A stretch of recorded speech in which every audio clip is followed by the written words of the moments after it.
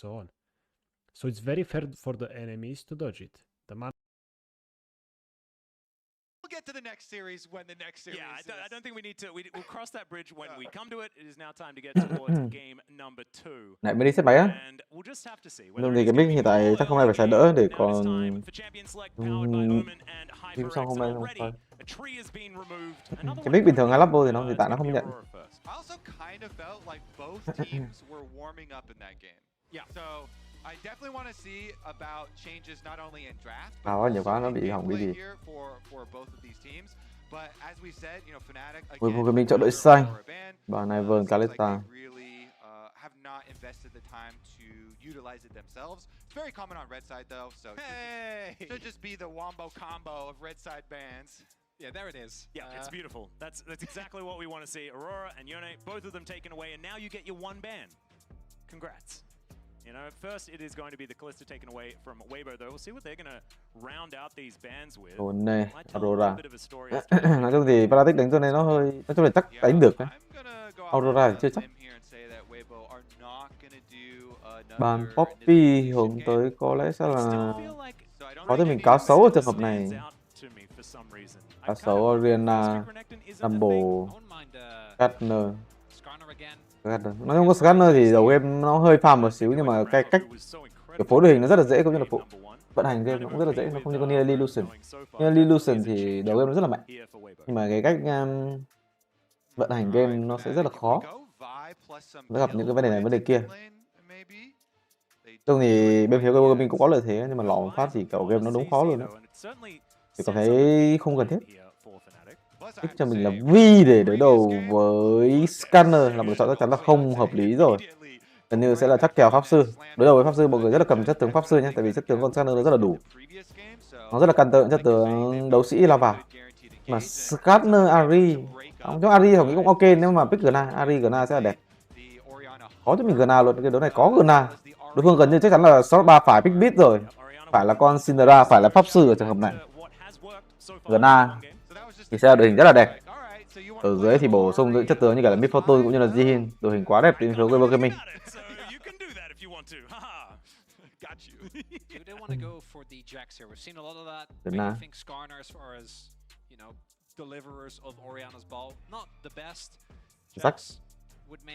Ý là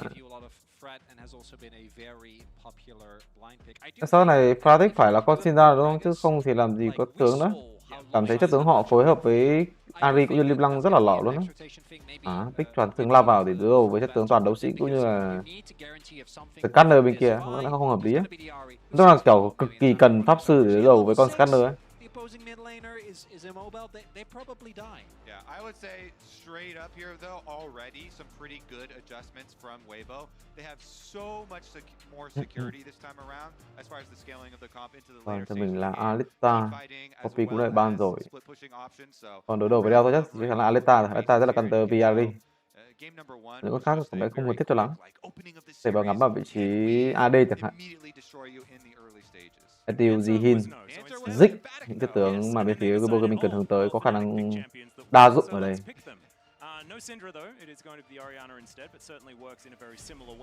Ở trên thì bao là Kesante hợp lý. Nhưng mà cái đội hình rất là nhiều khả năng lao vào cũng như là CC như thế này thì rất là cần Fnatic ở đây có thể pick cho mình là một AD có khả năng cái gì cực kỳ mạnh. Cho mình là Saya hợp lý đối đầu với Viari, rất là hợp lý luôn. Saya đối đầu với Viari. Chung là nên pick top xong rồi để AD pick sau. AD thì rất là nhiều trường hợp, tại vì đội hình này rất là dễ dàng thành công cho AD. Đây là cách mà vị trí của Fnatic thường hay chơi game. Fnatic chơi game hầu hết đều là AD sẽ có một lượng tiền rất là lớn với khả năng thắng đường của họ cũng như là khả năng dồn thành viên của họ. Xong rồi tiếp theo sẽ đến mid rừng. Top là người chơi không được hay dồn thành viên nhất. Kaisa bị ban đi. Sợ rằng đối phương cấp Kaisa cũng hợp lý. Vì mình hướng thấy Jihin đến biết Fortune rồi mà. Vì không có Kaisa rất là phiền. Pick cho mình Rumble sau thứ tư ấy. Thì gần như sẽ là một con Jihin hay biết Fortune gì đó để đổi đường rồi. Nhưng mà không S-Deal á, Tham dữ ấy.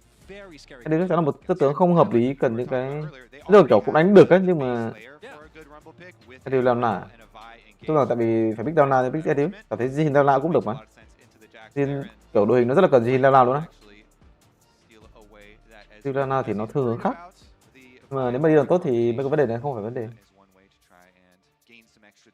Cái Leona thì còn gì nữa, ý là đội hình đứng phiên là còn gì, có con nào khác ngoài con Leona.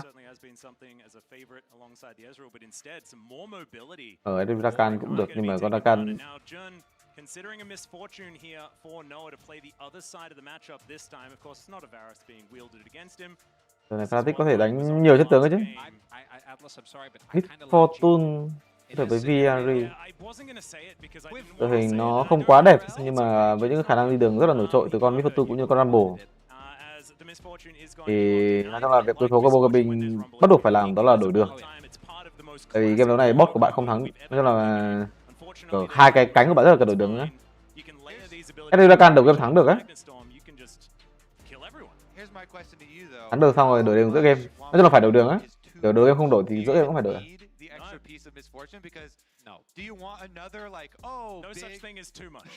Đi Naughty bạn nên hạn chế pick để đầu với Reo cũng như là Ari. Không có đánh được. Naughty kiểu nó nói chung là support nó cần một cái đó là cái khả năng di chuyển trên bản đồ rất là dễ, kiểu lấy tầm nhìn tốt, không sợ quá nhiều chất tướng đối phương mở. Thì những con thế, con như kiểu con bò này rất là tốt, nhưng con bò rất là khó có thể VR mở rồi. Kiểu Leona thì rất là trâu, nhưng mà di chuyển rất là khó. Còn con Naughty thì con Naughty kiểu cái nó gặp Ari nó khó đánh rồi gì, kiểu bạn phải đánh cực kỳ ghê ấy. Không khó lắm. Không có tốc biến gần như bị mở vào là chết rồi.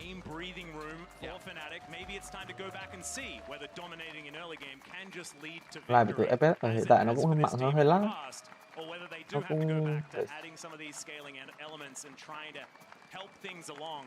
here for the squad, but I think there are a lot of notable differences here from Weibo as well. As we dive into the rift here for game number 2, it's the fact that I don't think the Jax value is nearly as high as it was in game number 1 for Oscar in it. You know what value I think is very high though? What's that? Lights Ezreal, because Lights Ezreal was his most played in summer and in summer playoffs. And this player thôi bên nước đúng không? Lần này trận ở nhánh 1-2. Thế cho mình giảm băng năng lượng nhưng mà rất lỗi về máu. Obono thì cũng dùng một bảng ngọc quá quen thuộc đối đầu với chất tướng Oriana rồi. Đó là giáp cốt kết hợp với sắp điện. Rất là cần cái giáp cốt trong kèo này. Nói chung là Oriana muốn đánh thắng Ari phải đánh cực kỳ ghê luôn á. Nhưng mà game này thì cái cánh của họ cũng rất là tốt, Tắc cũng như là SD Rakan kết hợp với chất tướng Oriana rất là tốt, rất là dễ để đem cầu Tắc với Rakan mà. Ok, đổi đường hợp lý, đời này bắt buộc phải đổi đường. Không đổi đường thì thật sự là quá khó để có thể vận hành. Các bạn là giữa game đổi đường cũng được, nhưng mà nếu mà đầu game không đổi đường thì giữa game chưa chắc bạn có thể đổi đường, bạn cần thắng được. Họ không tự tin là họ thắng được, nhưng mà bị đối phương bắt bài ở đây rồi, con Reo xuất ở đây ở cái phút thứ 1 phút 25, what the fuck. Number one goal. Let's figure out what's happening here. To be fair, in terms of lane swaps, I do think that's a good call. Are they actually going to commit? Không muốn nói ở vị trí này luôn. Rồi 5 vs 5 nên phải phía Fnatic sẽ chắc chắn là sẽ lỗ hơn khi đã cho mình khởi động cho mình combo đỏ. Jax E cũng đã bị lấy đi. Số game mình có lẽ là xử lý hơi lỏ rồi. Đang lời tự nhiên lại thành lỗ rồi. Combo đỏ đang quá khó chịu. Từ đó thuộc về phía đối phương với WBG, nói chung lỗ thì cũng không lỗ, chỉ đơn giản là lỗ một chút tempo về rừng mà thôi. Rừng của họ hơi lỗ.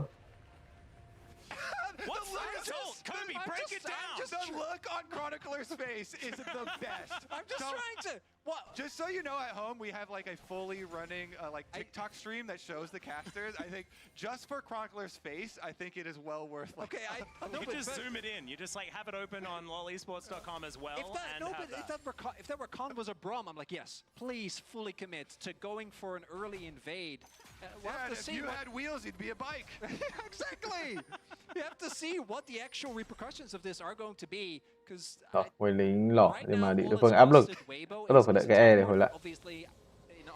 Vùng trên thì cũng thế, nhưng mà con Jax này sẽ gặp khó khăn hơn tại vì nó không có tên lên mà. Double thì có. Nhưng mà vấn đề đó là quay lính này đẩy vào thì không có áp lực băng trụ tại vì con Skarner. Rồi, quay mid ở đây hồi cứu được Humanoid hay không? Humanoid đang gặp một kèo khó. Dốc có vị trí rồi nhưng mà con Ari này cần level 3 để có thể có Minh Châu E.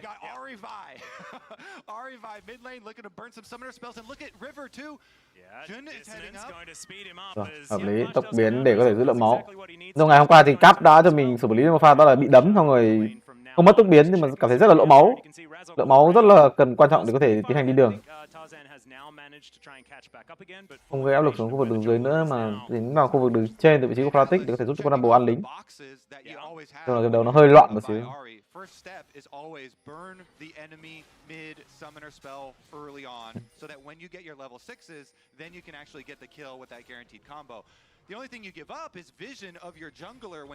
Bram thay ra can đấy. Nhưng Bram thay ra can là chắc cũng được. Nhưng đối phương cũng đâu có sợ đâu, đối phương ăn đây pick sau mà. Ở đây đối phương pick mấy con kiểu có máu ở đây. Bà rất à.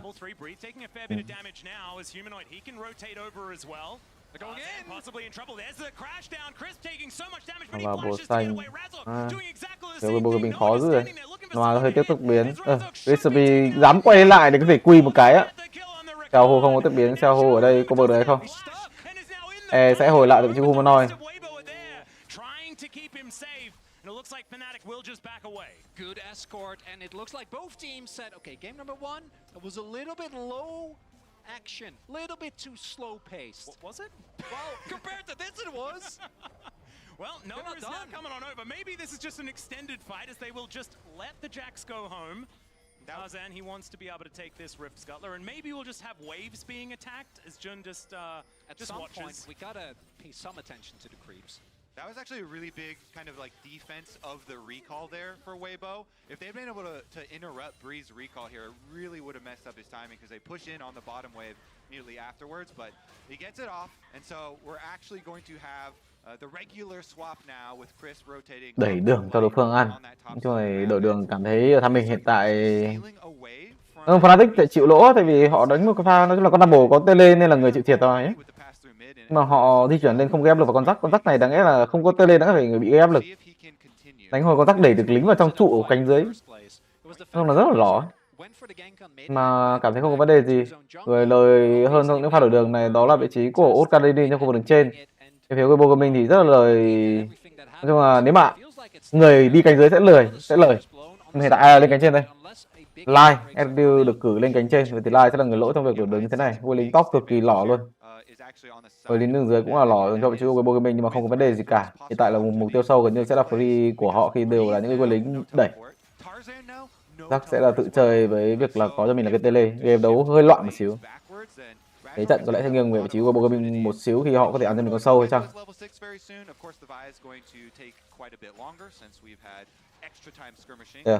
Sao nói chung là game đấu này bị tác động hơi nhiều một xíu, đánh nhau hơi nhiều, hơi khó cho con Audiana để mà đánh kiểu thế. Mà lên độ rất là hợp lý, dày, bình thuốc tái sử dụng cũng như đó là một cái nước mắt chứ không phải là hôm qua cáp đánh lên dày kháng phép, what the fuck, dày kháng phép sao mà đi được.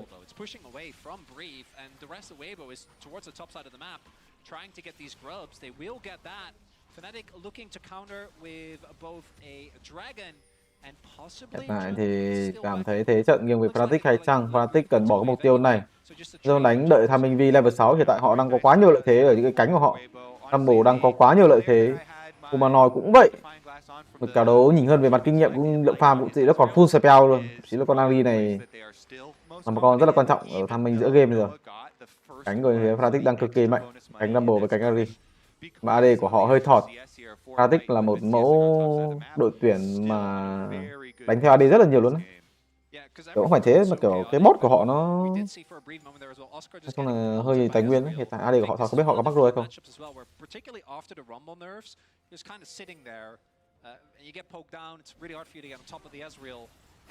Đó là mình giáp cốt phao rồi, không nắm quy tắc đâu tự chứ sao hù. Giáp cốt rất là phiền đó rồi, chỉ đối phương quỳ đánh tay cái quỳ đi cầu về. Quá khó ra thì sao hù. Nói chung tầm này thì con này đi cứ cố gắng để đường đấy. Thầy với con Oriana khó lắm. Bạn đánh cái kèo này bạn có thể đẩy đường này. Tại thì bị đẩy đường xong bị lấy máu thì mà không sao, ấn mấy hình thuốc là được rồi. Nhưng mà hiện tại sao chỉ có thể áp ca rồi. Nói chung là cần đồng đội gánh thì vị trí của sao hiện tại cái thế con Oriana gần như là mất rồi. Lỏ lắm.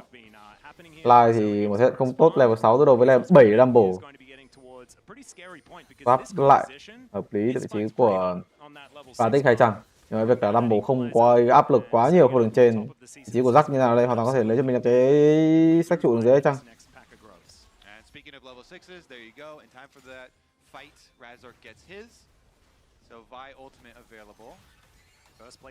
Sao rồi không có nên bung chiêu để nói chung là canh thế bung R để lấy máu xong rồi tê lên lại thì nó sẽ dễ farm hơn. Con rắc win 4 game liên tục rồi, kéo win rate gần cân luôn. HP nhá các bạn. Ồ, một pha mở đẹp ở vị trí của còn Rakan không có tốc biến. Lại pick Rakan thằng trồn lọ. Nhưng cái đó là lọ quá, đây là chất tướng nó rất là lọ. Exceptional flash from Jun. Jun has been magnificent in this series for Fnatic. Really big determining factor in game number 1. Thấy hai đội này là cảm thấy cái vô gaming những cái pha sát đường nó cứ là lọ cái gì ấy. Bây giờ cái thế trận của họ thật sự là không quá tốt. Thế trận của bên phía Fnatic là đánh giá tốt hơn hẳn. Rumble, vì Ari, tất cả mọi thế tướng của họ đều vào một cái thế tốt. Vô gaming thì nói chung là cảm thấy đến cái điểm hiện tại thì nói chung là hiện tại bắt đầu đến cái tham minh mà Fnatic đấm Weibo như con này, tham minh hiện tại rất là khó chơi luôn đấy. Hiện tại thì thật biết là chơi kiểu gì.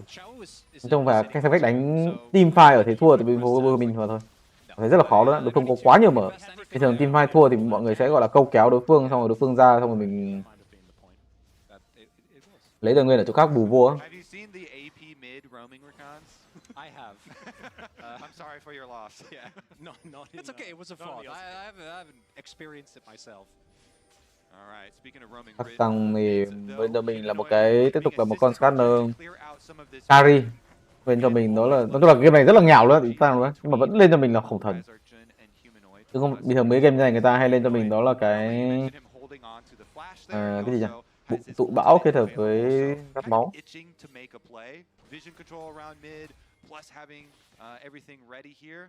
Seems like Fnatic are kind of poised to blow some summoner spells in the next couple of minutes. Thế thật năm ngoái cũng vậy. Người ta còn chưa làm cái gì, sao tự nhiên chửi người ta. You kind of tether those two together.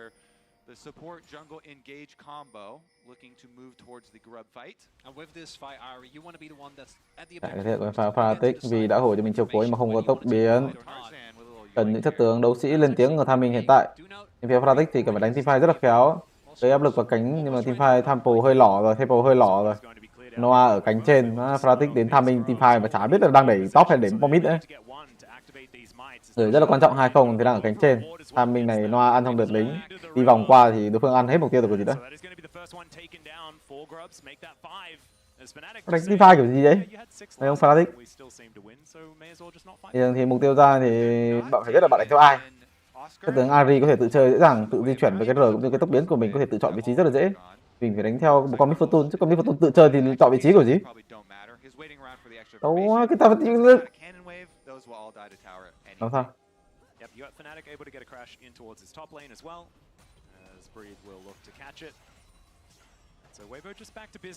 Rồi thì cái cách đánh teamfight nó rất là phức tạp á, kiểu mỗi game một khác. Nói chung là thêm Fnatic vào rồi rất là muốn đánh teamfight nhưng mà cái thế trận của họ không cho phép. Nhưng mà 6 sâu có lẽ sẽ không phải vấn đề hay chăng? Liệu ăn được những sách trụ hay không? Big difference here, obviously, though, is that Weibo is completely fine with this going to late game, right? But Weibo isn't really nearly as pressed. There's no Renex in Italy, no Lucian mid trying to look for flanks. They have a composition that if they ever, regardless of what the game status, hit their spikes, if they hit a big ultimate of either Crisp, Xiao, and Tarzan in any combination, or get a good flank from Brief, they can always find an angle into. Chắc rằng không đánh carry Weibo Gaming ít có lợi thế Ellie nhỉ? Nói chung là mấy cái từ bạn dùng nó bị sai ấy. Kiểu cái vấn đề bạn muốn nói là Weibo Gaming có ít lợi thế đầu game hay là việc tác tăng không đánh carry. Kiểu nó dùng cái này để nó bẻ qua cái khác, lái qua cái khác ấy. Đầu game người ta swap đường đúng lỏ thì rõ là không có lợi thế rồi.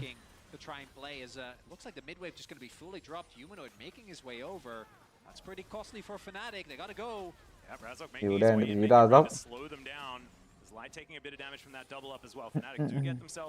Đổ cho mình qua lý đường giữa. Thao đánh rồng đội hình này để đối phương đánh rồng trước là lụng rồi mà Fnatic. Tức là họ chỉ là cương những cái bụi đường dưới mà thôi. Em biết.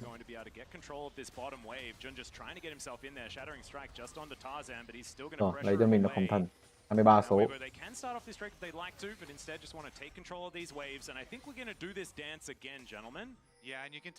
Làm từ mình con cua hợp lý. Humanoid chuyển ra cái áp lực. Ra dốc bách về ăn bãi sói không? Tầm này đứng đây say hello cái gì nữa? Đấm một con rồng cái, phải biết để làm gì. Full BT completed for Noah in time for this fight. That's a big spike. Yeah. They definitely want to use it.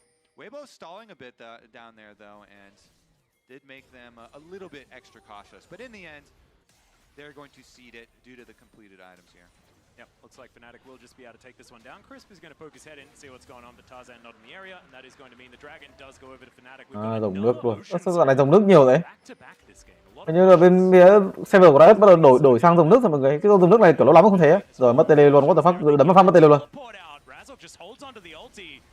Mở lại tốt, có Quy, có R, là dốc giữ cho mình chiều cuối hợp lý.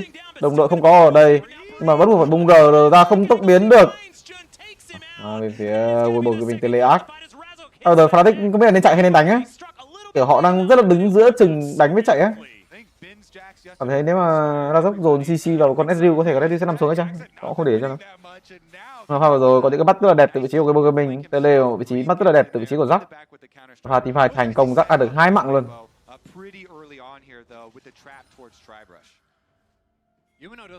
Chắc lắm, hiện tại thì cái Barret nó hơi bị lỏ. Để có mấy nghìn nó cũng lắc chịu. And I think the second teleport kind of caught Fnatic off guard, because otherwise, if they teleport Humanoid in earlier and the Ari can assist with just a little bit of damage, the restart starts coming online. That's the key point. Nhưng Barret nó đang bị nhảy, nó bị drop ấy, nên là lâu lâu nó sẽ bị giật cái.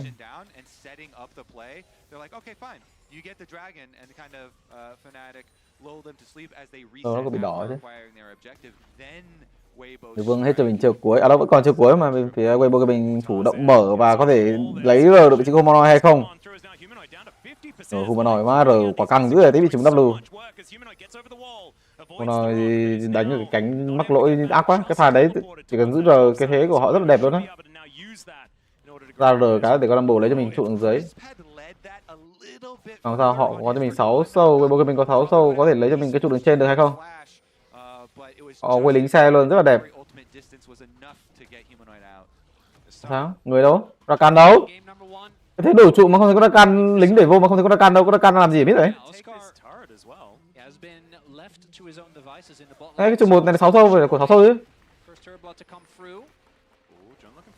Mắt tí thì cái số bách về, cái số bách về khi bắt đầu cái trụ 2. Đó thì mình xứ ra.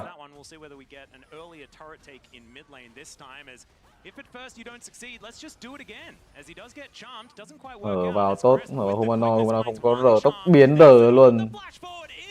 Dùng quá nhiều chiều cuối nhưng mà chắc chắn là sẽ là lời. Mạng lời cho like. Chả biết Fnatic sẽ đánh cái gì nữa. Thực sự thì con Vi này không phải dễ, nói chung là con Vi này cái cách đánh teamfight của con Vi mọi người phải biết, nó rất là khó, nó không dễ. Cái con Vi này đánh teamfight Aram mấy thứ nó không có mạnh, nó phải gọi là bọc, nó phải đổi tài nguyên, nó phải này, nó phải kia.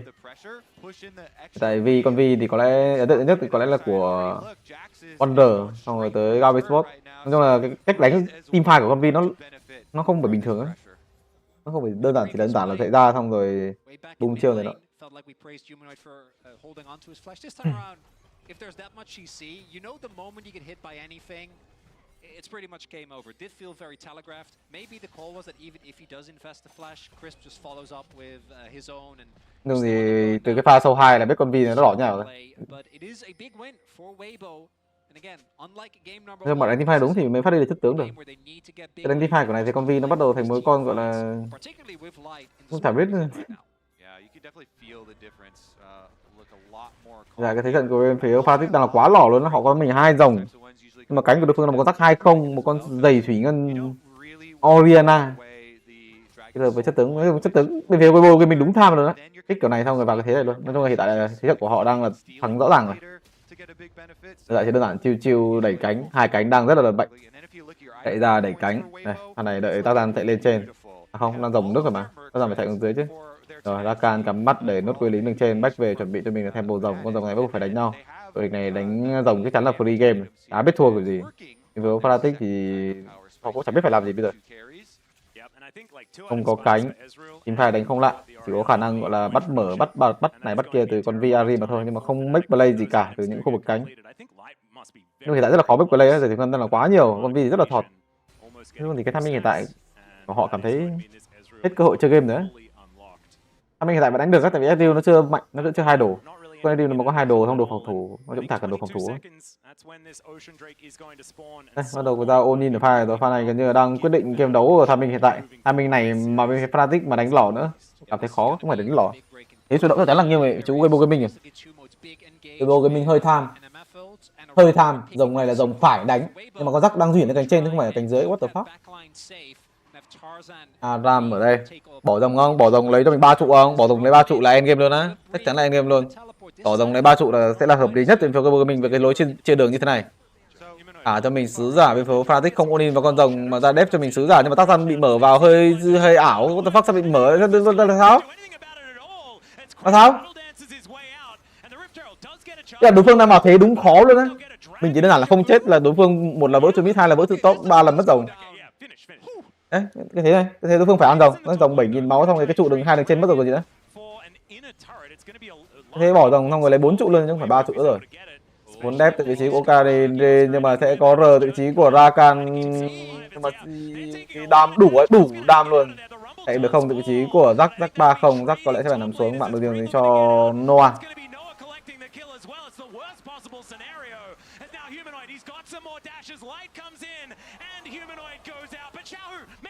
Rồi, Noah lòi.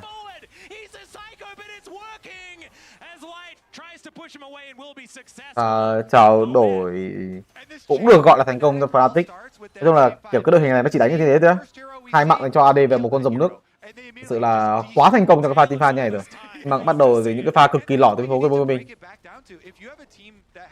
Nhưng thế trận của bên Fnatic bắt đầu đánh được ấy. Tiên có 3 rồng, nó AD ăn được 2 mạng trong cái pha rất là khó đánh luôn đó. Cái pha này nhìn cái thế đúng khó đánh luôn đấy. Cái thế mất 4 trụ xong rồi con rồng có khi còn chưa ăn xong. Thì Weibo mình cảm thấy nên commit con rồng nhiều hơn á, con rồng đấy là con rồng đúng dễ luôn á. Họ đơn giản là con rắc xuống cánh dưới, gây áp lực xong rồi thả sứ giả là đối phương rất là khó luôn á. Con Vi phải ra mid, không phải xuống cánh dưới. Không sao cái thế của Weibo mình vừa rồi đánh tham quá, như kiểu là họ có 2 rồng á, tắc lên cánh trên.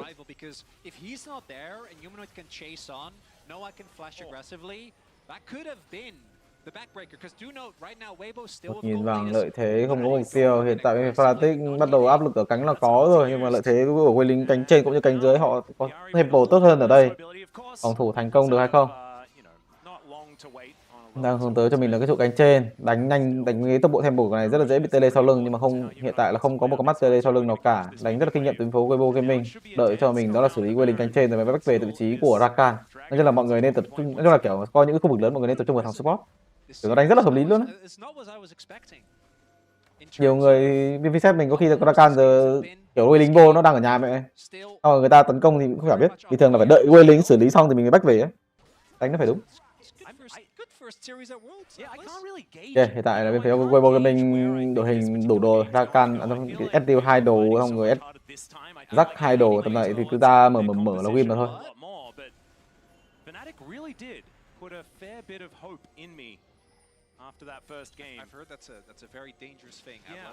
Nói chuyện là mấy cái bộ bạn nên lắc trái lắc phải nhé. AD cái nhất là khi đối phương có cho mình là con AD rất là nhiều screenshot.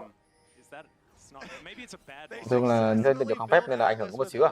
Còn Rakan là tôi quy được vào Baron được hồi máu, không phải vấn đề nhiều. 1500 vàng lợi thế chắc chắn là đang muốn lấy cho mình cái trụ đường trên hay chăng? Lấy ở trụ trên hơi khó chứ, pha này là pha bẻ vào bột xanh đối phương á. Cái thế này cái thế bẻ vào bột xanh đối phương. Xiaohu sẽ tự chơi ở cánh trên với việc là có tele cũng như là có những con mắt ở cánh trên rồi bẻ hết xuống bột xanh đối phương. Xiaohu có thể ăn cho mình là quay lính đường trên và tele xuống hẳn khu vực đường dưới luôn. Xiaohu chạy kiểu này thì rất là dễ bị đối phương vào cái thế con Ari ở cánh trên lấy cho mình cái trụ đường trên và cái thế đổi trụ.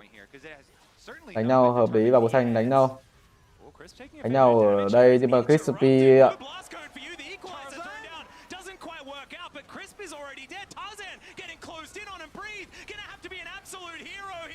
bắn được không vậy? FD bắn được rồi, 2 đồ rồi. Bắn được rồi chứ, Jack với FD 2 đồ rồi mà. Rồi Noah không có tốc biến, Noah tiếp tục là nằm xuống. 3 đánh 5 luôn, nó không cần 2 thằng kia luôn. Khó. Quả là kia rồi.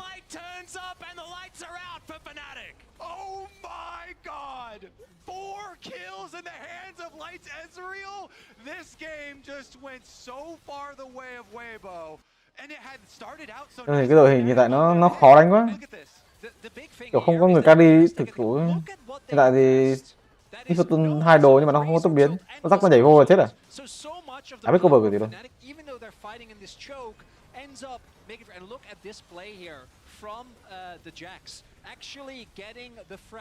Này, nếu mà làm tốt hơn thì Fnatic có thể giữ chiêu lại cho con rắc kiểu reo ấy, giữ chiêu lại nhưng mà cảm thấy cũng không thắng được ấy.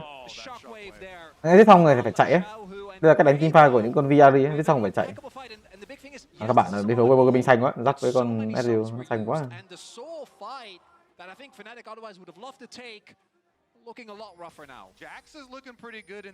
Nhà kêu Pixinera thì ông Pix đã biết làm gì với con Ari luôn á. Xong rồi Vic VRE double thì thường người ta Vic VRE cái top một là đấu sĩ hay là tay kiểu đam kiểu cái gì đó. Nhưng mà đồ game con nhận có lợi thế nhưng mà nó chả biết.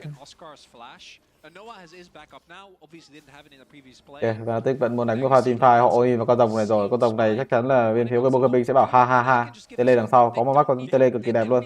Con mắt này chắc chắn nó sẽ là Tele thôi. Rồi, lộ tầm nhìn phát là Tele. Lộ tầm nhìn phát là Tele. Rồi, mày Tele trước thì mình cũng Tele mà. Tele. Lấy. Tele. Đi. Ok, Tele sao rồi? Thấy chưa? Không thấy thì xong rồi đó. Nó đang đứng ở trên cái tầm nhìn à? Viên tầm nhìn này. À không, nó tầm nhìn bên lao vào luôn, nó lao vào kiểu không có tầm nhìn luôn đấy. Sống kiểu gì? Noah sống kiểu gì?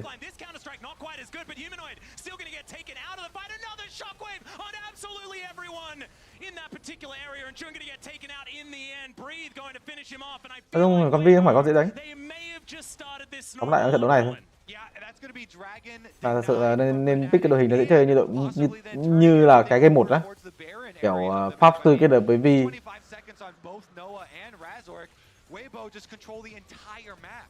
And that one team fight, really good for Weibo, but not backbreak. I think this one is. It denies the soul, it further builds the gold lead, and even if Weibo don't end up getting the Baron, which to be fair, I don't think there's a lot that Fnatic can do. Even if they wouldn't, they would be the first ones that would be able to get the back in, get back out on the map, and at this point, Fnatic wasn't going to be able to contest, and as we see, Weibo pick it up even further, building upon that gold lead. Yep, the Baron is going to be taken down, and I want to just put everyone's eyes towards Xiaohu. Last time, it was do or die, you know, by Xiaohu and what he was doing in these fights. This time, he's 1-0-11, 100% kill contribution in this game, and he's being this conductor of these fights, staying off to the side, not pushing too far forward, and that teleport from Breathe was beautiful. Nên phải đánh 10.000 game đánh hẳn á. Đánh hẳn đánh nhiều mà, 10.000 game là hơi ít. Chắc cũng phải đánh tầm... Trong mỗi năm chắc đánh được tầm hơn 4.000 game á. Đấy là cái thời lúc từ 2016 á. Đánh được tầm 30. Noah had no options really, and it's good call out by Weibo. They're like, this misfortune with no flash is an easy target. The deep ward that they left behind previously is what they used to start. Tại vì phía Fnatic nó chả biết phải đánh cực gì nữa. Quá nặng, đối phương cứ thấy mình đối phương lao vào đấy. Satan còn đứng theo đối phương xong rồi dám mở rồi lại. E thẳng vào luôn đó.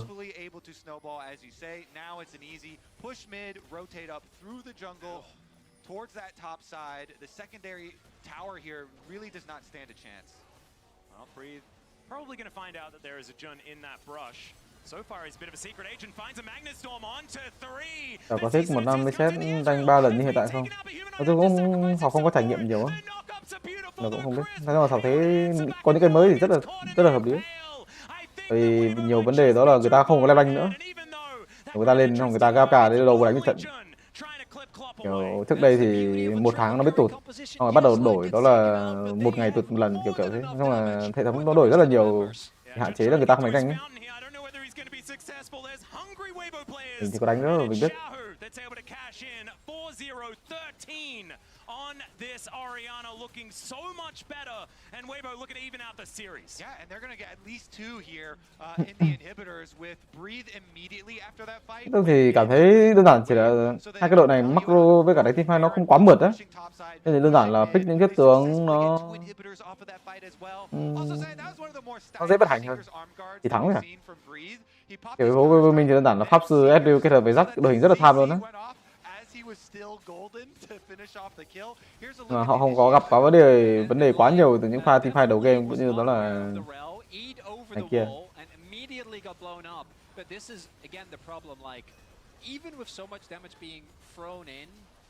to lie, it doesn't matter. Like, Xiao is completely uncontested in this fight. Breathe, stylish on the Jax. And at this point, an Orianna obviously has so Nào much biết đội hình damage combat đẹp hơn là available, Quang. even though he's still shy of the death cap. Đội We hình can combat, see he can đội get hình this bên phía, consistent rotations đội out. hình bên phía. Fnatic without any damage, not a lot that they can do. Làm I thích think they could làm have gì looked for the end, but đội hình combat. also, again, if Weibo somehow end up losing this series, that's the end. So trying to play it for like the 99%, I think is a good call. All right, because they got both top and mid inhibitors, very easy for Weibo now to finish the pressure. Just rotate over towards bottom side, push up the wave. Here comes the siege. Fnatic trying to pull off a last stand here. Nhưng thì bên phía Fnatic sẽ kiểu thắng một game, ego nó lên, nó đánh cái gì VRI tùm lum tà la ấy. VRI Rumble nhìn hết lòi. Tưởng rằng là họ đang cúc một cái gì cho thằng AD đánh với con kiểu Zinix gì đó. Còn ok, AD đánh với Fortune. Nếu đầu game họ bảo thì thắng á. Mà còn vì nó chả biết là do ai nữa. Khó lắm.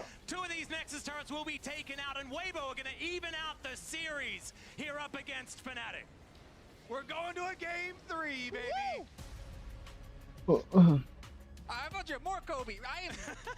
Again, I'm coming in here, you know, Atlas and I, we're fresh of a plane. And Weibo ensuring that we get the full series, at least in this this first game. I gotta say, Weibo in this one, I think they really took the lessons of the previous. Like, guys, if we just play a little bit slower, play a very stable team comp, it's fine. Yeah, we're good to go. Maybe it's a little bit of the coaching. Like, Jax is pretty good. If they pick Misfortunes, pretty good into that as well. And it just kind of worked Should out. have been Jin. I just feel like maybe there are some things that are too strong, but that is a thing for next game. It is now time for us to go to a short break, and when we get back, we'll have to see who is going to stay in the tournament, who's going home. My team, the Mickey X, I think he often flashes forward, sees some angle that we might not see, but he just goes it, not scared. So that would be him. 아무래도 저랑 코어장전 선수인 것 같고요. 이게 미드원딜의 전면이 더 소중하다 보니까 정글 서폿보다. 그래서 막 써서 5분마다 계속 쿨템 돌리면서 적을 괴롭힌다.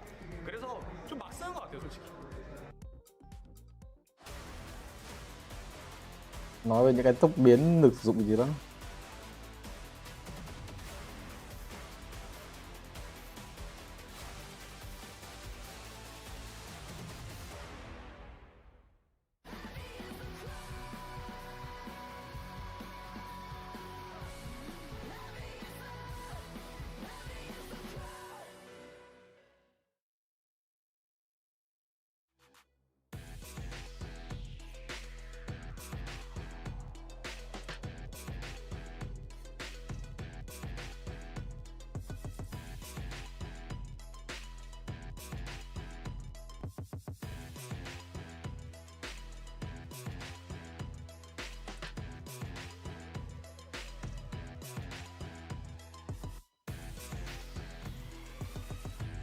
If you're wondering why I move the way I do, I just feel so good,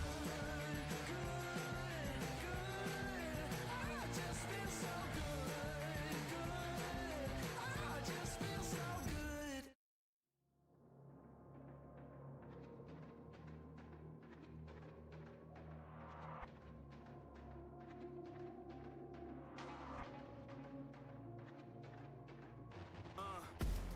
Hit the ground, I'm on code.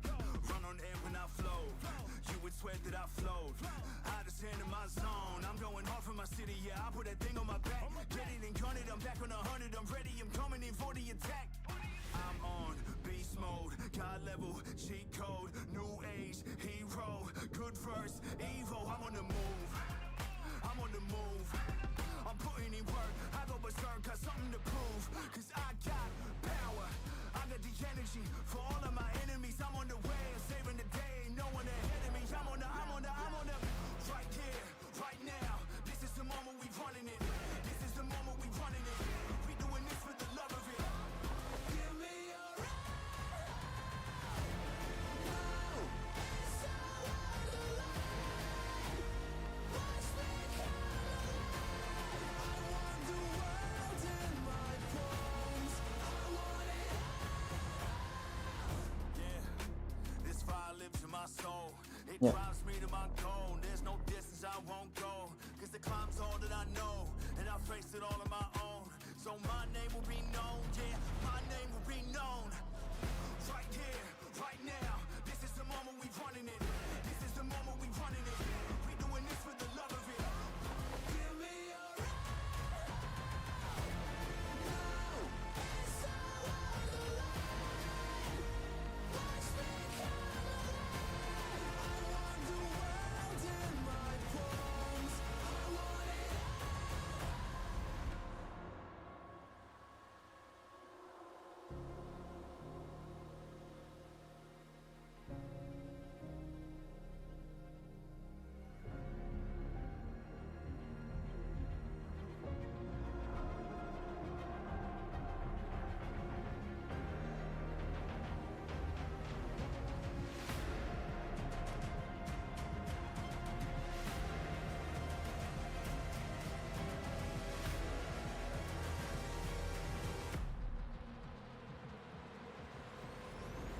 bring it on, turn it up, run it.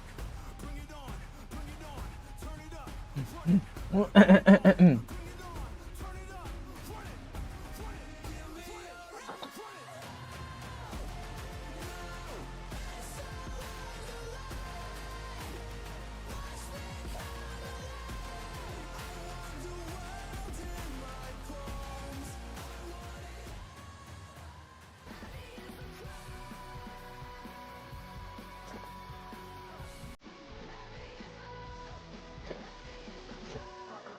Now we are gonna be the Chinese slayers. It can be really funny, like if we pick Weibo and they're saying, come on. Trolley, I think. Oriana, so with. Kill them all. Ansel going here.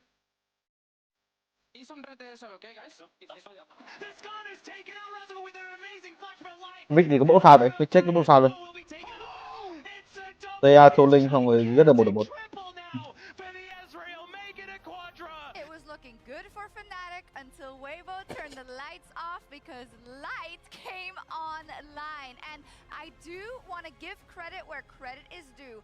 Both my analysts said when we saw the draft, and we'll see the draft comparison come up in a second, play out on R4 when Rumble was picked for Fnatic, both of you said Ezreal would have been the play here. And in hindsight, it would have been so valuable knowing how proficient Noah is on it. Yeah, I mean, I wanted one of two things. I wanted Fnatic to ban Bosai and Ezreal on, as their 4-5 bans, or to take Ezreal on 4, because those are the two ADs that have a chance of actually surviving the comp that Fnatic was drafting for. And I don't think they really needed MF over the top. I think Ezreal would have worked with their comp if they didn't want to ban it. Yeah, I 100% agree. And the fact that you have that ability to get out of the Rumble ult, everything else that was coming your way, it made things so much easier. And Light has been so incredible on this pick as well, both domestically and now getting to show up on the international stage. I think they needed to find some way to just lock the AD carry down, and they just couldn't do it. Yeah, I think if in hindsight they would probably identify the same issues, specifically with how the game went. And I want to break down where it all turned sour, Azael. Yeah, we have this fight, obviously, where Light does end up getting a quadra. You know, at this point in the game, I think Fnatic were in a pretty reasonable spot. But so much of this fight really comes down to how Fnatic spent their resources, and Chưa ta Weibo đã gửi 10.000 recognizing that đầu. even though we're SofM down on cảm nhận members, team we're đầu up in tiên resources, we're up LPL in health, we Snake can ngày actually win xưa this có fight from TK here. nào So lo the cô. fight starts out, they do find Crisp here, and Fnatic are going to look Yeah, for the- an initial pick on the dog. Crisp. They commit quite a lot to him. It's a nice initial interrupt there, utilizing the ultimate from Razork. He actually knocks him out of the blast cone, but you're Bên using để cái you're using the đồ đây lên trên đấy. equalizer, and then you're going to use the MF ult as well. So yes, you got a kill, but that's 3 ultimates just for the support. So Fnatic have to recognize that yes, we won that initial part of the fight, but we may not be able to continue forward for this. Tarzan then goes in. It's a little bit of an overextension. He uses his flash to actually get out here, that you can see just kind of highlighted right there at the bottom of the screen. And then they decide, you know what, we're actually going to try to collapse on this. But part of what they actually miss here is the fact that the Jax is coming, you know, from this bottom part of the screen. He's down here looking for that angle. So, you know, he is running back towards his teammates. We roll the clip forward. Tarzan here does get jumped onto, but again, does get the ult down, gets his aftershock out, so he's soaking a lot of damage, and now Jax has arrived. He's in the middle of everyone. You look over at the carries on the other side as well for Weibo. They are completely untouched. You then note Missing flash here as well for Noah, so Noah is now in a spot where he can't actually look to retreat back really. He can only kind of move forward into the rest of the team, and he kind of is already cut off as well by Light and Xiaohu from this side. So it gets into the spot where, yes, you got the initial 2 kills, but now what's going to happen? Breathe flashes in, recognizing Noah has no flash, gets the stun on him, and with that threat being identified, Light finds the angle here, moves away from Humanoid and Oscar, who Humanoid was really the only remaining threat. Really well played, gets in, gets the kill on the back line, takes over the game, and really knocks Fnatic's Play đùa nó kiểu bị hiện lâu đấy. And I think the fact that you Mình get phải đọc luôn thì mình mới để ý được á. this really does showcase just what this guy's capable of. He's been absolutely incredible domestically, and now we're getting to see it on the international stage. I think a lot of people kind of look back to him when he was on LNG saying, oh, well, he kind of got overshadowed by Allah. He was the big Jax guy, but Light kind of got pushed to the wayside. And even when he got qualified for the World Championship, people were like, oh, but Ruler's not here. Light just always kind of gets pushed to the side. And this is a guy that has been an incredible carry performer for this team, and now we're finally get to seeing it when his team the shining light of the team. I would say, you know what, he lights up my life, not anybody else. You laugh, but you know, Weibo is a roller coaster sometimes with how Xiaohu and Tarzan like to play, but it's always usually Light and Crisp. I will say Crisp has not been as good throughout this World Championship. Sometimes Chris for the other team. Sometimes, but Light is always so reliable, and he can play anything, and I think you could kind of, it was on the cards, right? Because you said it, Fnatic was not in a bad position in that game, but you need to be in an exceptional one, and you need to win these skirmishes, and it takes a lot of precision, and the LPL, I think, thrives in these when they have, you know, a position where they know that they can beat you on mechanics in a choke point, in a very important fight in the series. And that's what we saw them fall back to in that adaptation from the draft, but now you've got to try and do that again. This is the last game of this series. This is do or die. Do you get to go back towards this late game scaling and say, hey, look, we will beat you in the team fights, or does Fnatic bring out something spicy? Yeah, so Fnatic going to be going red side here, and this is potentially the last game here at Worlds for either of these teams. Your entire year coming down to this moment. Fnatic, I think, has shown a lot of growth throughout this series. They've shown a lot more patience, a lot more restraint. I want to see them go for a comp that can scale alongside Weibo. That's what Weibo has shown us they want to do here in this series. And just look to trust in their mechanics, trust in their 5v5 that they showcase they can really succeed with in game number 1. Yeah, I think also in game number 2, you saw it. They felt, as you say, different to the Fnatic that we have known to be a bit antsy, to run ahead of the facts really in a lot of situations. But again, now the pressure is the highest it has been all year. But that's why I'm a little bit nervous, because for Fnatic, what has been working for them all year is this strong early game. So going towards late, yes, maybe you can match them in mechanics, but Smolder has not worked out for them. This late game hasn't worked out for them. I nearly want to see them almost double down on this early game and say, hey, look, we live and die by what we've done all year. This is how we're going to go for it. Press that go button. You know what? Yeah, I like it. No, stop doing something else than what you've been doing all year, even though you've been losing with it. Stick to your damn guns. Well, you put it like that. Wait, is that how I'm supposed to do it? Is that how I'm supposed to like get into the monologue thing? Is that how that's no supposed monologues, Atlas. You that's what it sort of it starts with monologues. Yeah, they're playing right now. And success is playing early game. No, I was figuring it out. I'm just trying. I'm here to learn, you know, and maybe that's just not. What how does it all start with, Atlas? Atlas, I know you know that's not true. I was about to go into a Linkin Park track there. Ê, người bồ cái mình đội xanh tiếp, what the fuck? Và tích chọn cho mình đội đỏ. Bàn cho mình zone này. Là sao? Aurora bạn có được xài đâu mà ban Aurora tiếp vậy? Đổi ban tí à? Giả vờ không ban Aurora, xong rồi vẫn ban Aurora. Đấy, nãy một Aurora, 2 zone này giờ thường thì con scanner phân bích thì họ không có đánh giá cao á. Kiểu bạn hoàn toàn có thể đánh Zara đi với nó. Zara người lửa là một kèo đấu quá dễ cho con Zara người lửa. Đội hình Zara người lửa Smolder là kiểu mai Weibo mình đánh luôn đấy. Ban gì đây?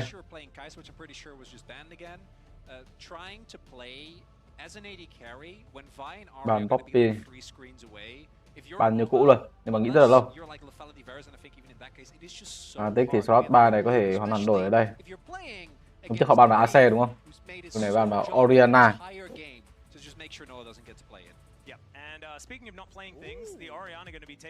Scanner tiếp tục được pick. 2 game vừa rồi Scanner đều là giành chiến thắng. Vậy có đổi dừng hay không? Được đánh V nữa, V thì đánh V pháp sư. Tắc, ok. Rel. Các liên tục là được phân tích, tự tin nữa lại cho họ con Kennen và Ladibil không? frontline and getting multi-person stuns with them. So we're seeing another couple of AoE pieces picked up for the comp. It's really funny to me. Scanner Ari của nào? Similar to the spot that Camille was in, right? Split pushers, like solely dedicated split pushers, like for example the Fiora, we just don't really see. And Camille always used to be kind of the gold standard, but I feel like it's just been Jax. You know, how many good counter strikes hitting 2 or 3 or 4 people have we seen this tournament already? Oscarinin feeling confident lining it again. Vừa nào cũng nhá. Cái điếu vừa đó, cái điếu vừa đó, cái điếu vừa đó, cái điếu. Gotta be quite high. The Ari doesn't feel quite as. Cái điếu gặp cái xa, nhưng mà không biết cái điếu, cảm thấy không quá đẹp, vừa nào an toàn hết rồi. Nên bị top. Cái điếu, ok, vào thế cái xa. Vào thế cái xa. Không có cái xa thì có AP rồi, nên là mid từng pick rất là nhiều tướng. Cứ tanh cộng 1 là được. Vi á. And I was wondering about this because I kind of felt like Sejuani felt like a good angle here. Especially because as soon as you một là pick mid, không ngờ pick alo, chả biết.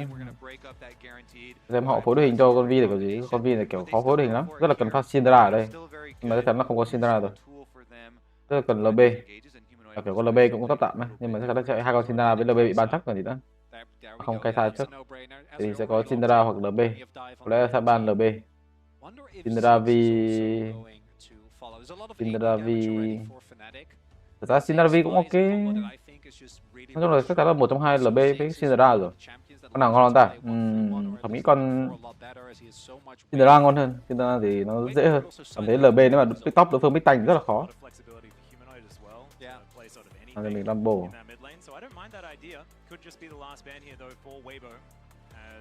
Kai'Sa Ziggs really are sort of the AP bottom lane options at this point in time. Still considering it for now though, is the Rumble going to be taken away from Breathe, not allowing them to play that side of the matchup. Yeah, and Fnatic themselves not wanting to run. Okay. Tài lát của Humanoid bị ban đi. Silas protection ban already. Because of Ziggs đỡ đồ với Ezreal, đây là một kèo rất là quen thuộc luôn. Ziggs vậy thì ok, hợp lý. Ziggs vì một combo rất là mạnh. Mạnh không thì họ không biết, chứ con Vi của bên phía Fnatic nhìn nó hơi lọ. Kiểu chảo thì sao phải đánh Vi luôn á. Kiểu Nocturne thì không đánh. Yep, and I think if they pick like Alistar Na here, like a Silas goes incredibly hard. Is it R5 LeBlanc? Tục là Rakan được ưu tiên hơn. I'm trying to think what you'd want to go with Vi. They can of course also go for, as you already pointed out, you can go AD as you do have an AP source, and Jax also is mixed. Đánh gì đây? Camille. Cái Sante á. Thật ra cái Sante cũng được á. Đội hình này Sante ok mà. Cái điều Rakan rất là cẩn thận nghiên á, hợp lý. Nói chung kiểu cũng được rồi. Nó không phải là một vấn đề á. Tại vì con Kente đi với Jack với Vi ngon lắm. Na tham dữ. Na thì nó hơi tham. Nhưng mà sẽ phù hợp với nó là macro dễ hơn. Này thì có lẽ sẽ là hơi khó pick. He actually slams it. I was like, oh, you know, maybe Humanoid will play something a little bit different. No, he'll play something a lot different. Con Soen này thì không biết đây đồ gì. Soen đi biết là đồ gì ta? Có lẽ sẽ phù hợp với cái mặt nạ với cái triệu phát rỉ. Nhưng con Soen đi bot thì được, tại vì nó có thể tích E dễ dàng với cái E của mình, rất là dễ để E. Đi mid thì khó tích E lắm.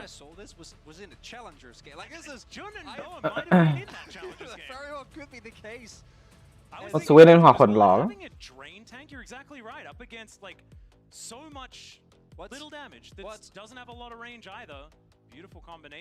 Để vào đây chắt lệnh. Vào đây chắt lệnh meta cũ rồi, cái chắt lệnh đổi lại đâu có lên được, phải chắt lệnh đâu.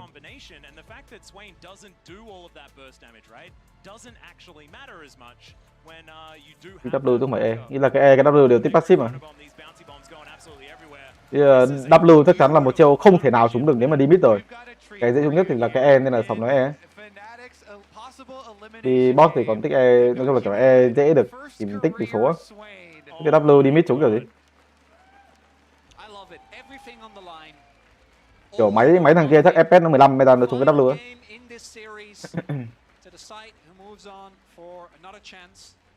And this is what you have to do, right? This was do Nhưng or mà nghĩ die. mặt nạ thôi. And it is time to Mặt nạ bring chụp pha lê out là hợp lý all nhất of ở the đồng hồ. tech Mặt nạ chụp pha lê đồng that hồ. you've kept, all of the Không cần things cho that mình are up là your cái sleeve. And maybe tốc it hạch. works, maybe it doesn't. But if it does, I think that we might see the old man with a cane another time in this tournament because it just Triệu feels hồi like Ari. such a masterstroke into what Weibo have put together and what a lot of other teams have been putting together so far.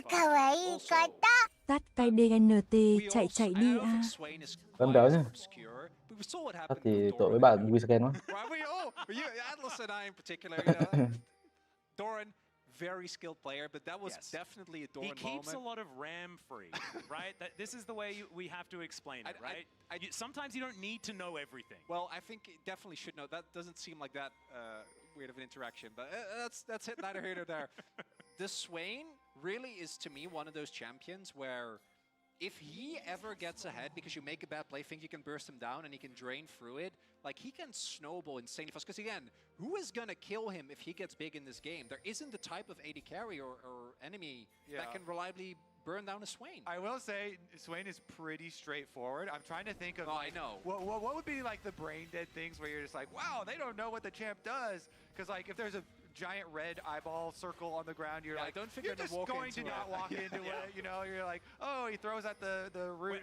When a claw thing comes at you, like, probably try not to get hit by it. In that. The one thing I will say though, that some people don't always react to is you want to get out of the ultimate, so then it will actually turn off. Yeah, if you stop getting drain tanked. There's been a lot of different iterations, and that's, I think, the biggest one to know, as you say. If that is popped, and that's actually what I love about the Fnatic comp, because not only is Weibo short range and are they forced to play into you outside of the Ezreal, but also they have so much CC to set up for the Swain. Exactly. If you don't get out of the ultimate, then he can just keep on just keeps on going. Keep on channeling there, and as you say, you know, the Rel and the Vi very well positioned, and the Jax as well to kind of delay xuống. Some more teleports here as we are in another lane swap. Haven't really talked about it that much because I think everyone's pretty well acquainted with how it's been going, but we've had those double teleports from both top laners switching some lanes here, and we'll see whether Breathe is going to be okay towards that top side. As you can see now, Oscar is just trying to do what he can, uses the counter-strike when he can to get as much experience as possible here, and it's working out just fine. Things doing as they say on the tin, as it were, as Humanoid losing out on a trade here, does hit that never move onto Xiaohu. He's getting stacks. Yeah. Kobe, fortunately, also is going to be our. Are you going to be stack counter? Well, we have it. Soul We have it as well on the broadcast. That's not something that I'm used to. Some kind of. Yeah, that's normally we need to do this manually. I can't believe we have this technology. The last time there was a Swain, it was a little bit before we had stack counters underneath the names. Yeah, the soul fragments though, that permanent health stacking so far, just the one that we saw on screen, it's been collected. So the 12 health there, but meanwhile the bigger play on the map, kind of crashing the large wave as Tarzan is just transitioning over to this side of the jungle. Xiaohu setting up vision. Yeah, immediately Razok does spot that one out. He's just trying to grab some more shellfish. We'll be able to grab that one away as Joan and Oscar and then just going to deal with the minion wave. Like probably going to crash that one through, and so far no real scuffles, and I think Điều khó khăn nhất ở trong Tham hiện tại đó là đầu Tarzan. Đầu game nó bị tác động nhiều quá, Tham dùng rất là chậm luôn á. Chỉ có mình 16 thì số lính cua vẫn chưa ăn, rất là chậm luôn. Sao? Tham mình bãi sói này về ăn cua, xong rồi 3 bãi ở nhà sẽ là hợp lý.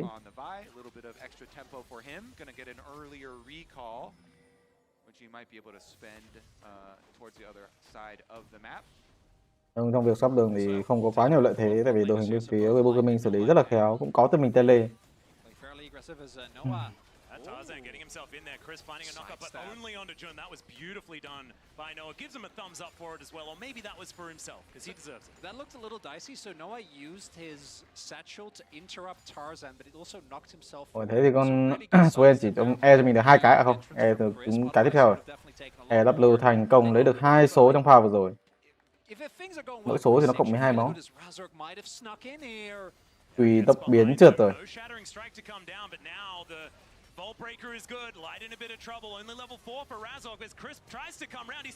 Được.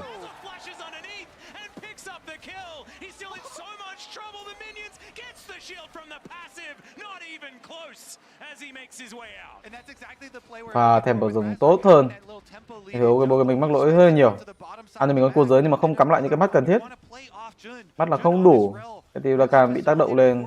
Khó rồi. Hôm nay thì con reo lại rất là rảnh. Rick hoàn toàn có thể giữ tele trong trường hợp này, cũng như đó là di chuyển xuống khu vực dưới. Để cho con reo có thể di chuyển ra biết dễ dàng để ảnh hưởng tới con sâu. Humanoid thì như nói thì đó sẽ là một cái mặt nạ lên đầu tiên từ vị trí SofM. Nói chung thì đầu một nhiều lối đồ người ta lên học khuẩn hoặc là lên mặt nạ, mà cảm thấy mặt nạ thì nó phù hợp hơn đấy. Số 2 thì auto trợ pha rồi.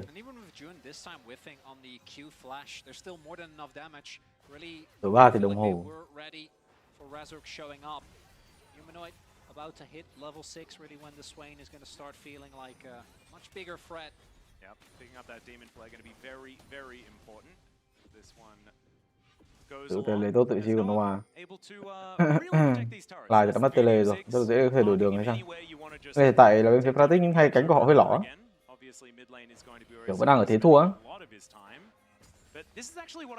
Nên là cảm thấy đánh game rất là khó. Bỏ cho mình con sâu nhưng mà không có mắt lại. Đoán rằng đối phương ăn sâu được mà thôi.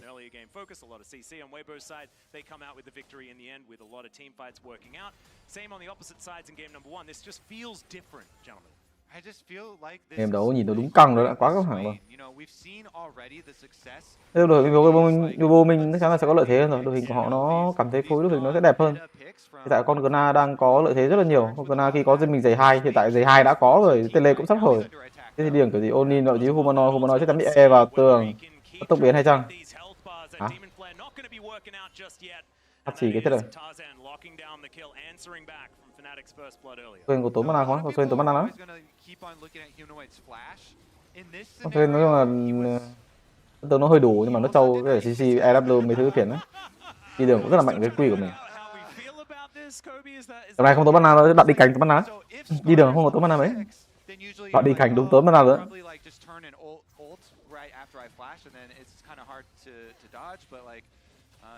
Đã đi cánh bình thường sẽ là xe mai để đánh nhanh hơn. Những cần để lính thì rất là đẩy lính nó phải quy 3 với 4 cái nó bị lỏ. Còn đi đường thì không hầu hết là không quy, hầu hết là quy vào địch. And when looking at the CS, we do see Weibo actually across the board doing well as Jun will be able to get the cancel. Sao rồi chỉ đúng phiền nữa rồi, không có tốc biến bị tóm lại mà mình cho like hay là cả. Không phải là vấn đề. 8 phút hoàn toàn có thể đổi đường Tham hiện tại. Đổi đường không? Có lẽ là sẽ phải đổi đường. Đổi đường hợp lý nhất rồi. Hiện tại là SD không có spell xuống cánh dưới rất là áp lực luôn á. Tại vì cái Tham hiện tại là Tham cần lên cánh trên để có thể farm từ cánh trên. Đổi đường là quá lời nhưng mà đối phương đã cho cancel cho mình cái back về từ vị trí còn live rồi. Ganh được, back về được nhưng mà bị cancel back về gần như là vô nghĩa trong pha ganh vừa rồi, chỉ có là mạng về tiền mà thôi, không hơn về tempo trong đấy.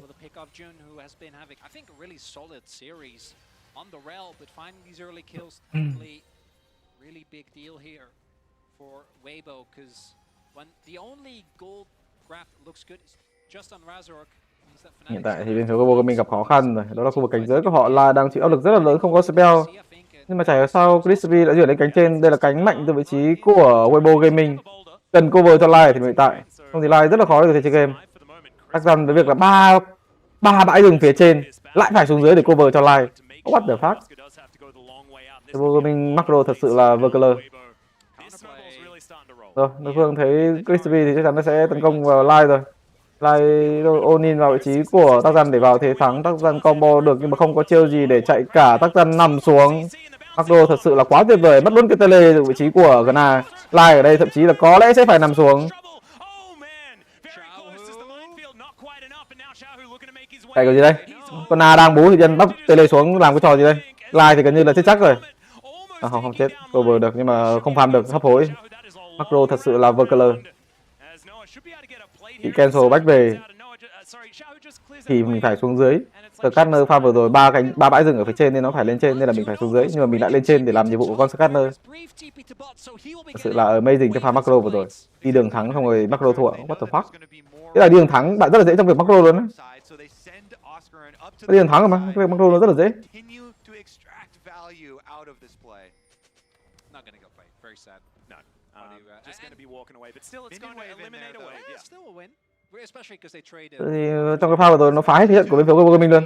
Top thắng xong rồi tự nhiên đang tham minh cánh đang kiểu gọi là vừa gây áp lực trụ vừa tele ra sứ giả chẳng hạn. Hoặc là trong nhiều thế. AD thì tiên chắc không tiên thọt một đống lính. Rừng thì cũng đang bú tiên thọt luôn.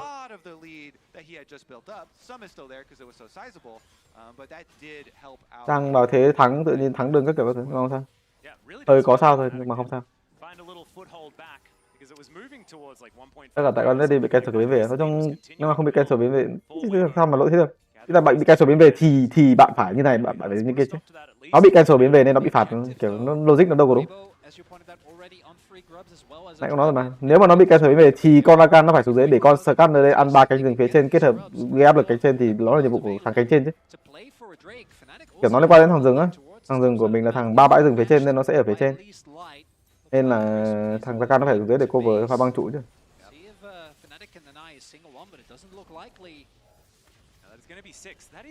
Every single grub this series that Weibo's been able to pick up for themselves. Vision of Empire just to see Đánh hồi không làm sao, vẫn có 6 sâu. Một game đấu Fnatic chả hiểu macro kiểu gì mất cho mình là 18 con sâu trong một cặp BO3. Nó cũng hiểu thôi. Một game nói chung là kiểu cũng khó, rồi thì cũng khó. Cái đầu tiên thì đánh Scanner đi với Vi cá sấu Lucian thì chắc chắn là mất rồi. Đánh với Nidalee cá sấu Lucian thì khó. Game sau thì nó liên quan tới con Vi, cái này cũng liên quan tới con Vi ấy. Nên là công nhận là bình thường, nó cho bình thường. Cái trận của bên phía Fnatic hiện tại vẫn rất là ok ấy. Cánh của bạn, nói chung là hiện tại chỉ có một cánh lỏ thôi, cánh con Gna nó hơi mạnh. Người đề cử lên, đó là vị trí của Humanoid để có thể đép con cánh con Gna, nhìn khó dữ ấy. Mà nhìn con Swen đi mid mà xem, 96 stack, nghĩa là chúng được tầm 8 cái à? 8 cái EW. Nhưng mà kiểu nó khó tích số lắm ấy.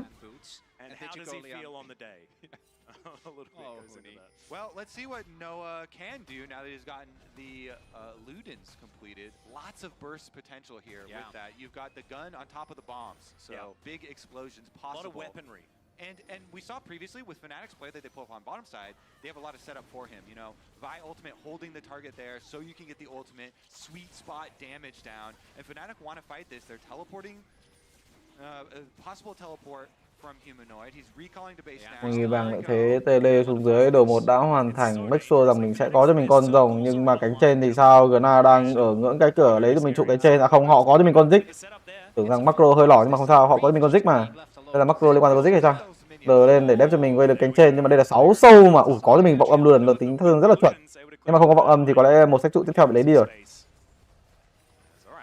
Rất là khó khăn, ai là người được cử lên cánh trên đây? Không ai được cử lên cánh trên cả, ôm nhau xuống cánh dưới hết. Tất cả đây là người được cử lên cánh trên, nói chung là ai đi với con Gna cũng khó luôn à, chả có ai đi được với con Gna cả. Rồi bị cancel luôn. Gna sẽ đứng trước cái ngưỡng lấy cho mình một sách trụ. Quá khó khăn để macro. Hiện tại là tham minh cánh ấy, nên là cánh của bên phía của mình đang là quá mạnh. Cái tướng của họ mạnh, cái cánh mạnh lắm. Scanner Rakan xong rồi Gna bit xong rồi Ari nữa. Khó bên phía Fnatic để có thể thắng ở tham minh hiện tại. Gna ăn cho mình Gna ăn tiền dữ rồi. Hiện tại đang ao 800 tiền lại còn ăn cho mình nốt cái cho mình cái trụ này, còn deny lính nữa chứ, phiền đấy. Đánh ác đấy.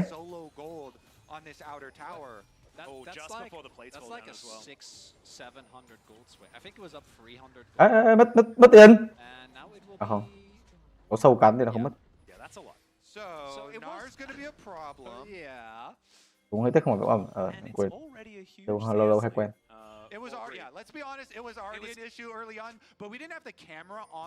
Tại vì một pha macro thật sự là nó rất là cũng khó macro. Các bạn mình vào thì thua mà thì thua thì macro kiểu gì?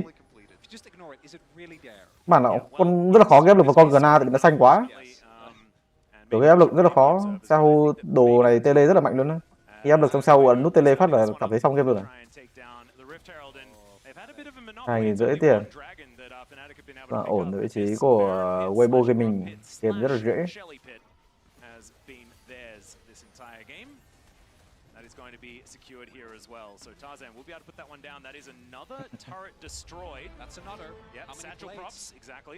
Mình trụ, đổi mình trụ cái đường dưới. Này vàng lợi thế.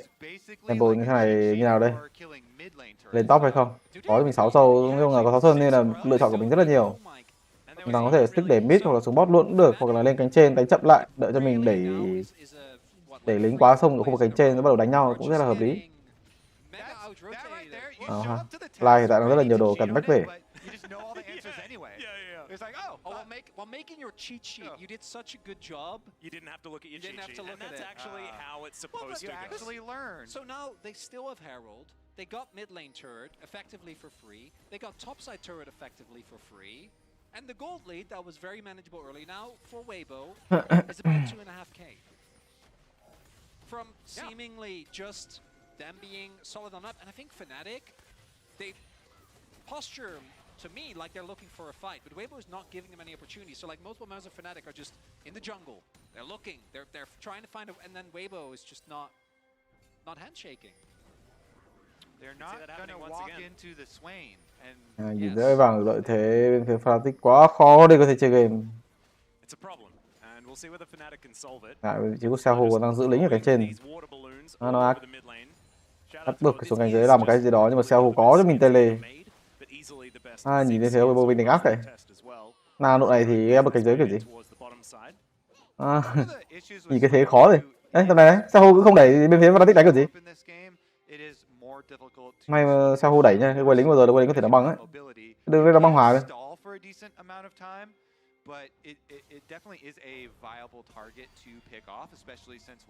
Tại vì Weibo mình rất là tiến khó tấn công bằng cái trụ 2 á. À đó, bây giờ vẫn còn đang trụ 1 đường mid với cả bot mà. Đẩy chứ, đẩy xong đánh trụ mid bot chứ. Cam ở đây làm gì đấy, Cam xuống bot đấy. What the fuck? Xuống bot chậm đấy. Cắm mấy cái mắt cho con Ari tự chơi, con Ari có tốc biến, có R, đối phương ganh thì vẫn được R là xong. Cam bắt đầu xuống bot, với lính bot vô mé mới bắt đầu xuống. What the fuck? Đối thằng kia đẩy lính vô nhanh dữ ấy, đợi con Cam chạy xuống dưới chuẩn bị. Kiểu cái này có bị gọi là đẩy lính vô cho đối phương farm á. Gna đẩy lính từ từ thôi để con Cam với con Ari xuống dưới gây áp lực để tấn công vào trọng chủ không sao. 30 giây nữa rồng sắp lên hợp lý. Mắt này nhìn thấy ghê. Mắt này nhìn thấy ghê. Có thế tele. Mà cảm thấy 55 bên phía của bên thằng chắc à? Có thua.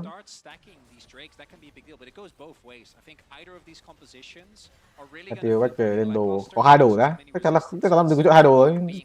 Bố chính Cofield ấy chứ. Chắc về mua mình một cái búa chính Cofield rất là chiến. Mở vào fail tự chí đo dốc. Xong rồi mắt có rất là nhiều nhưng mà không có thể đánh. Đối phương là quá trâu, lấy tầm nhìn rất là dễ dàng với chất tướng Scanner cũng như đó là Rakan. Nhưng mà mở vào vị trí Rakan có thể Thủy Ngân liệu có chạy được hay không? CC là quá nhiều. Nói bao nhiêu lần rồi đó là đi đơn vào một cái chỗ như thế phải trái phải. AD. Cắm thẳng mặt vào. Chẳng thấy một cái gì nữa đấy. Nó đi thân là thẳng rồi. Lên trên, nói chung là Gana đang thắng, tele lên cánh trên hợp lý. Liệu có tele lên trên không? Tele lên trên để đép trụ Bolo. À nó làm gì có tên của AD vẫn chưa lộ, má AD đánh khó chịu rồi. Rồi giờ mới ra xong. Tất cái mình trụ 2 với cái Tham mình này để đánh cái gì đấy. Giờ tele thì cũng cứu được đâu. Chắc chết mất cho mình tele luôn. Má sâu macro ác.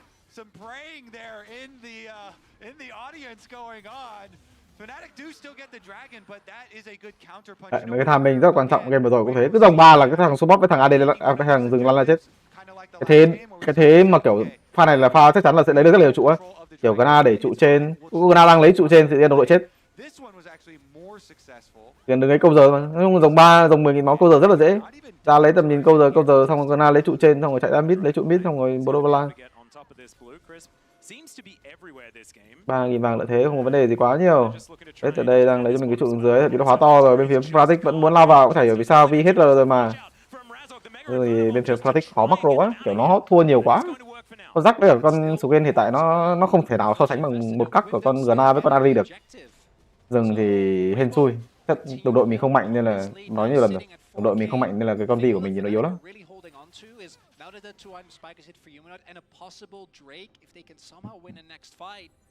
Things are looking pretty dire. Yeah, honestly, this game just looks so much better from Weibo just because of the quickness in their decision making. They're like, fine, you picked Crisp. Muốn nhìn vàng lợi thế, cảm thấy cút ở gì nữa. Hiện tại macro như thế nào? Hiện tại chắc là hướng tới những cái trụ 2. Đẩy một quê lính bot, quê lính cánh quá sông xong rồi stick vào cái trụ cánh bên kia. À không, sứ giả đến Tham mình. Ok, vậy thì phải xuống dưới rồi. Vì Fnatic cũng rất là khó để có thể macro. Kia đường hơi lỏ rồi. Thằng SofM có cánh phải ở dưới. Chắc có tele ở cánh trên. Mà khó quá. Hiện tại là SofM không có tele, bắt buộc phải là cái thế đổi trụ. Nhưng mà đối phương có sứ giả 6 sâu thì đổi trụ chắc chắn nó không lời rồi. Tốc độ nó quá khác biệt. Với lính tràn vô trụ rồi thì mà người vẫn không thấy đâu. Chứ đối phương tới trụ 3 luôn chứ, 2 cái trụ 3 luôn chứ. Khó. Nó tầm này thua hết, thua mọi mặt trận luôn á. Kiểu chả có ai thắng rồi. Chỉ có khả năng đó là team fight mà thôi.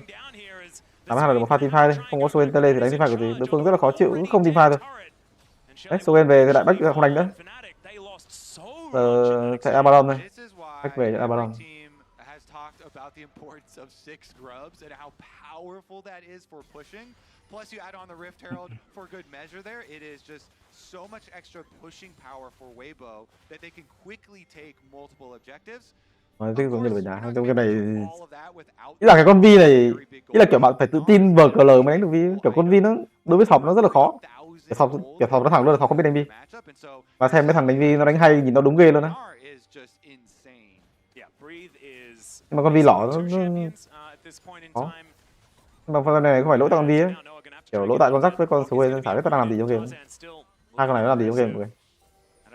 Đi đường thua khi tham minh cánh thua nặng. Là Snowball từ những tham minh cánh đấy. Rồi bắt đầu đánh nhau, Weibo cái mình đừng có đánh nhau kiểu này nhá. Thì đối phương đánh nhau vẫn rất là mạnh với Soen hai đồ với Vi nhà rồi, dám mở vào Soen luôn. Soen mở lại đẹp, Humanoid bung rờ ra. Weibo Gaming lại là nó à, lại là Weibo Gaming, lại là tại đây không? Bread có cho mình chiều cuối hết cho mình Soen ra, Soen vẫn còn cho mình là cái trận thái nhưng mà không hết trận thái rồi. Nhưng mà bây giờ thì không may mắn là như thế, một pha quá là amazing, 3 cái tốc biến bên phía Weibo Gaming được lấy đi, bên đối phương chỉ mất cho mình 2 cái tốc biến mà thôi. Là đối phương chỉ team fight được thôi nên là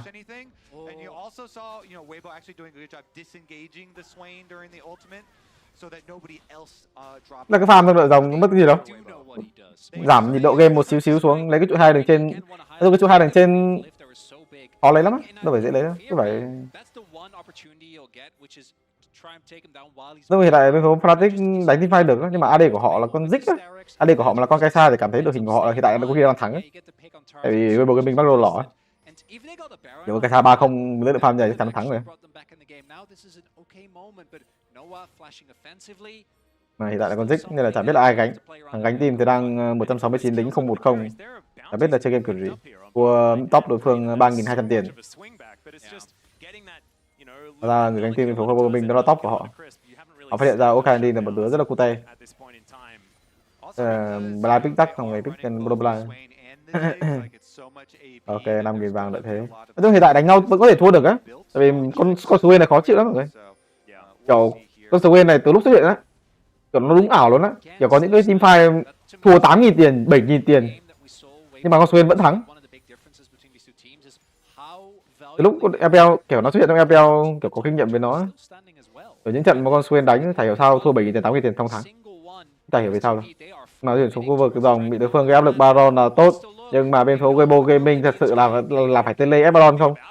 Tại sao không để cánh dưới ra sao? Giờ mở cái gì? Mở được không? Phải mở nhá, mở đẹp. Bên phía Weibo Gaming cái thế hơi lỏ, cái thế như là nhìn hơi lỏ nhưng mà có lao vào cướp Baron hay không? Không cướp được Baron. Chiều cuối đẹp nhưng mà không chụp phạt được. Mở vào vị trí của Dazok chạy được. Dazok có thể đấm lại để có thể cướp Baron. Soen đang giết rồi. Nhìn con Soen kìa. Tốc biến này luôn nhưng mà chết rồi. Trừng phạt còn có 65 máu, tiếc vậy. 5 đổi 5, không đổi 5 luôn. Rồi, game. Rồi, đội hình nó không có đam, dích. Nhưng mà làm AD khác. Là kiểu nó cứ tự thua kiểu gì ấy, pick cái đội hình. Game vừa rồi cũng thế, pick toàn cái gì VR xong rồi top là con gì à? Dùng toàn mấy con kiểu thường hướng hỗ trợ ấy, utility ấy. Rồi tài nguyên cho đứa khác ấy.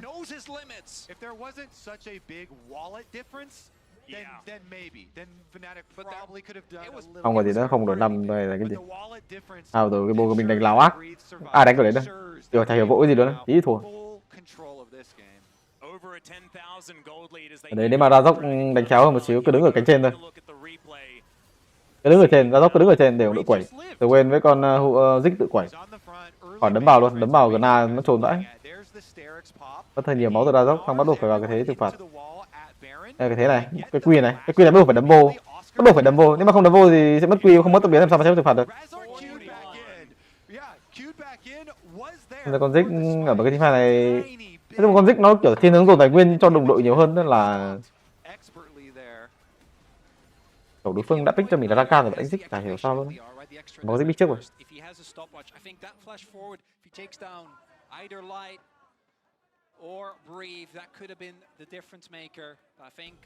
Nói chung thì phối đội hình thật sự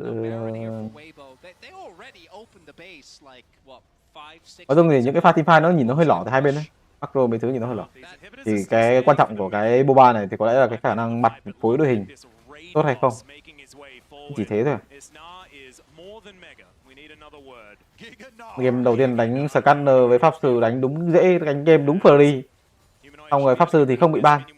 Xong đánh hồi xoay ra toàn chất tướng kiểu đa dụng, xong rồi cái gì mà sở quên, xong rồi bla đánh như kiểu top mình là mấy thằng gánh team mạnh vừa cờ vậy. AD thì đấy, mấy cái thế này thì không đánh mấy con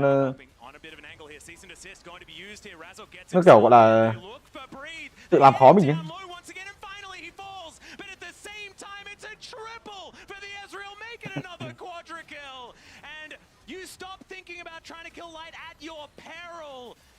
As 4 lying on the floor in an instant, and Xiaohu just trying to keep Noah out of there. These Nexus turrets are next on the menu, and Weibo Gaming will keep themselves alive. Mình pha thích kiểu nó tự thua nữa. Thấy vô mình làm cái gì nổi bật, nó chỉ đi đường không thắng rồi. Ý là kiểu Public này nó không gây áp lực được phía Fnatic ấy. Tiến vào vòng 22, Weibo Gaming sẽ là một đối thủ đáng gờm. Mà muốn tiến vào vòng xong thì rất là cần cái màn bốc thăm.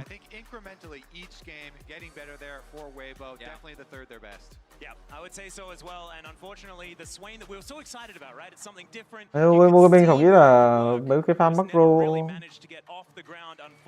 nói chung này nhìn nó cũng ok á, có tiềm năng á, có nhiều thứ có thể sửa được. Còn bên Fnatic là càng sửa càng sai. Đội như là cả năm đánh Pháp Sư, xong rồi tự nhiên vào giải cứ Ari, xong rồi Swain, xong rồi thằng AD cả năm gánh team, cả năm gây 40% lượng đam của cả team, xong rồi cứ dích, xong rồi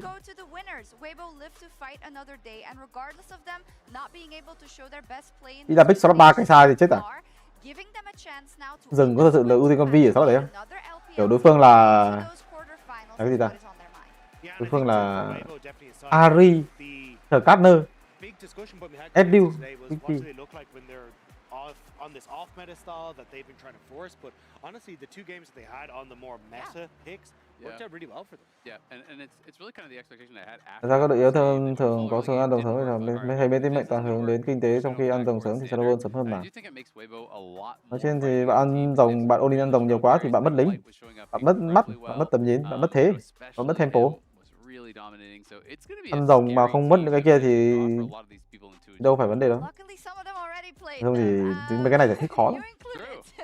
Game này có tầm 120 con tướng, 150 thế đánh, chỉ chậm mỗi game một khác. Thế nào nên ăn rồng không mất tài nguyên, thế nào không nên ăn rồng, nên ăn rồng nó khác nhau. Might we also say we saw this in 2023 and it went exactly the same way. Fnatic won game 1, they lost the two thereafter to Weibo. So Xiaohu kind of channeling that same energy. Yeah, but I think Bray channeling some of that energy. Yeah. This guy was absolutely incredible. I think this is a guy who gets a lot of flack on Weibo as well, as he has had some missteps, but definitely I think he had a great game on the Gnar, being able to take over in side lanes, and I do think a lot of that was Fnatic kind of fumbling the ball when it came to lane assignments. Nói chung thì đánh rank mấy thứ thì nó cũng chả liên quan tới đánh giải cho lắm, nó chỉ đơn giản là đánh giải nó có một cái vấn đề đó là ban pick, lý kỹ năng cá nhân, cách đánh team fight, cách phối đội hình, cách xử lý những cái quay lính, ba quay lính mid top và bot á, nó nhiều cái. Còn đánh nó chỉ có lý kỹ năng cá nhân thôi, hết rồi. how it paid off in that final fight. It was 4,000 gold ahead. Mấy cái khác thì phải đánh cao thì càng ngày nó càng có.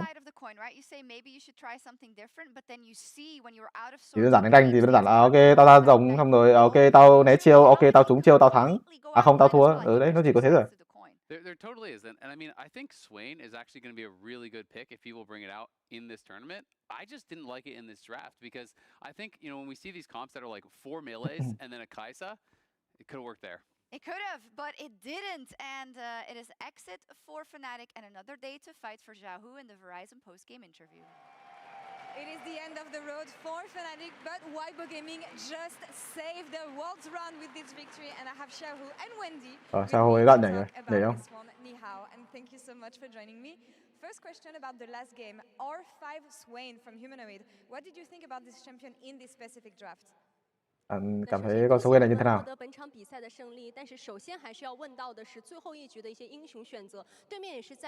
Nó dịch từ thuật từ gọi là ghê dữ này. Cái từ nó hơi black level. Bạn phản ứng như thế nào khi đối phương pick?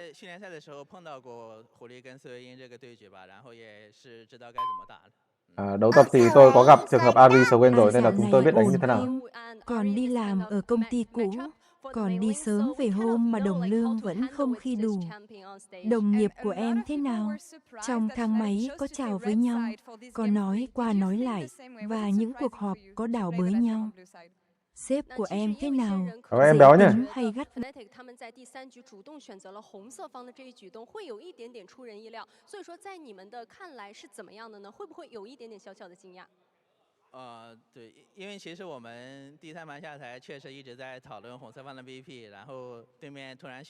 Thường thì Fnatic đã chọn cho mình là đội đỏ, bạn phản ứng như thế nào? Thì chúng tôi trong phòng tập luyện cũng đã gọi là thảo luận với nhau về cái ban pick ở đội đỏ như thế nào, nên ban pick ở đỏ như thế nào. Nhưng mà khá là bất ngờ khi đối phương chọn cho mình là đội đỏ và chúng tôi được chọn đội xanh.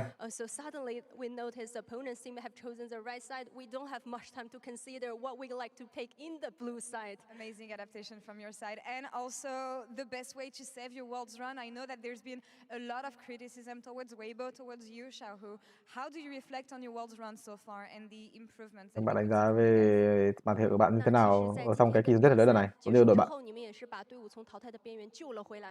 其实也知道你们这一路走过来是比较的艰难的，可能外界也会对你们，包括说对整个队伍有一些质疑的声音。所以说，你怎么看待你们在世界赛？ Nhưng mà có nhiều cái hoài nghi với WBG Gaming, nhưng mà bạn đánh giá màn thể của bạn trong kỳ chung kết lần này như thế nào, cũng như đội bạn bạn? 世界赛我们之前可惜的局比较多吧，包括打竞技还有G2的时候，我们拿到大龙，但是没有顺利的结束掉比赛，然后就是针对后期的团战会多去改善一下吧。 Trong kỳ rất là lớn này đối đầu với G2 cũng như là Genji, chúng tôi cảm thấy rất là đáng tiếc khi có những cái pha có thể thắng nhưng mà mất Baron, BO3 gì đó, hay là cảm thấy rất là đáng tiếc.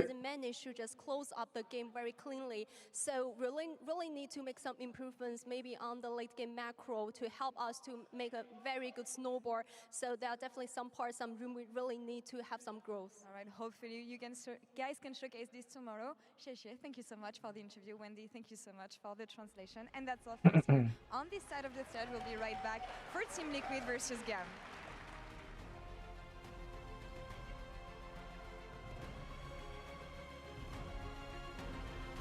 Cảm thấy pha tích cái game 1 ban pick nhìn nó ok à, ok đi đường hơi lỏ xíu nhưng mà đúng không throw phát ok mình vào thì thắng, xong rồi mình bắt roll đúng dễ. Cái game 2 game 3 chả biết ban pick gì nữa. Mid với cả AD kiểu focus vào hai vấn đề này là luôn luôn sao cho họ những con tướng có thể gánh team. Syndra, Oriana gì đó, game này ban Oriana thì pick Syndra. Có đánh với con Make Play không à? Make Play thì bình thường họ cũng đánh Make Play tại vì thằng rừng họ là gánh team. Thôi thằng rừng họ đánh Vi. Ok, hai thằng đều biết rừng Make Play thì ok thằng AD phải gánh team, thằng AD đánh dích. What the fuck? Red Bull gives you wings.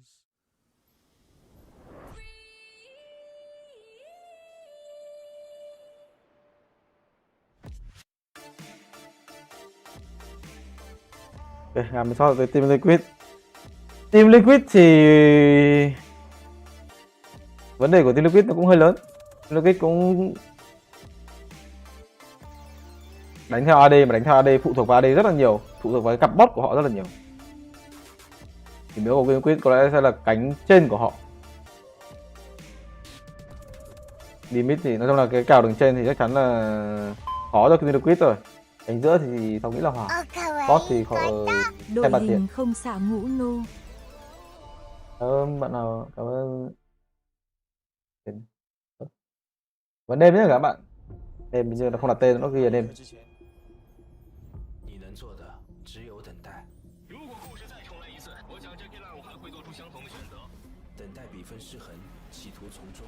À, cái ông này là cái ông của bên Riot hay sao ấy. Thấy lúc nào cũng gặp bạn à?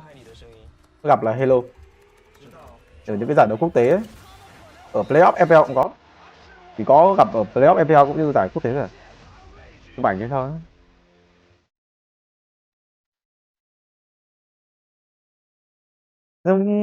Về phía GAM thì đơn giản là cái vấn đề của họ, họ sẽ xử lý vì chất tướng mid hả?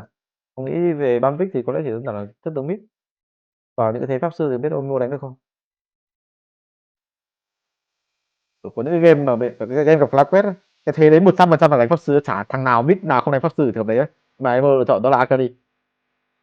Cái đấy như là gặp cái gì nhỉ? Gặp Scanner này, gặp nhưng mà cái thế đánh pháp sư ấy, kiểu biên cơ toàn tanh á, cần một con nào đó lên cho mình mặt nạ. Kiểu team không có mở luôn á. Team pha quét thuộc quên rồi. Cho team toàn con gì? Ông ơi Ivan đúng rồi.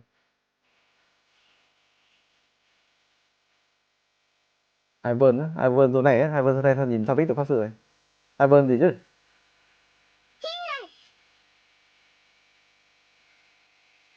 Don Peanut. Thái Dinh đã gửi 10.000 đậu. Hôm nay em nên đánh con gì anh Duy? Cảm ơn Thái Vinh nhé.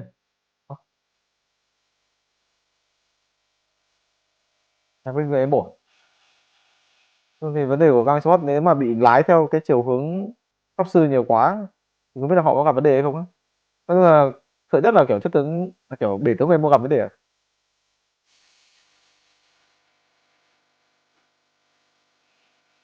Dung tự xanh thì dễ rồi, tự đỏ thì biết nhau, vấn đề là đỏ. Team Liquid với GAM thì có lẽ sẽ là Team Liquid mấy mọi người, Team Liquid ship 2 với GAM trận bên. Đấy là Ari thì phải. Nhưng Ari thì không phải nhiều thế thì nói chung là có Ari nên là Phòng nghĩ là không gặp vấn đề về tướng đâu, nên pick sớm, bắt buộc phải pick sớm. Pick nhưng là bể tướng nó hơi hạn chế ấy, nên là cần mid từng càng sớm có thể càng tốt. Nên là mid từng của GAM hầu hết thì sẽ là phase 1. Nên cái vấn đề của ba pick này thì đó là chất tướng ở khu vực cánh dưới nó sẽ bị ảnh hưởng. Ví dụ thì đối phương nếu mà đối phương ưu tiên Caletta chẳng hạn, hoặc là đối phương ưu tiên Kaisa nên mình rất là cần lấy những con này con kia ấy.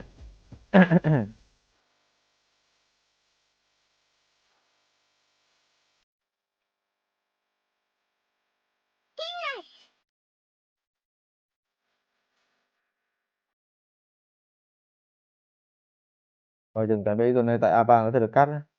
Không biết được zone này là win rồi chứ cắt cái gì tầm này nữa. Con cắt CBA gặp pháp sư kết hợp với zone này thì sao đấy?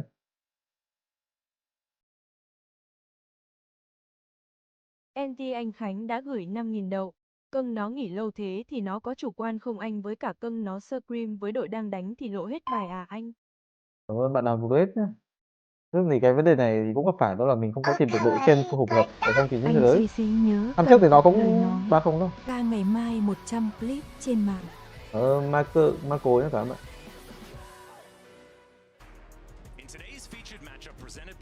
Nếu con Casio công nhận đi được với zone này á, nhưng mà kiểu bạn phải đánh cực kỳ láo, nhưng mà cái kiểu đánh đấy nó rất là dễ bị ganh. Nó không có phù hợp với đánh giải, đánh nhanh thì ok ấy.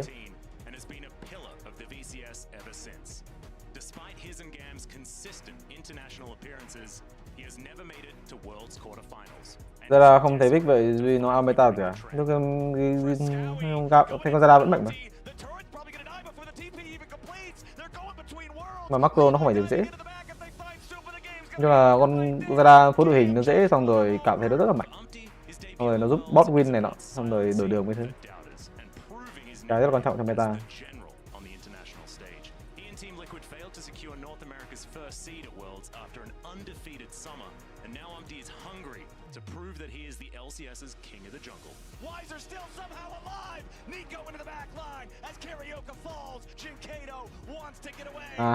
Hai đội lấy khó rồi.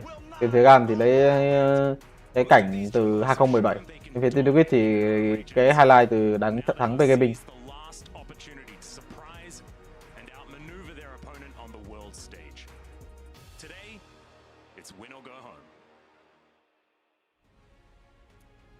Same position Team Liquid found themselves in last year, and he's not casting, guys.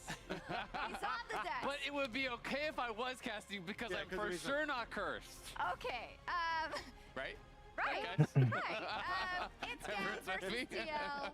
Yeah, sure, but It's GAM versus TL, and we said it already a couple of times, but it's because it's important, and I'm sure TL is thinking about it as well. It's GAM that knocked TL out of Worlds last year, and I want to start with talking about GAM just because I feel like make them believe the slogan to this World Championship fits so perfectly for them. because the second you doubt them, that's when GAM pop up and they just headshot. Khi nào Aji quay lại thi đấu? Bảo em béo nhá. Cái này tôi tính được á.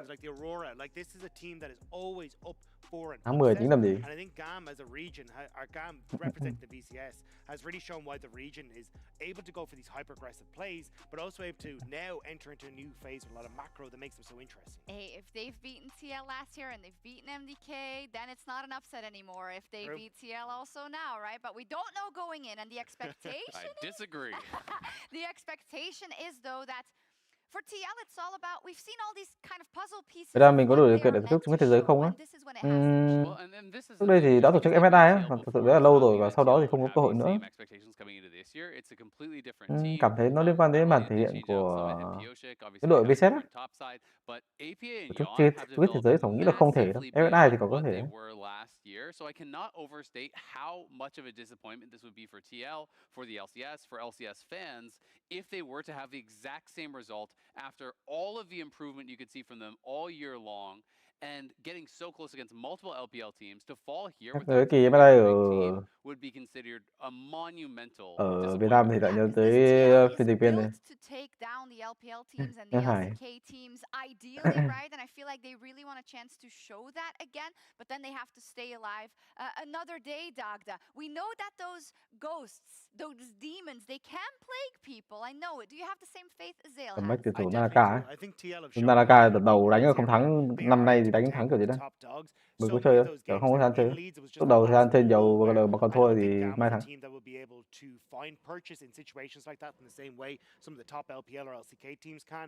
I feel like this is a 2-0 to the LCS, but as I said, you can never underestimate GAM, you never know. I knew I liked this guy. Hey, look, G2 thinks I'm cursed. Maybe we're just too powerful together. No, we're not. The double curse, it's a double negative, so it becomes a positive. Yeah, okay, yeah. Am I not also a cursor? I don't know. It was a perfect end slate, but they weren't walking in yet. Oh, so give me another nugget, Azale. Well, I mean, for TL, one thing I would like to talk about is as far as things that have gone really well for them is Jan. I really want to highlight him Có because bắn I vào was được very đúng không? critical of how he played Nói chung out thì last year. có bắn qua nhưng mà chơi ít lắm. Not someone who showed up. He wasn't having a big impact on games. This time Không, he has been hiện tại thì không stepping có up, and chơi. even when the team is playing poorly around him, he's been a Lâu difference lâu maker. thấy mấy clip vào được hay vô làm mấy Series. trận xong I rồi actually think it thôi was the bỏ. worst games that Ok. TL played, even though it was the games that they Biết won. rồi. But it was Có Jan tính là that chơi kind không? of saved them from some pretty bad decisions. You know, they had that one game where they actually traded. They went and got Baron, but they gave up Soul. And Chơi server Liberty server nào thế? won that game for them. Really big Server hero fight over by Steam the à? blue buff. So it's just been cool to see his development because you want these players who are putting in the work to get that reward, and he's one of those who I think we're actually getting to see that. Absolutely. Có cái server GTA server Ấn Độ không á? Không, GTA thì không có chơi. Mid and the bot lane for GAM, where we are very confident about their top side, and as you say, the bot side could really be a boon for Team Liquid. The grudge match is on, the best litmus test you could hope for to see if your improvements will pay off. Thank you so much, Sharks, and it is now time for our second series of the night. TL versus GAM. Fist bumps coming through here as both teams raring and ready to go. See who's going to be able to take it, whether it's going to be GAM once again like what happened in the past, or whether this time it's going to be Team Liquid able to eliminate their demons. Yeah, so many things are different this time around. Ok, có quyền chọn bên có lẽ sẽ chọn đội xanh mà thôi để cùng với chất tướng mà họ có thể chơi. Những chất tướng ở trong ban pick thì có lẽ là Team Liquid thì có lẽ đơn giản là ngắm vào cái chất tướng mid của họ, cái con Nico chẳng hạn. Bản chất tướng đường dưới. Tướng đường dưới thì có thể dùng qua phase 2. Phase 1 thì có lẽ là mình sẽ ngắm vào mid nếu mà mình có lượt ban. Còn vị trí của team Liquid thì bắt buộc phải ngắm vào cái cặp mid rừng cũng như là mid top rừng của bên phía GAM đang là cái nòng cốt của họ. Những chất tướng như Aurora, như kiểu là Nocturne hay thậm chí là Wukong, Zone gì đó. Zone thậm chí không có đáng sợ khi buộc phải phối hợp với con Rumble hoặc là Aurora của Kia mới đáng sợ, nên là Rumble cũng như là team Liquid ban cho mình Zone mặc dù ở đội xanh. Ở đội xanh trước à? Ban là vị trí của tướng, ban là vị trí của Levi, không ban là vị trí của Kia. Thì Nocturne sẽ được thả ra cũng như là Wukong hoặc là Aurora Rumble. Thì make sure là mình sẽ có cho mình đó là Aurora Rumble hoặc là Nocturne Ari kết hợp với Gna của Kia thì có đội hình rất là mạnh. Ban cho mình là Nocturne rồi, rất là hợp lý. Tướng được ưu tiên hết có thể ở đây thì sẽ là con Aurora ở đây. Aurora thì Apa có thể đánh cho mình đó là cái kèo đấu Chitana. Gặp khó rồi, đội đỏ trước thì hơi khó nha. Ban và Kaisa nhận nói ban ngắm vào vị trí của Yeon. Trực tiếp của mình Aurora chắc chắn là đó rồi. Có nhìn biết là con Aurora ở slot 1. Làm sao đối đầu với Aurora đây? Bình thường sẽ là Nocturne cộng 1 nhưng mà không có Nocturne thì rất là khó đoán. Rumble Chitana tanh. Rumble Chitana tanh có thể đánh nhưng mà cảm thấy không phù hợp với đội Inga. Ace và Zack.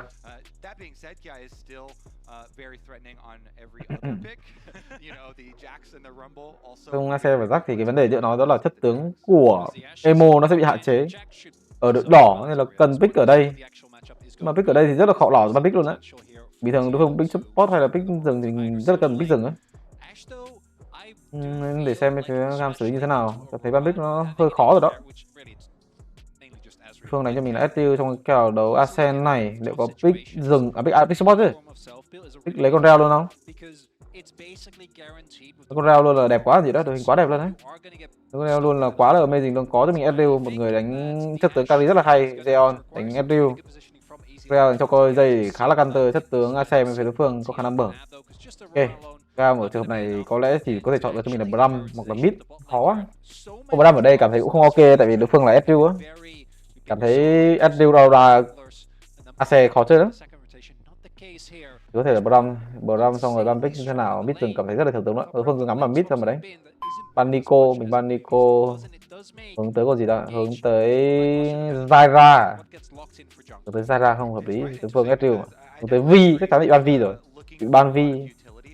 Khó vậy. Ban Nico trước.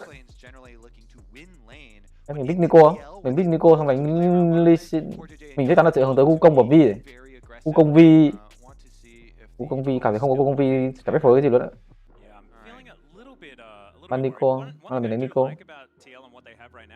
Ban cho mình là cây Sante. Hợp lý cũng hợp lý. Để slot ban sau. Để xem là mình sẽ có con nào đã. Nhưng mà đối phương ban Wukong ở đây. Ban Vi chứ, đối phương bảo ban Vi. Nhưng mà khó. Cái thế là cái thế đánh pháp sư mọi người, cái thế dừng AD ở 6/4 xong đánh pháp sư á. Cú cổng không đúng không làm gì thì phải pick Nico 6/4 nếu mà không 3. Còn là ban Nico hay là pick Nico? Pick Nico thì anh Khánh phải vào cái thế đánh Lee Sin Viego á, nghe nó cứ là lỏ. Kiểu đội hình nó rất là khó đánh luôn á, kiểu một đội hình mà mình chưa bao giờ đánh. Nói chung là kiểu phù hợp cũng ok. Nhưng mà ban Gna hợp lý. Vậy thì sẽ là pick Nico à? Giúp Nico của đối phương hợp lý chứ. Hợp lý nha. Mà anh Khánh đánh con gì đây? Không có Vi ở đấy. Mà cảm thấy có Vi cũng không sợ á, tại vì Vi đâu đánh pháp sư đâu, Vi pháp sư đâu. Đánh VR ở có VR cũng được. Hợp lý chứ. Ban Vi rồi. Ban Vi xong rồi bên GAM bắt buộc phải pick Nico.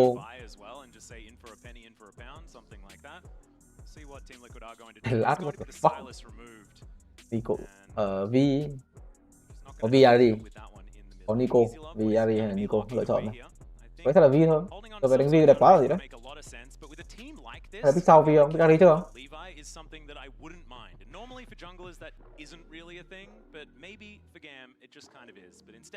Chỉ có mỗi VR rồi, hết tướng rồi. Kiểu cảm thấy chất tướng nó rất là khó để pick luôn á, tự nhiên lò ra con VR. Cảm thấy ban Vi cảm thấy lại thành cái thế một là Ari Viego hay là Nico Viego rồi. Aurora top. That's a fair question. Pick Ari của Emo.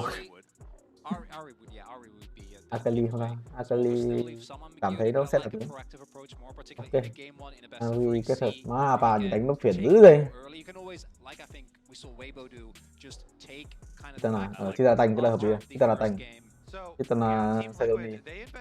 Rồi nó đẹp hơn hẳn. Má tự nhiên Pick Ari đội hình nó khó phối vậy. Nó bị lỏ lỏ. Tanh rồi. Nó cay hay là Ezu. Ok, Ari. Ok, đội hình hai bên rất là ổn nữa. Nhưng mà cảm thấy nếu mà không có VRD thì chả biết đánh cái gì nữa. Quickly as they possibly can, they shove him into a side lane, they funnel him turret play money, and they try and get to that multi-item point where he can actually carry. And as you said, the Maokai here with the protection Silas ban is the easy follow-up. So this is very like kind of old school TL. Bố, ý là cái thế đánh pháp sư thì không đánh cái thế này sao đánh pháp sư? Kiểu con Oriana nó phải đánh kinh BKL nó mới thắng được Chitana Maokai luôn đấy. Because if you've been watching League of Legends throughout this year, you're like, but how did they get through? Because they were so incredibly powerful. I think still really strong as a duo. And I was pretty worried when I saw the Ahri, when I saw like these AP mages being hovered, because if you are then going to pick the Maokai, like we felt was pretty obvious. Nhưng một người đã từng bỏ ra quá nhiều thế Oriana, nhưng mà ở trường hợp này pick Oriana. To me, I'm kind of with you in that I do like the look from TL, even with the different patch and with the nerfs here, because. Làm sao để xem con rắc của Kia cũng như là Instant Up, hai người cần có một cái sức mạnh gì đó ở đầu game để có thể ăn được tiêu dễ. Rồi này được họ là rất là đẹp cho vị trí của Team Liquid, quá hoàn hảo cho những cái ID của họ. Top rừng đánh chất tướng đa dụng, mid rừng gánh team, mid AD rồi những còn quá gánh team. Bên phía của GAM thì đó là đánh theo tempo nhiều hơn và mid rừng sẽ là người ra phụ trách gánh team. Thế GAM chắc chắn là không nên đánh vào những cái thế như vậy. Tại sao anh nghĩ là con Gna cái được pick á, kiểu con Gna phối đội hình cho con Gna rất là dễ, kiểu mình đánh Gna Zera, Chitana hay là Gna với Ahri á, kiểu cái thế đấy mình pick Gna với Ahri luôn nữa.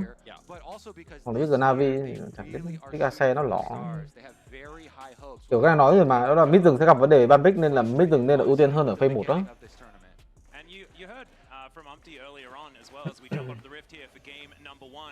He was saying that he feels like he has the LCS on his shoulders. It's not just their responsibility for TL, cảm thấy siêu giống, for the region as well to try and cảm thấy giống bị solo kill đấy. Back up to the top. Yeah, we saw who we of course have watched for a true Giga Chad, man. Back from the start. For many years. One of the two still remaining. We got the light. Đến bụi trái ngăn chặn đối phương swap đường hợp lý, thậm chí là mình swap đường luôn cũng được. À đâu, đội mình còn swap được làm gì, đội mình toàn thằng đường, mid đẩy, top đẩy, bot đẩy, à không, top không có đẩy. Top thì liên quan tới cái bụi, đứng bụi thằng ấy đẩy.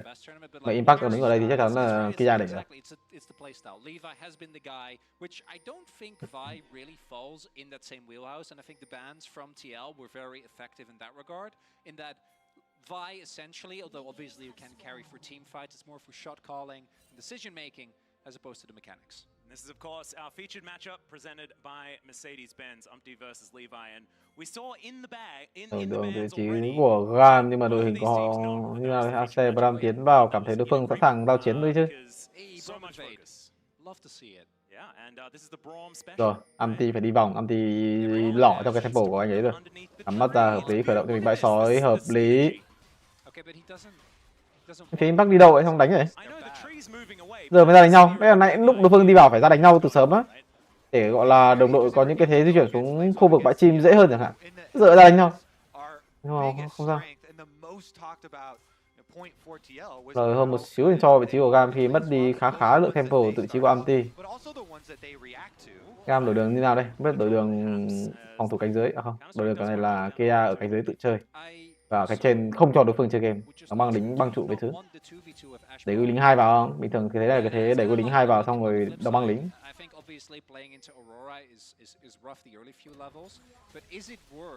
Dễ ấy, dễ ấy. Đấy tự mình nhảy chứ, cái pha dừng nắp kia lưu này dễ bị nhảy lắm á. Chắc là không có nhảy.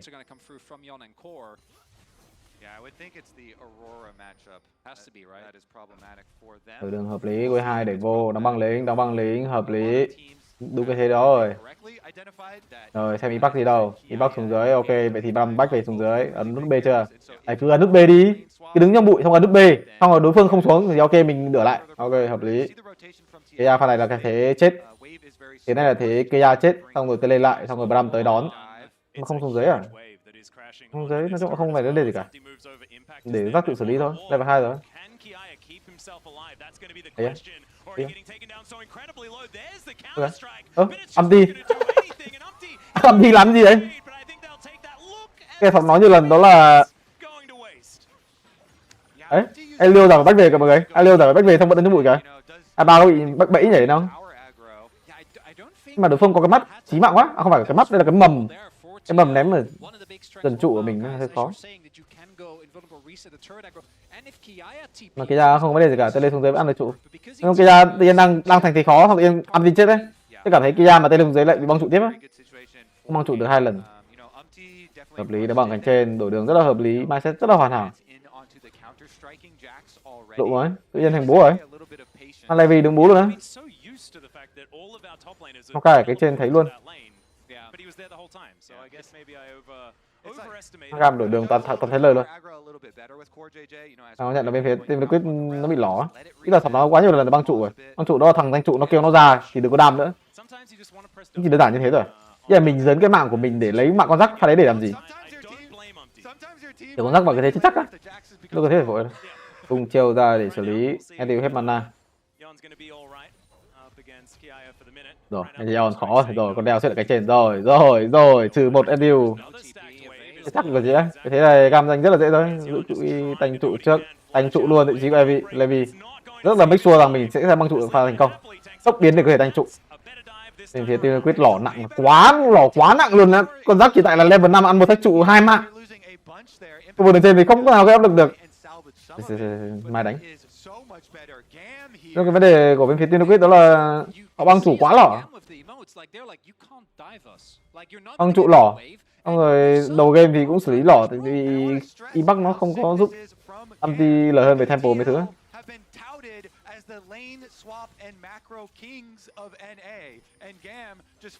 Nhưng thì game đó nó không liên quan nhiều đến emo cho lắm.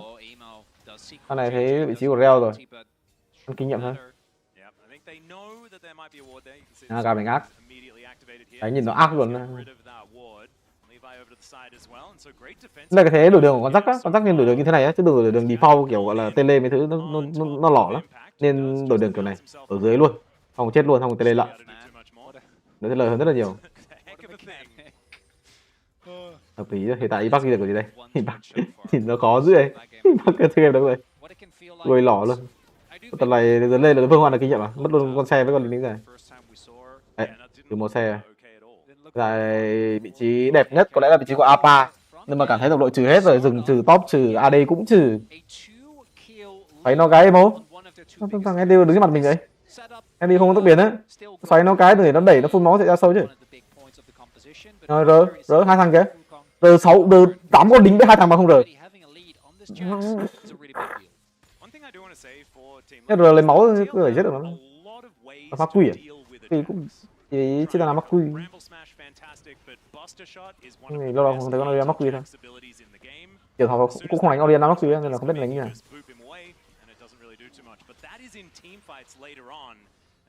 Cái pha vừa rồi lấy máu của Edil xong rồi mình đẩy quay sau xong back về là quên là cảnh đấy. Mà lấy máu của con support là quan trọng. Máu của AD nó có một thế. Thế của GAM đẹp quá. Top, tempo tốt, từng tempo tốt, đánh mục tiêu rất là tốt, bỏ mục tiêu, giả vờ gây áp lực của mục tiêu. Ví dụ là AC bắt đầu ở cánh trên và người cánh dưới ở đây chắc chắn là sẽ chịu áp lực quá lớn từ vị trí Impact. Elio chỉ cần nút tốc biến mà Elo chết rồi, Elo chôn. Mà không sao, ở khu vực cánh dưới gần như tiếp tục là một mạng cũng như là 2 cái thách trụ dành cho vị trí của Kia. Rồi Impact sống kiểu gì đây? Impact không biết sống kiểu gì. Kia là người tanh trụ, không hiểu vì sao Kia lại người tanh trụ luôn, what the fuck. Why? Tanh trụ bro. Sao? Ý là Levi phần đấy phải chết luôn á. Tôi nghĩ phần đấy là Levi phải chết luôn á. Má ơi, nhìn dưới lớp ác. Rồi, gánh cả một của bên phía team Liquid cúp rồi. Kiểu Sọc nghĩ cái thế đấy là cái thế tức là ăn một thách trụ xong về cũng được ấy. Còn mang trụ thì phải có người chết. Có nghĩa là nếu mà mang trụ thì con Vi phải chết. Mà cảm thấy con Vi chết không lời, tại con Vi hoàn toàn có thể ăn bãi golem cũng như là bãi bờ đỏ như phía đối phương, nên là không nên mang trụ. Để cái lấy một thách trụ bách về là cảm thấy quá hoàn hảo rồi. Ở cánh trên thì Izzy làm quá tốt, xử lý quay lính thành công, má GAM đánh áp vậy. Nhìn như kiểu một đội rất là mạnh luôn ấy. Hay là tên David lỏ.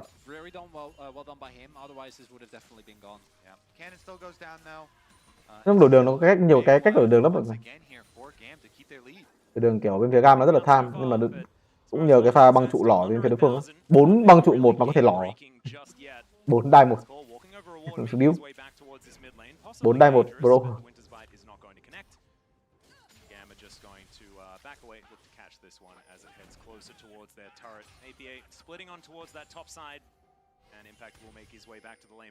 Dòng vàng lợi thế nhưng mà thật sự là không được đánh giá, nhưng là kiểu không thể hiện được cái sức mạnh thực sự của GAM ấy. Giải AC đang quá xanh, tempo quá tốt. Vì thì khỏi nói, vì với Jack thì có khác gì bố nữa đâu.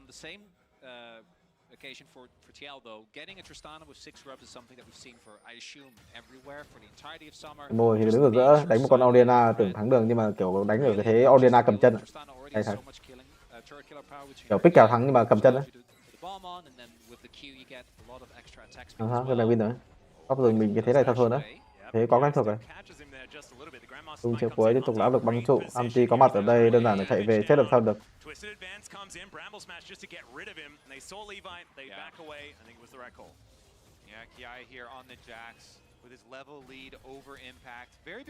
Napa cánh trên nhìn nó lỏ dữ.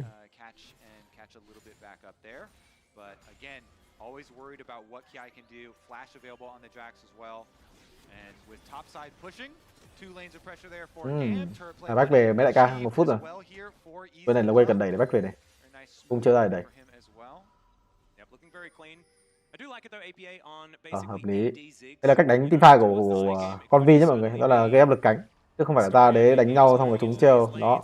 Mình này Impact nằm xuống có cho mình tê lên nhưng mà không quá ảnh hưởng quá nhiều.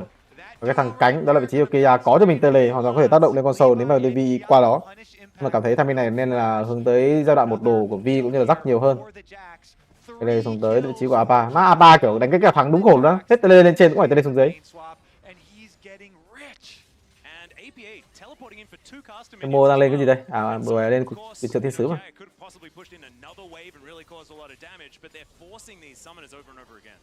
Yeah, we'll see if Kiai actually goes for the teleport. When you're playing Jax, and even though I do agree with you, I think Tristana can keep her distance. But if Tristana is using resources to deal with the Jax, không nói cái giải trước thế giới là chỉ có Levi đánh Vi với cả Under đánh Vi đánh là ghê thôi. Kiểu mindset nó rất là rõ ràng luôn á. Không phải con Vi lúc nào cũng ra đánh như kiểu mấy con rừng tanh xin dao cứ ra đánh là thắng á. Con Vi đánh teamfight khó lắm, 4v4 khó thắng lắm. Cái bộ ý thức của nó không đánh teamfight rất là khó thắng. Ok, tại đối phương 6 sâu nhưng mà hiện tại cái thế trận của bên phía GAM chắc chắn là tốt hơn hẳn rồi. 6 sâu tầm này fake mà. Tại vì mắc lỗi rất là lớn để đối phương ăn sát trụ nhiều thì may ra 6 sâu mới tác dụng được sức mạnh của họ. Chứ tại cánh của họ lỏ nặng rồi. Kitana không có quá nhiều lợi thế. Aurora thì khỏi nói rồi. Maokai thì cũng trừ. Cái team của họ cũng không có lợi thế, chả hiểu họ đánh với ai đâu. Lần này nên Khánh một đồ phát lại thêm rồi. Ra mở thằng nào bấm mở thằng nào một thằng đấy. Ở vào vị trí của Levi back về mà thôi. Cần với ngưỡng một đồ.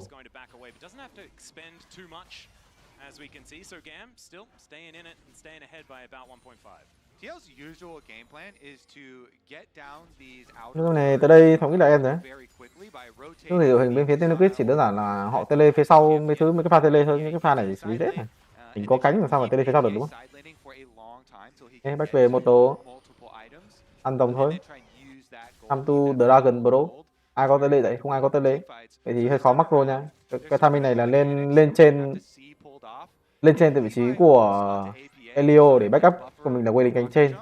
Thì vai sẽ là người được đảm nhiệm ở khu vực cánh dưới. Không nên đánh cái thế hai người xuống dưới kiểu này, tại vì khu vực cánh trên của bạn sẽ gặp nguy hiểm.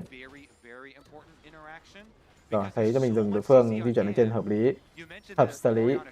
Khu vực cánh dưới đánh 2 cái gì là thắng chắc rồi. Một đồ hết rồi. Hợp lý, Elio cánh trên kìa, Elio máu quay lính tràn vô rồi, Elio vị trí lỏ vậy. Nói chung là cái tempo của bạn đúng, nếu mà quay lính vô bạn đứng ở đó Mà quên lính vô rồi, Elio đứng rõ xa luôn đó. Nên là từ lúc pha di chuyển nó bắt đầu lò lò. Bị đối phương có 6 sâu, bác đối phương ăn thách trụ rồi kìa. Thì bác ăn thách trụ rồi nhưng mà không sao. Ở khu cánh dưới thì nó thắng rồi. Giữ rồi Oriana rồi tốc biến luôn. Wow. Giữ rồi. Nhường cho mình là cái trụ dành cho vị trí của Emo luôn. Mà Elio pha vào đổi hơi lỏ nhá. Để tôi ăn một thách trụ cũng như là mất các con lính này cho Isilus. Mà không có vấn đề gì cả.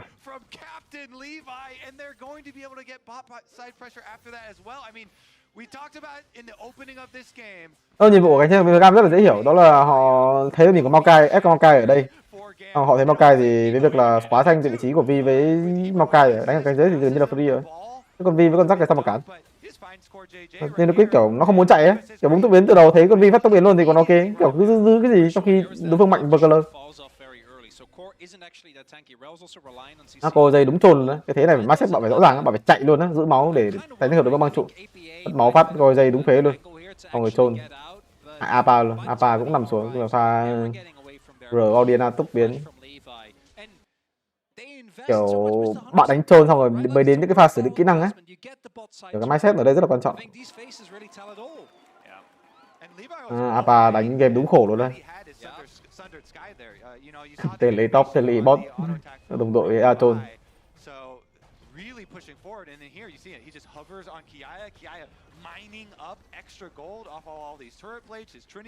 Bây giờ thôi được đấy. Khó thôi. Moving in now to take away the Rift Herald as well, which will go a long way towards these towers. Yeah, so should be able to use that to try and help break down perhaps this mid outer turret, something like that, try and open up the map. Of course, a little bit harder for Ajax to get towards that particular one. And 3,000 gold. That's what we're approaching here for GAM.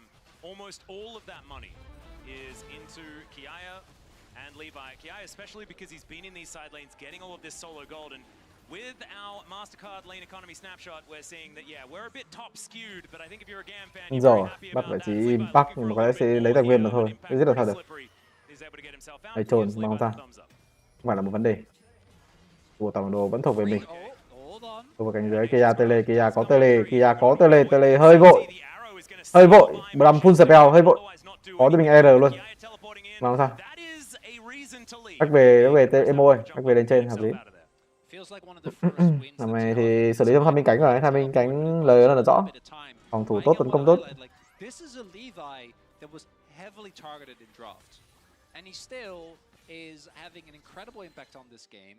Nhưng không phải có 6 sâu ấy, nên lên tele sớm cũng bị áp lực tele thật. Mà các bạn là cái thế setup không có đẹp, không có mắt tele đẹp đó. Nhưng mà đánh tốt hơn thì sẽ có những cái mắt tele nó đẹp hơn.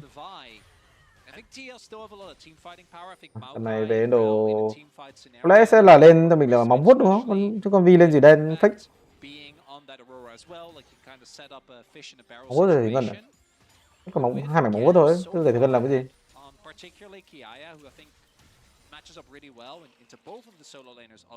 Nó kiểu Levi đánh Vi đúng khác luôn này. Alright, we got to see what the team fight from Team Liquid will look like.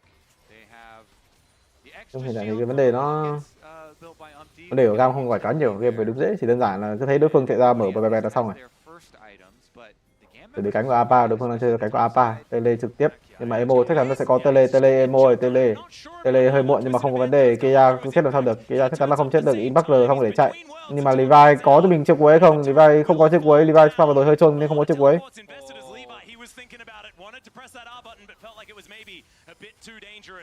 Đó thôi. Không, hiện tại chỉ đơn giản là đừng fit cho con Ezreal được. Cảm thấy đội hình này Ezreal khó mạng lắm. Cho mình sứ giả.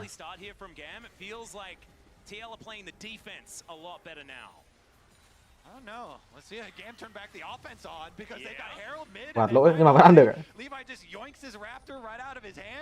The amount of emote usage in this game is so much higher than in our previous series, as there's the nature's grasp. Elio just Elio bầu lốc rồi tốt nhưng mà hơi trôn.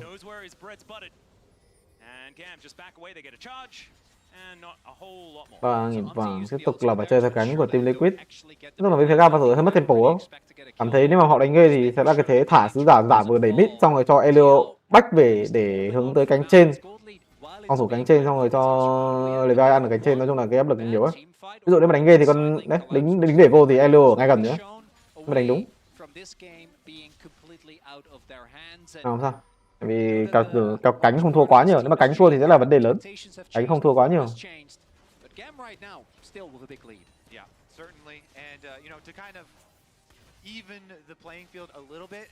Tại game dễ quá rồi gì đó. Mà hai con đấu sĩ quá xanh ấy. They have the ability here to claw back in the gold deficit that they're facing right now. It's just that such an impressive Người ở cánh trên, để cho mình qua được cánh trên, qua được cánh kia ra bắt đầu phải ở cánh yếu rồi. Đến giờ đối phương phát hiện ra đối phương có bô thanh hay không? Không, back về lên máu bớt vẫn đã đủ đâu. Hôm nay chắc mới có 800 mà, cần tầm 200 vàng nữa. Quán vô rồi nhỉ? Xin lỗi rồi mọi người.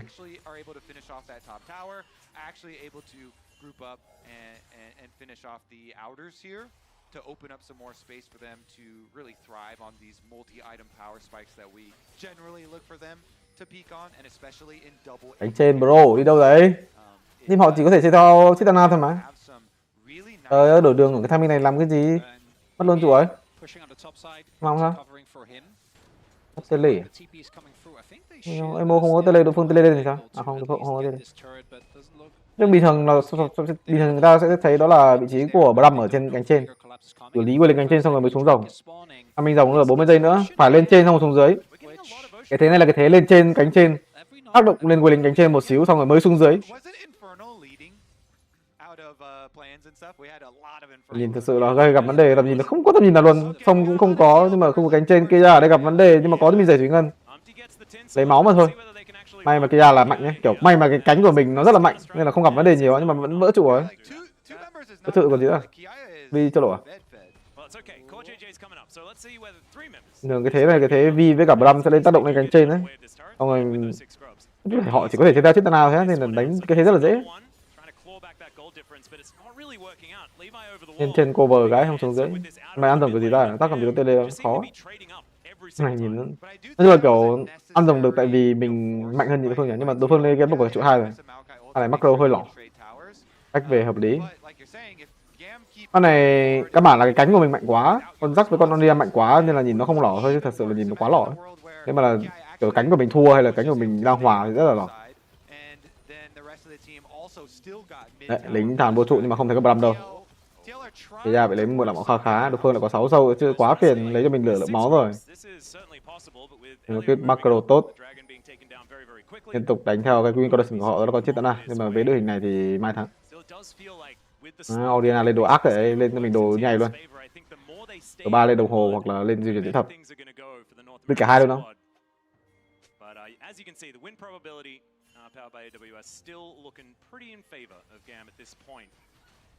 Rồi thì anh Khánh lên giải thủy ngân xong rồi lên điều đen lẫn được. Lên gì thắng?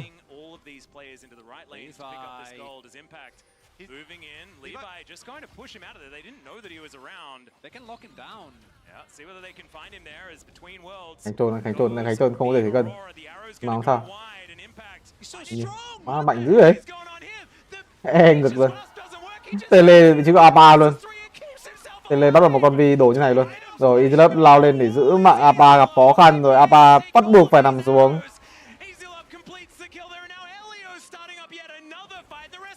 Nhìn nào. Mà cảm thấy nếu mà bị ban Vi thì đánh gì đã? Cảm thấy không có tướng bích luôn á. Nico Vigo à?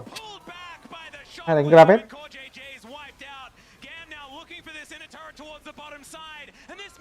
Ban Vi Hồng nghĩ sẽ lấy cho mình là Ari. Xong rồi dừng bích cuối đánh mấy con kiểu Ameta xíu, Gravet gì đó. Nhưng mà cảm thấy đâu ok đâu.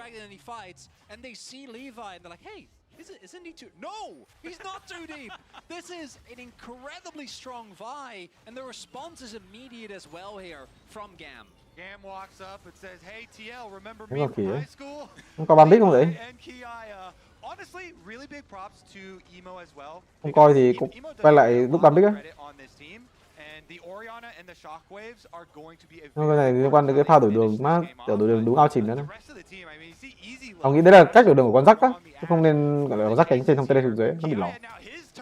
Con rắc nên là cái thằng nó làm nhiều việc hơn ở trong những cái đoạn đổi đường, đó là 1,4 ở cánh dưới. Thì ổng có lợi thế. Nói chung là Phỏng nghĩ nếu mà băng trụ thì tele lại vẫn đánh được à? Tại vì con viên nó chuẩn bị xuống dưới rồi.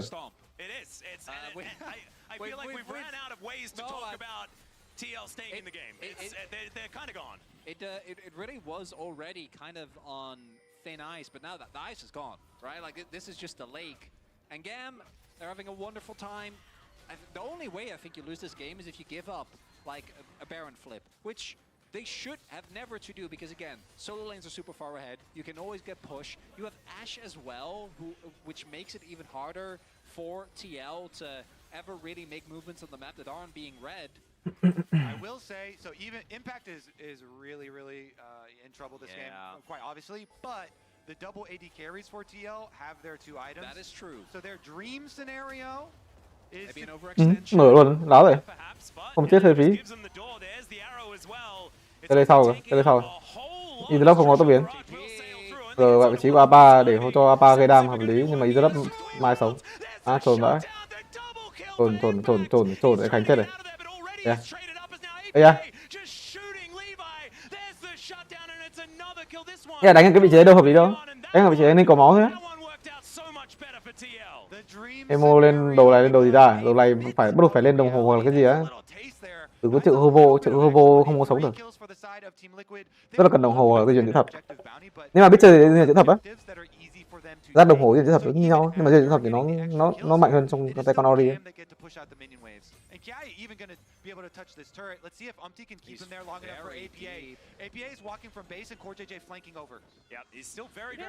Ra lên hoạt tử linh cũng được á, tại vì mấy thằng đấu sĩ của bạn đánh hay quá. Học nói quá nhiều về những tướng pháp sư. Vấn đề của pháp sư đó là khu vực cánh. Nhưng mà GAM có cho mình đó là óc rừng đánh kiểu nó đánh với con đấu sĩ rất hay á, nên là không có áp lực về khu vực cánh mấy á. Nên chất tướng pháp sư nó rất là ngon trong tay vị trí của GAM. Tại vì pháp sư nó đánh teamfight dễ. Con này đáng lẽ là lên đấy máu không về được là đẹp rồi. Khó. Vừa có mắt từ đây hơi đẹp. Thực tế là đấy pha không biết đi rất chạy đâu luôn á. And Impact might have had a really rough game, but that TP was absolutely pivotal. It splits up the fight, takes down some crucial members, and very warranted response here. Yeah, exactly what the TL coaching staff want to see there. Some good plays, little bit of Spawn's not ready to celebrate. Tổng nước ra rồi. Việt Nhân Lô Kết hiện tại không thể đánh teamfight, tiếp tục phải liên tục là gây áp lực lên cái trụ 2 cánh trên với việc 6 sầu của họ. Hoa tử linh sẽ là đồ mà vị trí Emo hướng tới. Nói chung không sao, đấu sĩ của bạn đấy tầm nhìn dễ. Nói chung là thì ở một game nào đấy nó sẽ gặp vấn đề, nhưng mà không phải game này. Bram đâu rồi? Bram bình thường tầm này ở cánh trên chứ. Là cái trụ 2 này đánh chăn vô phải có. Pha vừa rồi là Emo chảy sao đép được cái lính vừa rồi nữa. Cái lính vừa rồi đúng áp lực nữa. Bị R Maokai là có khi chết rồi. Vương đang cố gắng ăn nhưng mà có ACE, có cho mình thấu kính, có Bolo Bala thì không biết ăn kiểu gì. Rồi đối phương vào thế lỏ rồi, đối phương ăn luôn á. Emo. Cùng đường Maokai ra gọi là hello cái, ok. Đi về. Nhưng cái ra lên độ rất là chuẩn đấy. Lên cho mình là 2 đây, lên mình khen băng hợp lý. Team băng nó cũng được. Cái team băng chắc là ngon hơn hẳn. Team băng xong rồi lên cả 2. Even if an Aurora is 100 CS behind, 6,000 gold behind, sometimes she can just win games. And you know, we've seen it before, Chronicler. It is one of those ultimates. There's been a few, like, the nerfs have happened. You know, a second off that ultimate is a big deal.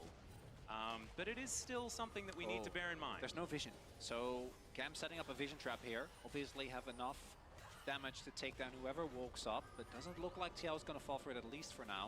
That's quite interesting in this game with, even though both teams have possible pick tools, both teams also have vision checking tools. With the Ashe, Hawkshot, Sẽ quay lên cánh ép Baron với đội như này à. Ép Baron hơi khó. Đâu có đợi rồng. Đã ép Baron được á. Mà không nên. Có phải rất lò lò cái tí nhỉ? Like, I think you want to fight right now. You are still very far ahead. Kiểu thua qua vừa rồi tự nhiên cảm thấy đối phương tiên thắng được cái chứ. Hết tiêu 3 đồ ấy. Hết có mình là Sojin rồi. Điều nếu mà đánh ghê thì không hết kiếm hợp lý. Điều mà đánh ghê thì cái E của nó nãy là cái V rồi á. Kiểu E đúng lúc Tham bị nhắc lên. Nhưng phải E qua tường á. E không qua tường thì nó không tăng được thêm tầm. Bạn E qua tường thì bạn sẽ tăng thêm tầm một xíu khiến nó out được khỏi cái tầm của Oriana. Nó nói hơi khó hiểu nhưng mà có lẽ những bạn đánh cái điều bạn sẽ hiểu. I want to see a frozen heart on the side of GAM, and I think that I will be seeing a frozen heart because those AD carries that you mentioned for scaling so nicely greatly inhibited by. Nói chung E bình thường thì không out, nói chung E để out của con Vin nó là một cái, out R của con Vin nó là một cái, nhưng mà E để out khỏi cái tầm VR kết hợp với Oriana R thì nó cũng là một cái, thì phải tận dụng được cái tường khiến cho cái tầm của E của Edry nó cao hơn rất là nhiều, thì gần như là chắc chắn là out tầm của cái Oriana này. Tục là Baron, má Baron mất rồi còn gì nữa. What the fuck? Baron mất rồi. Nhưng mà chắc chắn là Oin và Edil. Oin và Edil hay Oin và Apa. Thì vào vị trí rất là đẹp, kia vị trí đẹp, Oin vào chắc chắn là quy tốc biến, Oin vị trí của Apa, Apa trôn. Apa không tự là sao Apa. Apa tiên hại và thế thua luôn. Rồi, sống kiểu gì có điều này. Tao vào tốt vị trí kia tốc biến. Impact cũng không tốc biến luôn, Impact cũng không mua đồ luôn. Kể ra 3 đồ thì trời đánh, đâu 2 đồ rưỡi. Nhưng mà này thì macro nó hơi lỏ khiến Baron đối phương Baron được ấy. Nhưng mà với việc là GAM tận dụng thời gian đối phương Baron để chọn vị trí rất là đẹp từ hai tường đấu sĩ của họ, đó là Vi cũng như đó là Jack á. Nên là vị trí của Telegraph pha đấy cần bỏ, tại vì vị trí của họ lỏ hết rồi. Đời này cái vị trí đấy của con Vi với con Jack thì con Chitana có đây mai chơi á, nên là phải chạy á. Nói chung Ngắp Baron ở Tham Minh hiện tại có lẽ sẽ gặp vấn đề một xíu. Còn Baron từ vị trí của Maokai, họ có thể đánh Aram để có thể tiến hành cho con rồng. Nhưng mà cảm thấy đội hình của họ ra sông chắc chắn là trừ rồi. Ra sông thì đơn giản là mấy con đấu sĩ của mình hát xì cái là chết hết rồi. Hai mô đánh ác dữ rồi. Kiểu lên đồ đam nó rất là dễ mắc lỗi. Nhưng mà có lẽ do đấu sĩ của mình đánh hay quá nên là khó mắc lỗi. Cái game Oriana phải tự chơi. Thằng này Epa đúng trồn, ăn Baron chạy để có Baron mấy thứ là về rồi. Xong rồi tele lại gì đó, hoặc là tele ra mid để lấy trụ mid trong khi Tham Minh đối phương ăn này. Cái này Impact cũng rất là trồn, tốc biến thì không tốc biến. Xong rồi R cũng không bung R.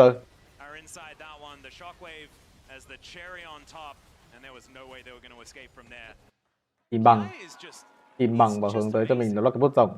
Hướng tới cho mình là cái mong vuốt. Đó, tỷ lệ quýt rồi. 10 giây nữa rồng ra. Thế trận đang là có cho team Liquid, họ có quay lính đường dưới, họ có quay lính đường giữa tại vì họ có mình bồ Baron, nhưng mà Amti không ra Baron để có thể búp bồ Baron ở đây. Chắc chắn là trôn.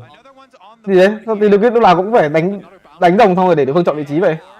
Bắt buộc phải tấn công rồng, tiếp tục là chọn vị trí tốt, vị trí của Levi, chất tướng đấu sĩ đang phát huy hiệu quả của mình. Một con đấu sĩ đứng như thế này nhưng mà đồng đội chưa vào vị trí tốt, gây áp lực quá lớn thì vị trí của Levi đối phương không bắn được. Ở vị trí Levi thì nói nhiều lần rồi, đối phương chơi game thì mình chơi game. Đấy, đối phương nó không được chơi game đâu. Con này đi với con Chitana này sao chơi game đấy? Đứng ở cái vị trí đấy thôi. Nó đấu sĩ cứ đứng ở vị trí đấy á. Xong rồi đối phương mà dám lao vào gọi là gây đam thì mình ok mình ra chơi. Đối phương bắt buộc phải gọi là bị áp lực đấy. Đối phương có chơi game ở đâu?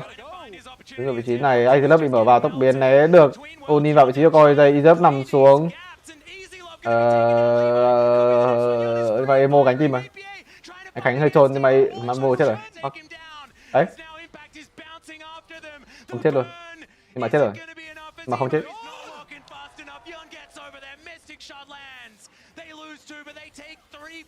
Quy lính bao giờ lỏ quá, không nghĩ đến bỏ. Ra đánh cũng được á. Mà xử lý nó hơi lỏ. Bên phía đối phương Impact với cả coi dân mở vào vị trí Izep ác á.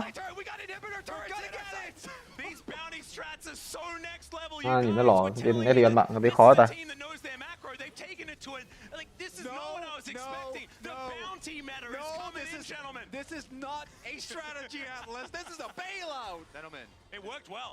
Rồng, hai cái trụ quá nhiều bounty trong hàng vừa rồi cho team Liquid. Cái này sống nghĩ Cái vấn đề là ở vị trí của AC cũng như Vi này, ở cánh dưới.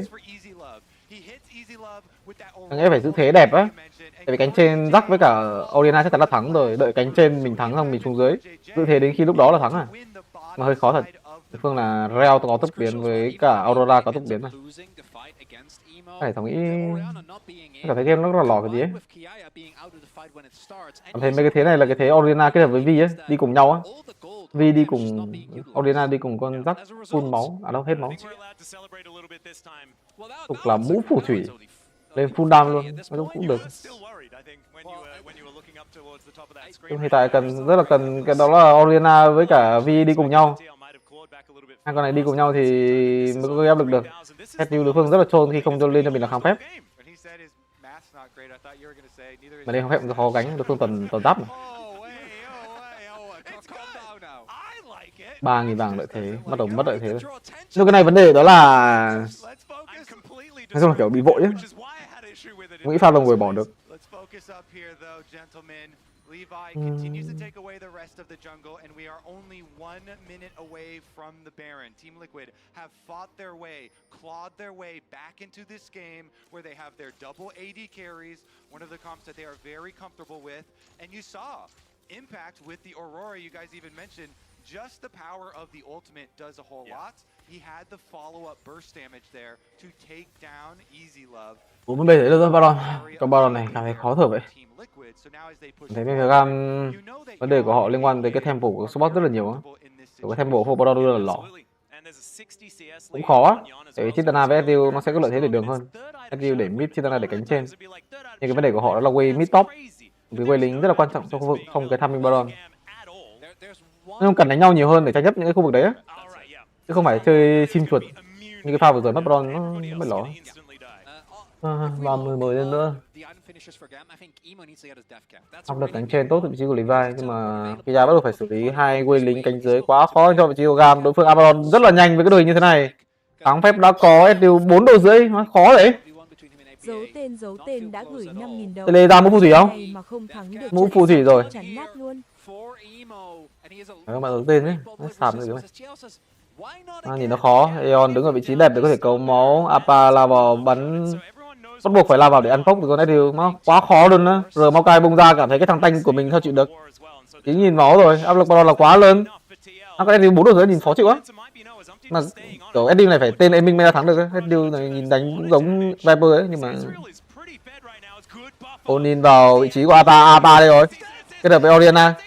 Nhưng mà Izelab mai chơi game. Izelab nhìn Izelab khổ rồi. Tính với cái mảnh chai sắp chết mà. Nào sao, không chết. Rồi Leon. Rồi, để mid end game này. A3 bị RA xe xong rồi Oriana rồi với VR chết.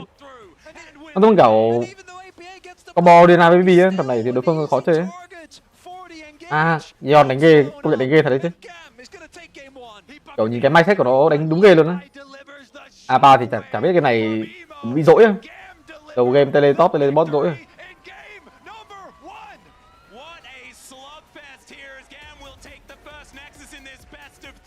Rắc đổi đường. GAM đánh cái con rắc đổi đường này coi như là kiểu ai cũng phải học hỏi. Rắc đổi đường rất là mạnh nhưng mà kiểu phải đánh kiểu tham á, chứ mọi người đánh kiểu đổi đường default nó hơi hiền. Vì cái thế đấy nếu mà con Maokai không băng trụ á thì anh Khánh nói chung là kiểu rắc chết, xong rồi đối phương băng trụ lần 2 thì con Vi L3 sẽ tới. Rắc có chết lần nữa thì cảm thấy rừng vẫn ao à? Không phải là vấn đề.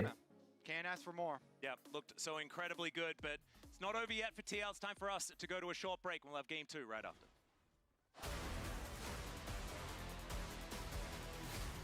Không có Vi thì đánh gì á? Không có Vi Phòng nghĩ sẽ là đánh Ari Graphet chẳng hạn, Ari Vivigo, Ari Lee Sin.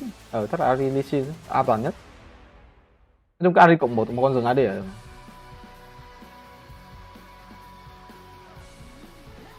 Nên đối phương là SU nên là một con rừng AD nào đó có thể counter SU. Chỉ có một con Vi là hợp lý, mà không có Vi Phòng nghĩ. Nói chung là chất tướng nó có vấn đề ấy. Nói chung là kiểu GAM cũng nhìn ra rồi á, Phòng nghĩ thế. Đơn giản là pick ở phase 1 là được cái slot Bram đấy không cần thiết. Tại vì nhiều slot đấy pick được nhiều con lắm. Bram đấy nhiều con đúng không Bram? Không cần thiết ưu tiên cho cái B5 như kiểu đấy.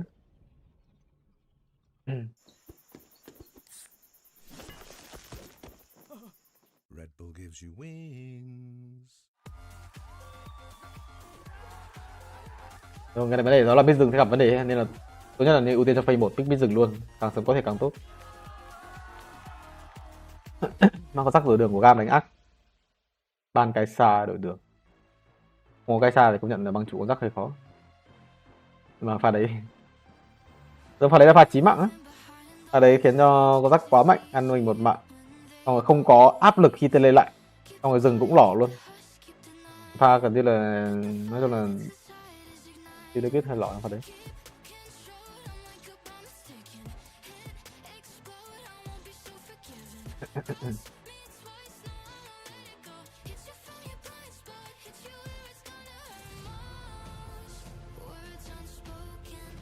Hôm nào cầm Chitana kia vừa rồi cũng thế thôi á. Giờ hơi có Chitana đâu có sợ CCV với CC Ace, CC Oriana đâu. Ý là những cái CC của bên GAM không quá khó chịu để có thể counter Chitana á.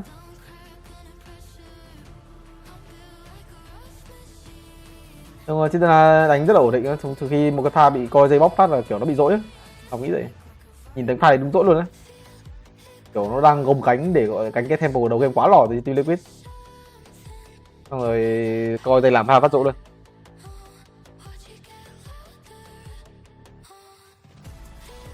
Nhưng mà GAM đánh hay.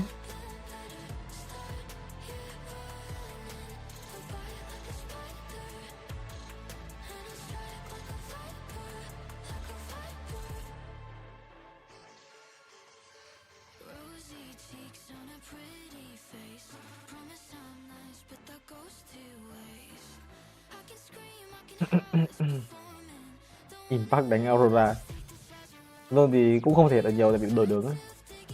Khác về đường của GAM đấy thì có lẽ là ai cũng sẽ phải khỏi nhưng mà tính rắc á.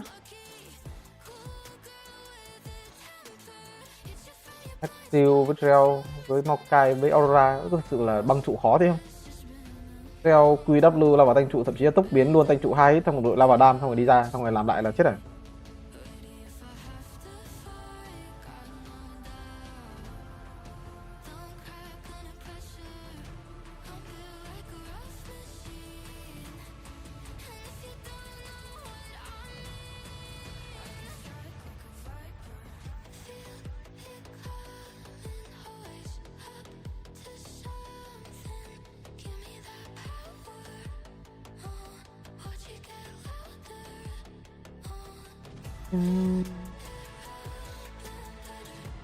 Mà 10 rưỡi rồi á, mà đánh trận xứ 2 trận nữa, hoặc là kiểu nhiều nhất là 2 trận nữa.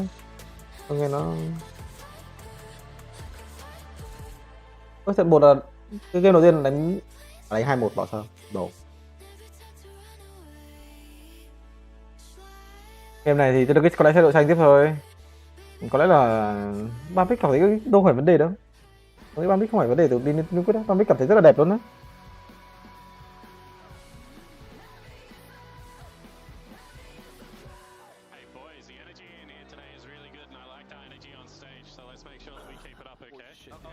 Ok.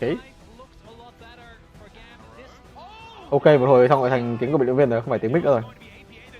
Toàn tiếng bị đánh này.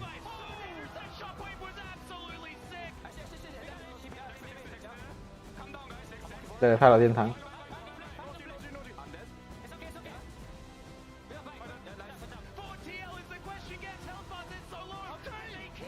Mọi Zeon đánh ác nhỉ? Zeon kiểu cái thế em minh ấy. Thế mình đánh đúng vào cái thế đấy là làm thấy nó mạnh á. Bởi nhiều pha nó cánh lắm á.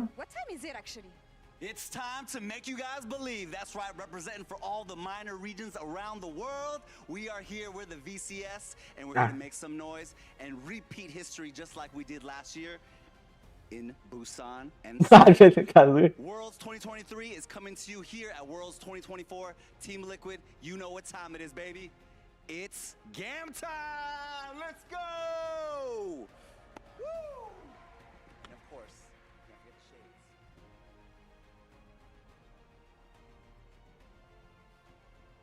How can you not love him? I know you don't love him right now. I love him. I don't love the fact that we just got our asses beat, but I do love him. The man has aura. Wow. What can I say? Oh, unbelievable aura. Yeah. You know, and so does his top laner. We got to talk about Kiaya. We always talk about Kiaya. We always talk about Levi.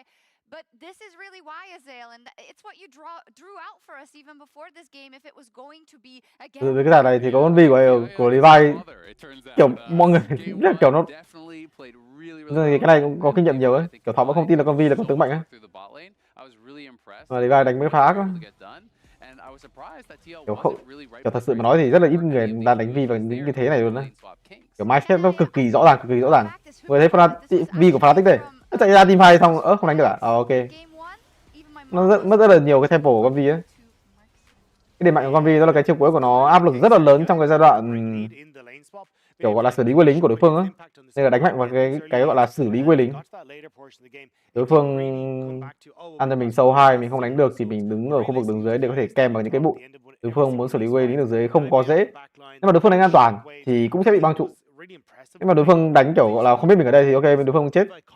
Cái đấy giết, nói chung là kiểu pha nào cũng như thế. Pha sâu 1 và sâu 2 đánh đúng ngắc luôn. And I was just so impressed with how much confidence they were playing with, right? Like it's really nice to see, Levi's going for Q flashes constantly. They're playing towards their win conditions. They're diving deep and going really, really aggressive. And it was just awesome to see them playing at that level. Yeah, it is impressive, but it is not unprecedented for GAM. I feel like when they do get a lead, they don't stop, and I was afraid that they were going to lose it in the mid game because we even saw it a little bit. But you talked about Levi and his mechanics. Well, he's been showing them off also in this Hyper X reflex replay. I believe this is the one down in the bot lane where then of course the Orianna ball comes and hangs out. It was beautiful. It was absolutely sick to see. The setup here was really nice because cái này Elio hơi trồn, cái tempo hơi lỏ. Rồi đến tốc biến.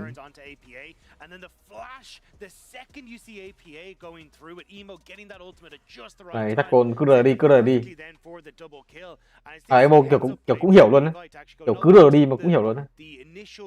Chunk of damage onto APA to set up for both of these quick deaths. I mean, how often do you see a top jungle both out DPS their mid lane and their AD carry? Like, they were getting so much work done in this game. It was ridiculous, the amount of pressure they put on.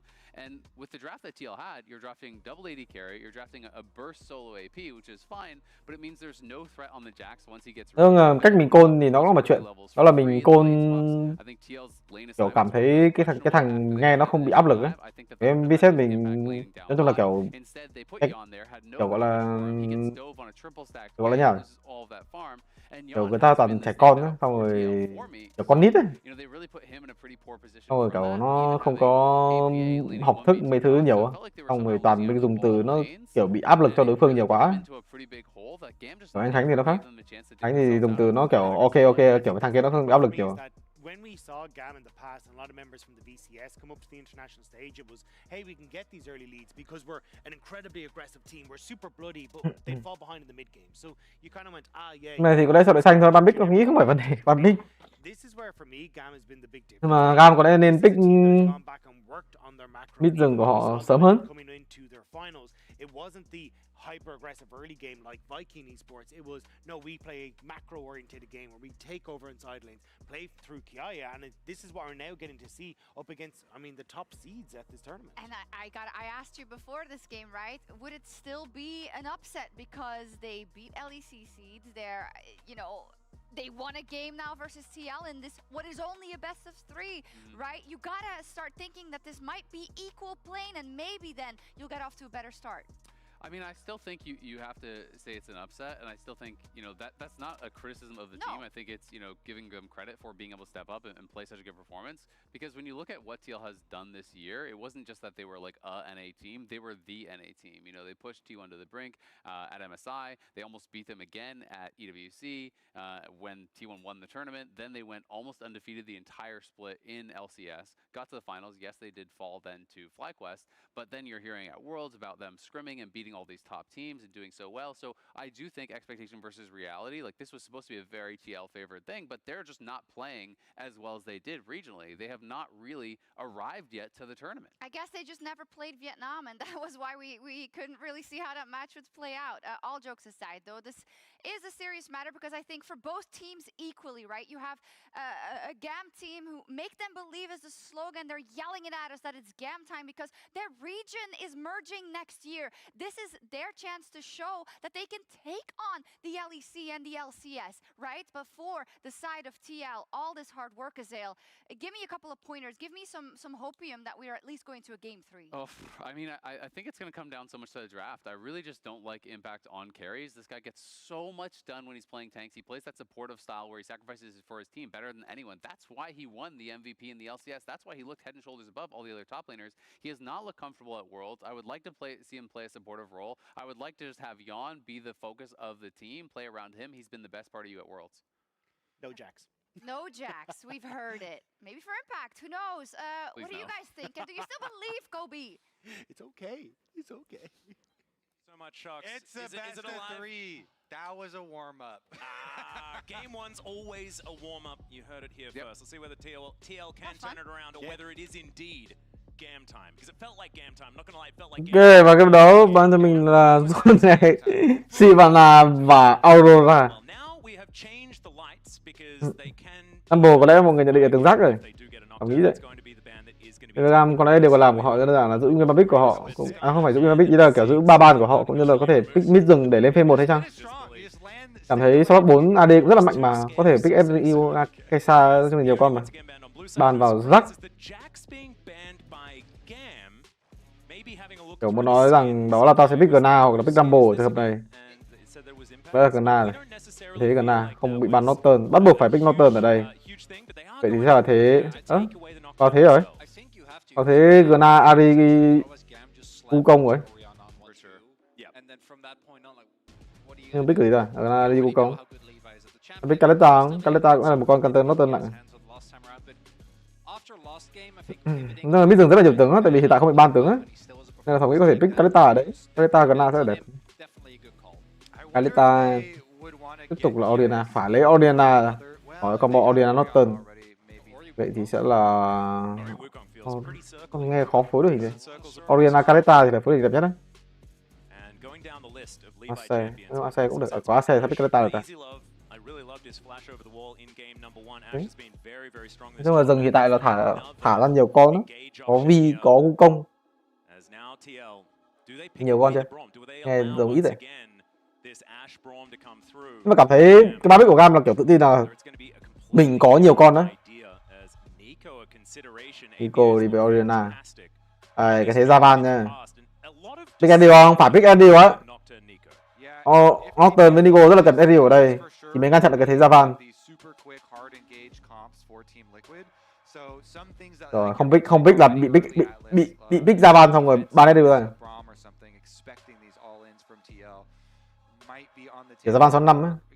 Thì thường pick Javan 3-4 không ai pick cái đấy. Nghe được thôi, hình quá đẹp rồi. Tin tưởng là sao? Cái xa đi ba xe là sao?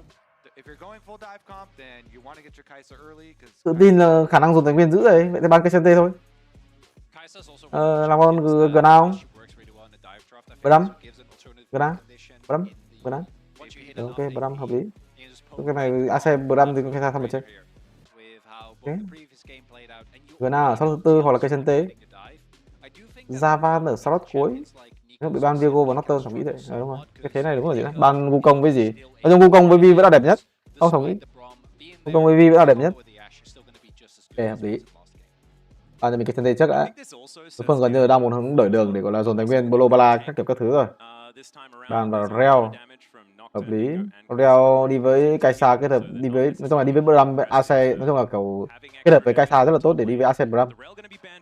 Hoặc cả ban có lẽ là con cây chân tê. Cái thật gần như rất là cần con cây chân tê ở đây rồi. Thật ra thì ban cây chân tê liên quan tới việc bạn pick top trước hay là không biết là mình pick dừng trước hay pick top trước á. Tôi nghĩ là pick top trước chứ đúng không?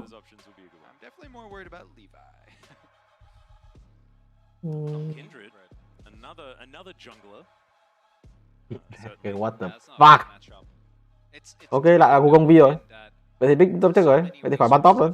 Top mình pick sau mà ban trước chi? Ban vào support. Cảm thấy ban pick cái này rất là nhanh nên là cảm thấy cũng là pick từ trước đấy. Cảm thấy top cứ pick sau thôi. Rồi Impact sống kiểu gì? Impact pick con gì? Impact chỉ có thể pick cái sân tê. Không có vào thế gần này.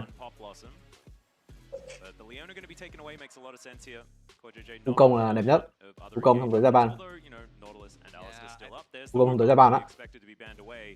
Sao không ban tóc big tóc chứ? Cái thế ra ban à? Cái thế là kiểu make sure là mình sẽ đánh ra ban. Đấy. Nhưng mà Gana luôn là một con blind pick được. Nhất là trong kèo Kia Impact. Nhưng kèo này pick được con Gana phải thắng mẹ rồi. Đội hình nó phối dễ quá, kiểu slot của ấy BB đánh có diện thắng. Không phải thế thắng mà kiểu vào thế thắng á. Này. Cái này chỉ có cây CT thôi, cây CT kết hợp với có bạt không? Có cái bạt không?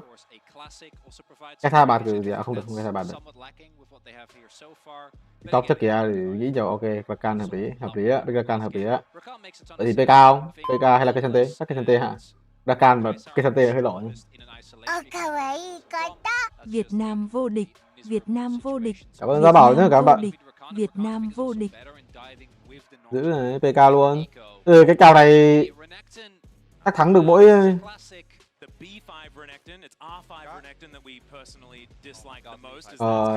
thế ra ban khó rồi, nhưng không có thế ra ban hay sao á. Vi cũng hơi lỏ. Thảo nghĩ con tướng nào? Đi xin, thế đi xin à? Khó rồi, Rixai. Vi ok. Vi thôi, Thảo nghĩ Vi ổn lắm rồi nữa. Thế sao toàn có Vi ở đây chơi vậy? Dễ vậy? Quá đẹp luôn á. Cái thế kia gánh hết rồi. I was really thinking that we might have gotten on. I don't know about this one. We'll see. I mean, GAM with the way that they played in game number 1 and being able to get. Nói là cái Kante này rất là khó, phải là một con đấu sĩ á. Cá sấu có lẽ là lựa chọn ổn, nếu mà tốt hơn thì có thể là Camille hay chăng. Nhưng mà Impact thì trong kèo này kiểu người ta pick Gana là chẳng biết đánh cái gì thắng được luôn đấy. Cái kèo Gana cá sấu là chẳng biết thắng được gì luôn. Lại thắng. Nhưng mà đội hình này cũng là một ban pick ổn từ vị trí của team Liquid. Mà cái đấu này GAM chắc chắn sẽ không đổi đường mà đi đường bình thường.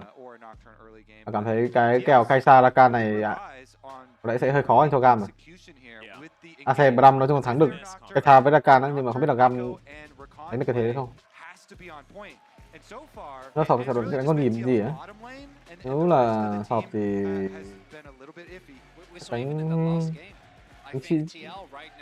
đánh xin dao á. Không biết đánh Vi đâu. Không biết đánh Vi đâu mà đánh. Ông Vi là cũng ok á. Nhưng mà đánh xin dao chắc rồi.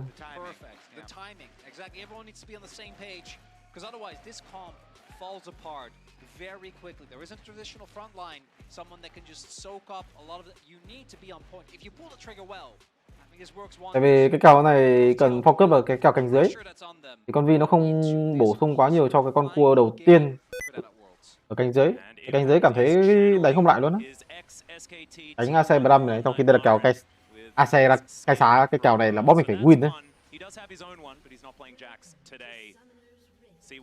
Nó hơi khó win. Bây giờ nó đây là kèo khó thì Emo nhà game vừa rồi là bị đổi đường nên là không có đi đường nữa. Kiểu A3 tiên đi một hồi bị mất luôn.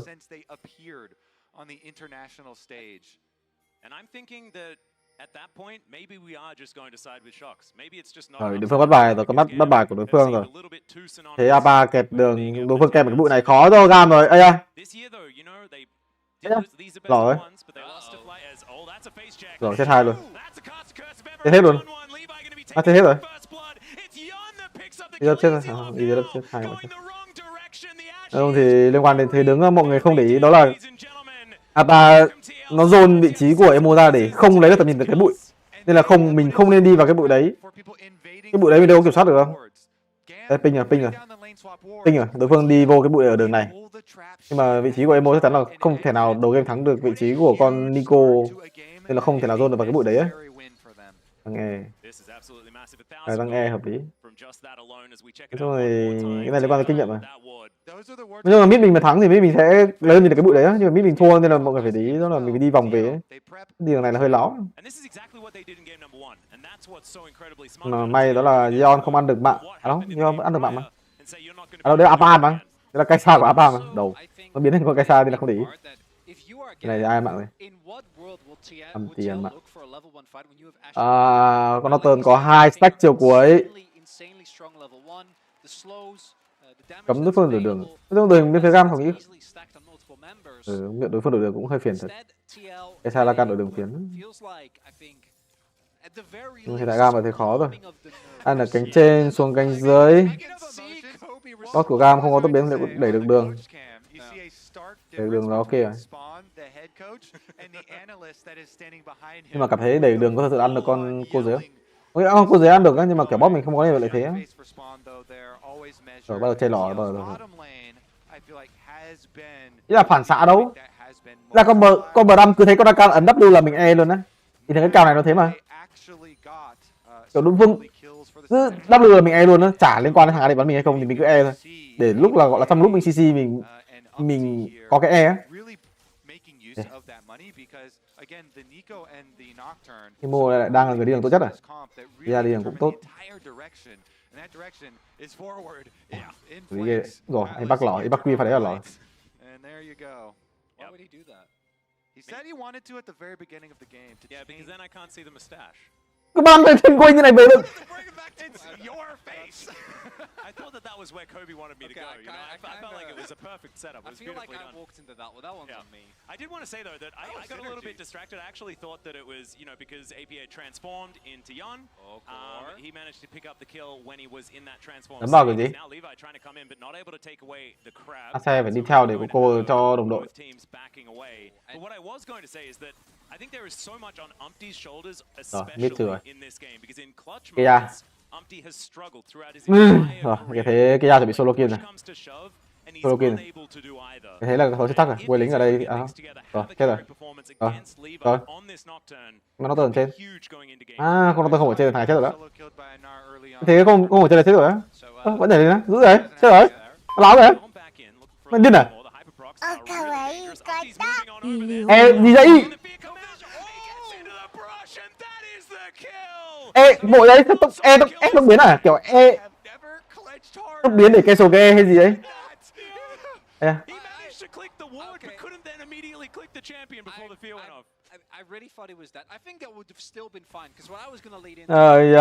Bắc đi đường đúng rõ luôn, cũng người cứu luôn. Kia pha rồi cứu Bắc đấy.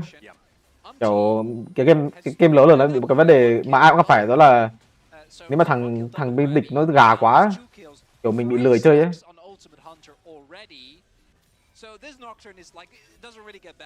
Cái vấn đề mà HLE gặp phải khi đối đầu với La Quest ấy, ai cũng bị cái đấy à?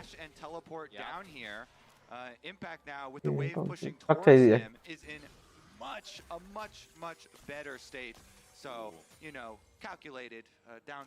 Kiểu cái game nó thế chứ không phải lỡ thế, game nào cũng thế à? Và cái thế của GAM mình như là hơi cúc rồi đó. Ủa. Thế Impact đi đường ổn. Mid trừ, boss trừ. Rừng cũng trừ nốt rồi. Đó pha này quay khó nhưng mà level 6 đấu. Dùng nước à? Đó, cái thế đội hình này thi đường thua mai thắng. Nói chung là đội hình này team fight đánh đầu game rất là khó thắng. Đầu game mục tiêu con này không có thắng được. Đi đường còn thua nữa thì thật sự là mai thắng.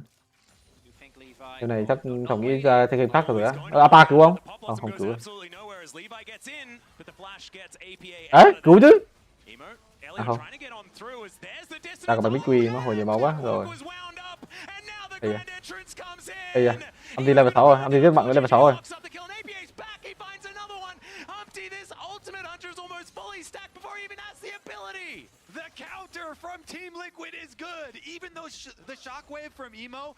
Nó làm big cái xa Rakan đi với AC vào đâm luôn. Không ngờ nó còn thắng luôn.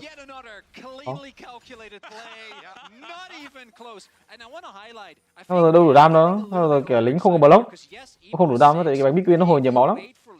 Máu càng ít hoặc càng nhiều.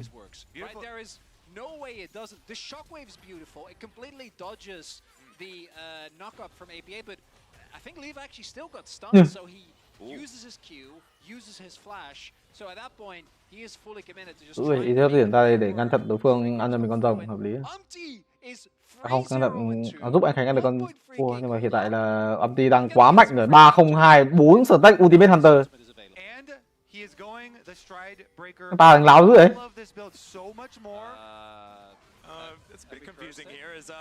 Đúng solo kill này.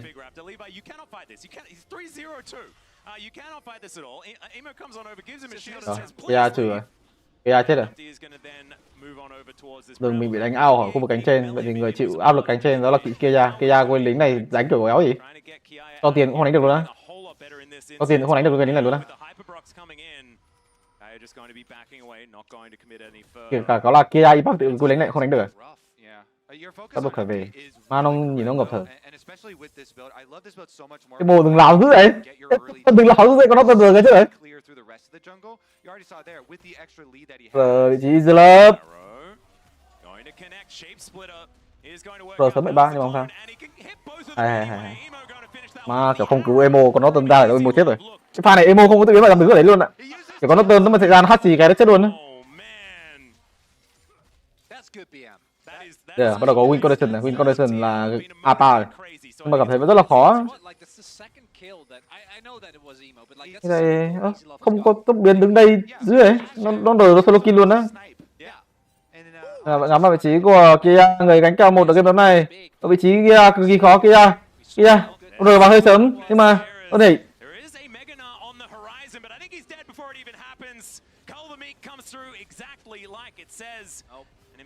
Kia trốn đó. Bình thường cái thế thì khó. Mai thắng rồi.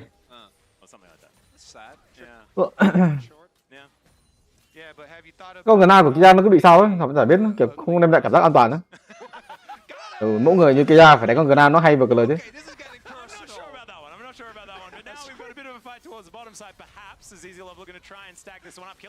Lời dữ chưa? Khó dữ, chơi khó lắm. Bản đối phương có level, có Daka có level chơi khó lắm. Gặp GAM có khi Perfect Daka thắng cái chứ. Nó tần đồ này sao đánh mọi người. 9 phút rưỡi focus vào cái tham mình, 9 phút rưỡi đó là Willing cánh dưới để có thể đổi đường quy tốc biến Onin vào vị trí của, nhưng mà coi dây đỡ thành công, thậm chí là mở lại luôn. Amty tới đây, Amty như bố của cái tối này vậy. Amty cả nhìn đồ cả what the fuck. Amty không chôn. Amty tại sao không chôn? Amty không rồi, nếu mà có tốc biến thẳng vào luôn được mà đánh vẫn rất là từ từ. Đúng là kiểu mình không có giáp hồi sinh ấy, mình phải đánh từ từ ấy. Kiểu mình đang ở trạng thái đó là 1-2. Một game nữa là mình cút thôi. Cái sau là tốc biến được á, tốc biến làm chậm là cả cái game này cút rồi. Tại vì AC mà đang không có tốc biến. Umiko Châu, Ilio Châu. Ra Frost nữa cả bạn. Sao? Cái này liên quan gì tới Elio? Cái game này liên quan tới Elio, what the fuck? No Ash Arrow, no Braum ultimate. They push the wave in, they just take their resources. And with this, even though the gold lanes on the other end of the map aren't that big a deal, GAM's most vital members have effectively been, at least for now, taken out of the game, right? Both are facing very substantial losses, and for GAM, it's going to have to be a really heavy lifting duty or a job from the rest of the team. Emo, Easy Love got to step. I know Easy Love has been trying with his Ash Arrows. That alone, I don't think it's going to be enough. Quite going to work. Hawkshot getting a lot of value here, spotting Core JJ and Umpty making their way towards these Void Grubs. 6 didn't mean a whole lot for TL in game number 1, but this could be a very different story with the snowball they have already rolling. Yeah, 100% agreed there because of the Nocturne also later for split pushing. Oh yeah. They have a lot of potential to pressure those side lanes. You've got a lead on your Renekton, a much better state. It's also so... Imagine being GAM and trying to push a side lane late game where you have to check. Em hai có đường lại win này không? Khó. Thế này thế mai win á. Impact này là cánh yếu, cây xa lên cánh trên bố sách trụ, 6 sâu bố sách trụ. Nghĩ là tele luôn cho chắc, phải sao tele để làm gì, nhưng mà không vấn đề gì cả. Cách về tele mà nên là không lỗ tempo ra lắm. Tại Abit vẫn được. Chứ cả 6 đồ này xong rồi cái áp lực được cho nó. Cánh trên thì chắc chắn là không chơi game được rồi, 6 sâu mà. Không có tốc biến, đầu. Gieo ra cho mình 50 cái hack trụ cũng như là xuất tàu rồi. And Team Liquid, they can even rotate over to catch mid lane too. So TL winning both sides of the map here. You push in bottom with APA, you push in top with Yon.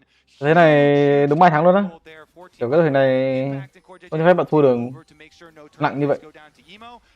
Top thua, rừng thua, mid thua, bot thua. Mid thì thua ít thế đấy. Pushing a full wave into the turret. Yeah, he's just. Well, KTG is going to be in a little bit of trouble here. Battle Dance gets him out, and he's fine. Just fine. À, xin lỗi, game này liên quan tới area á, cái pha level 2 hay lỏ ảnh hưởng tới con cua dưới. Con cua quan trọng game này tại vì hai rừng đều hướng xuống dưới. Nói chung là ai là con cua đấy, tổng nghĩ là đều là cũng là ăn là con cua trên này. The kill feed as well is a bit of a problem because it comes up with different champions getting kills. It's a very confusing thing, but we will try and stay on the board as best we can, and if we make mistakes, please laugh at us. We have already been very on topic, very focused. Yeah, we've talked about a lot of things that are dangerous to look at in this series and the previous series. Now, let's focus up. Impact here. Gonna get visual confirmation of Levi on the Raptors, but Em mùa TRC top 30 server Hàn mid lần bị tướng Elchem muốn GoPro phải làm sao hả? Em một trước top 30 server Hàn mid lên bị tướng Elchem muốn GoPro phải làm sao? Chúng cứ đăng ký đơn vào những đội tuyển như kiểu GAM shot, Viking gì đó. Xong rồi đợi người ta gọi là được. You know, outmatched in the gold at this time that they don't want to force that fight.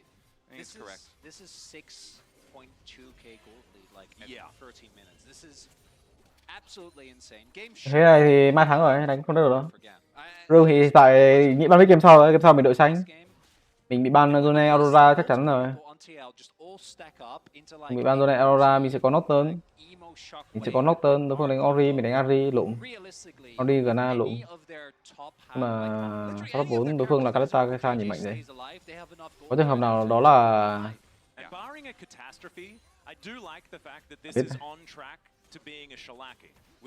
đấy, ba đội thành nó có khó đội đỏ, đấu hay như đội chọn đỏ tiếp hay sao ấy. Thế nhưng phải chọn đỏ tiếp ấy.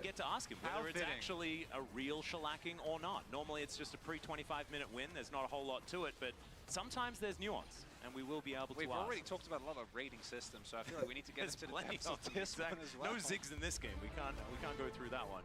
As let's have a look at our Mastercard lane economy snapshot, and the snapshot is TL winning by a lot in all of them. That's my breakdown. That is valid. Yeah. Not a lot of nuance on that snapshot. We're lacking a lot of nuance in this one. I can only imagine if you're GAM as well, that you're going to be obviously still looking for opportunities, but also going to be thinking about what we're going to do next game. Because this game really felt like with the way that the level 1 went. Giòn đấy ghê đấy, biết về cái thế lên trụ 2, bố cho mình trụ 2 luôn. Dữ rồi.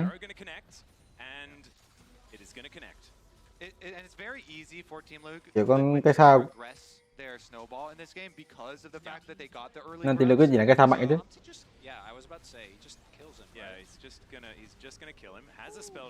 Đúng đầu hộp luôn.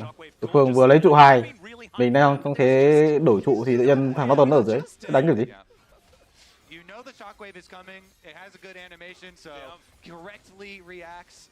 Thế đấy thì thằng nào cũng chết rồi. Hiện tại thì cái gọi là giai đoạn xử lý với lính gần như là không thể rồi, chả có lính nào chơi được cả. Cứ thế đối phương có người là chết rồi. Đấy, thế mình ở đây lao vào mình chả biết đánh cái gì đâu. Đấy, cái Tham bay vào chả biết chạy cái gì. Onin vào vị trí của Kaisa có cho mình thanh tẩy, có cho mình Rakan có cho mình là hộ vệ, chả biết sống được gì. Game này từ pha lé vờ một xong cảm giác vội R xử lý fail mấy pha sau luôn. Cảm ơn Ryan Frost nha. Mà gì on đánh ghê ác chứ. Do này như năm trước cũng cái ghê đúng không? Năm trước những thằng nào là AD bóc bị đánh ghê ấy. Mà gì on đánh đúng ghê luôn. It's a mirage. As we take a look, this is really, as you'd expect, STL, when you're this fed, any fight basically is a good fight, right? Masu là con giết đánh ghê Lucian gì đúng không? Chung là đánh cái thế đấy. Giòn thì đánh với con Edville với con Kaisa toàn đánh đúng thế của nó mà. Kiểu đánh đúng thế team fight của con tướng nó rất là khó. Kiểu bạn chả biết. Kiểu em mình đánh AD mới đánh AD nhưng mà đánh toàn sai thế mà. Mà game này là game dễ tại vì họ đi đường free quá nên là có thể tại vì game này dễ. Mà nhìn con Ezreal game vừa rồi nhìn đánh đúng game luôn. Chưa đủ cái cánh thôi. At the same time. I love those types, especially when you have a Kai'Sa that wants to ult face first into people. And get a massive shield, and I hear that resistance is pretty good when you get a massive shield. Thì em mình ấy, tự mà nói thì lần đầu tiên Sọc thấy con Kai'Sa 2 đầu rưỡi. Của cái Tham mình 2 đầu rưỡi luôn đấy. Kiểu đó con Ezreal chứ. Ezreal 2 đầu rưỡi nó là một cái con mạnh nhất game đấy. Nhất là khi mình sở hữu 2 rồng, đối phương phải chạy vào rồng để bị ăn phốc, tại vì không thì mình sẽ có 3 rồng. Tất nhiên là cái thế không có con tướng nào mạnh hơn ở cái thế đấy rồi.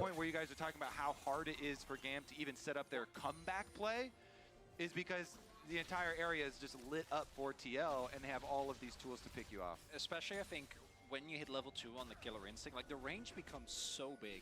Level 1, you still have to be very close, but you've just got 2 knockdowns. Tổn thương một chân môn. Cái này thì GAM muốn comeback thì có lẽ là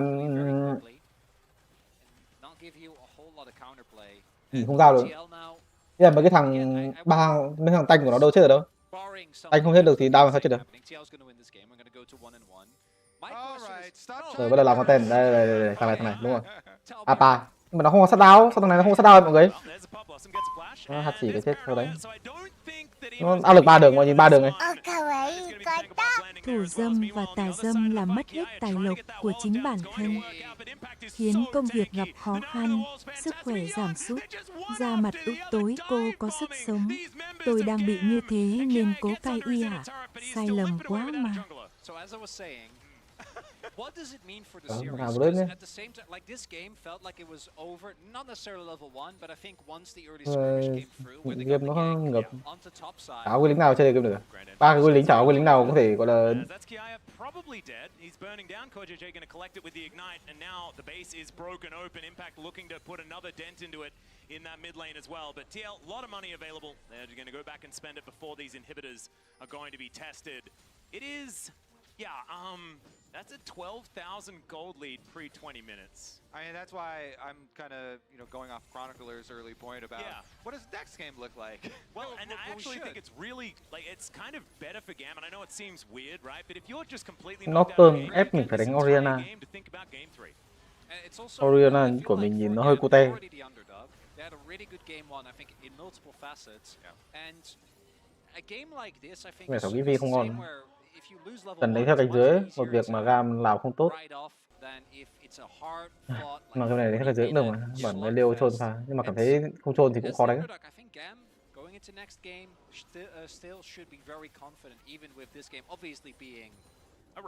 So your perspective is this game is such a big beatdown that it's like ripping off a band-aid quickly? Yeah, no, straight up. That's exactly You're what like, oh, we already lost that a while ago. Actually, no, but don't you think the players are in here like 15 minutes in? They're like already thinking about draft for the next game, already thinking about specifically the level 1 setup and checking their corners basically. If you are going to invade looking for lane swaps, as you said, TL have really focused on that aspect of the game. And it's side selection as well, they can move over to the blue side, then there's going to be a complete change up when it comes to these bans, and TL have utilized blue very well because they need to ban things like Aurora on blue and the Yone on blue, as KTG might be caught out here, but is able to just move back towards a plethora of vision and teammates that are moving in. đã gửi 10.000 đồng.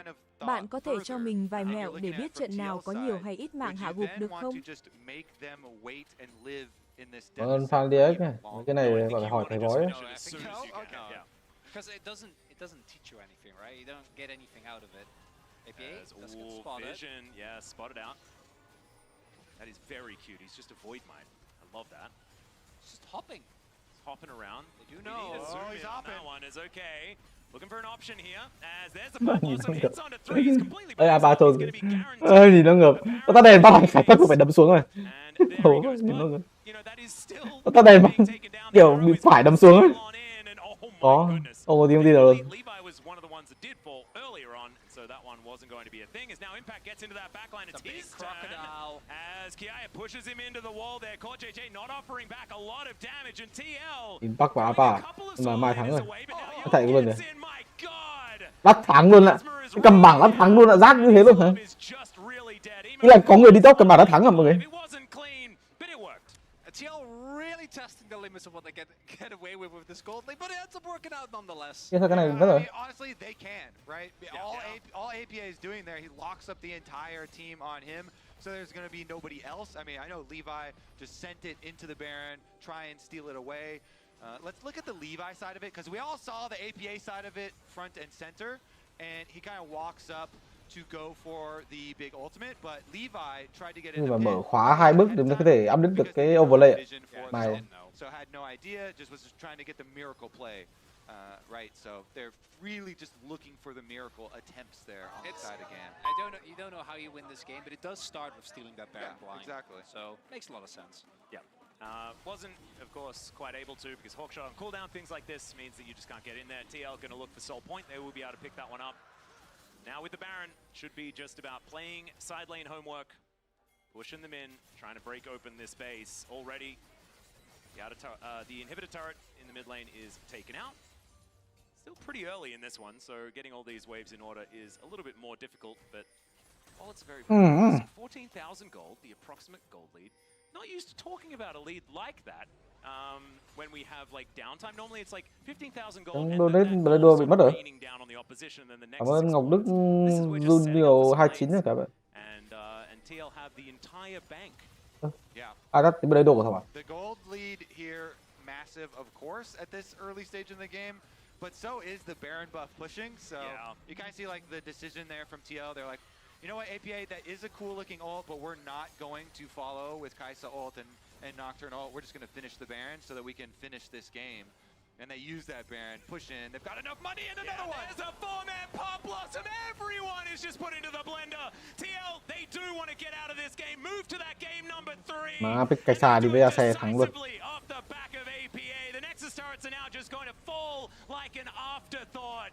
And with one of the largest gold leads I've ever seen, they will complete the shellacking at 24 minutes and 20 seconds into the game. We are going to 6 out of 6. Oh, you love to see it. For the final team to get to that 2-2 score, to see who gets another chance to make it. Hai mảng 2 Flash LV1, Ilio Q LV2, Kiaya LVL5, Emo Flash vụt Q ở mid.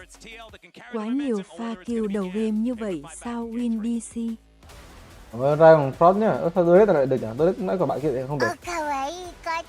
AF5 trang là xem được extension.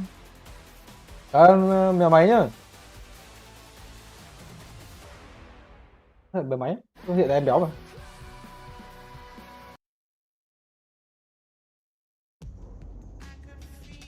Đâu có đó.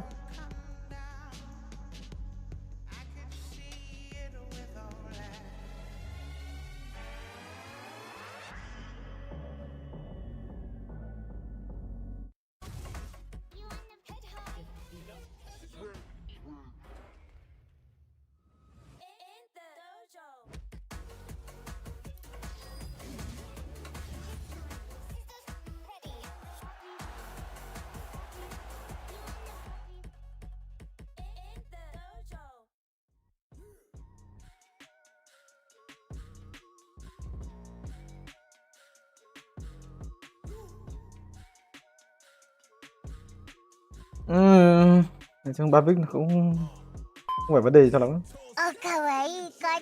Anh phân tích cho em pha vì FNC game 3 cướp DC Bazon 16 máu liệu có cơ hội win combat đó ca anh. Cướp Baron thì làm sao mà win combat được, win combat là win combat, cướp Baron là cướp Baron chứ. Cướp được thì chơi game được chứ. Bây giờ cướp Baron nó đâu có gọi là mình cướp Baron phát là mình thắng luôn combat nữa.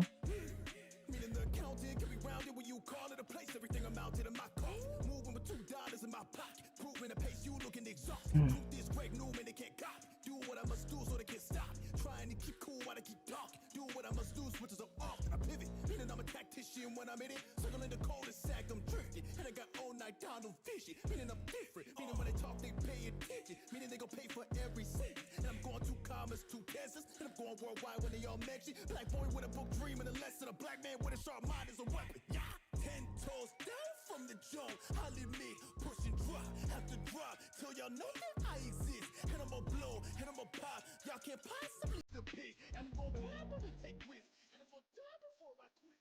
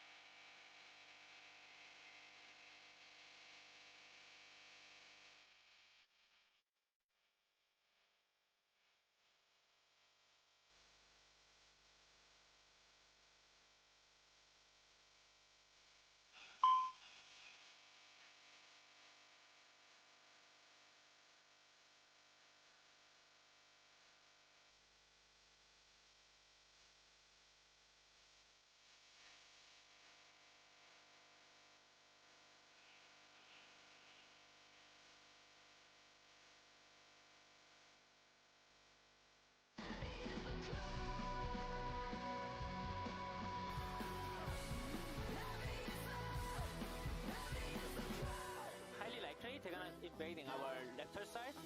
I think keep hiding. Okay, patient. Looking. Bye. Tưởng nói tiếng Hàn.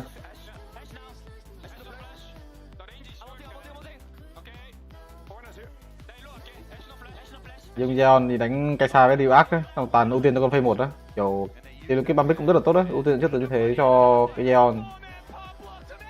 Xong rồi impact với Apa chơi gì chơi. Chả liên quan, cứ Zeon xanh thì game đúng dễ, anti nữa. Anti thì luôn bắt đầu đánh tanh. Hồng ấy cấm Nocturne được không? Chứ thế Orina này cute quá. Bạn ra on Frost nhé, hiện tại là mình thua nên mình đội xanh nên mình không phải cấm Nocturne mà mình có thể pick Nocturne nhé.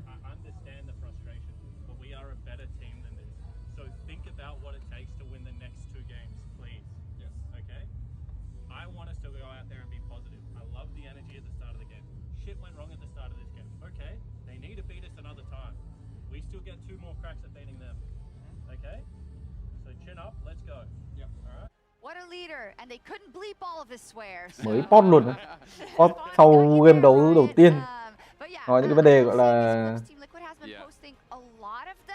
từ cái tiếng Việt thì nó là kiểu kệ mẹ nó và mình có hai game để làm. Họ có thể nói cho chả biết. Rất là kiểu mấy cái từ tiếng Anh nó rất là khó dịch sát nghĩa. À, có gì ra tiếng Việt đó.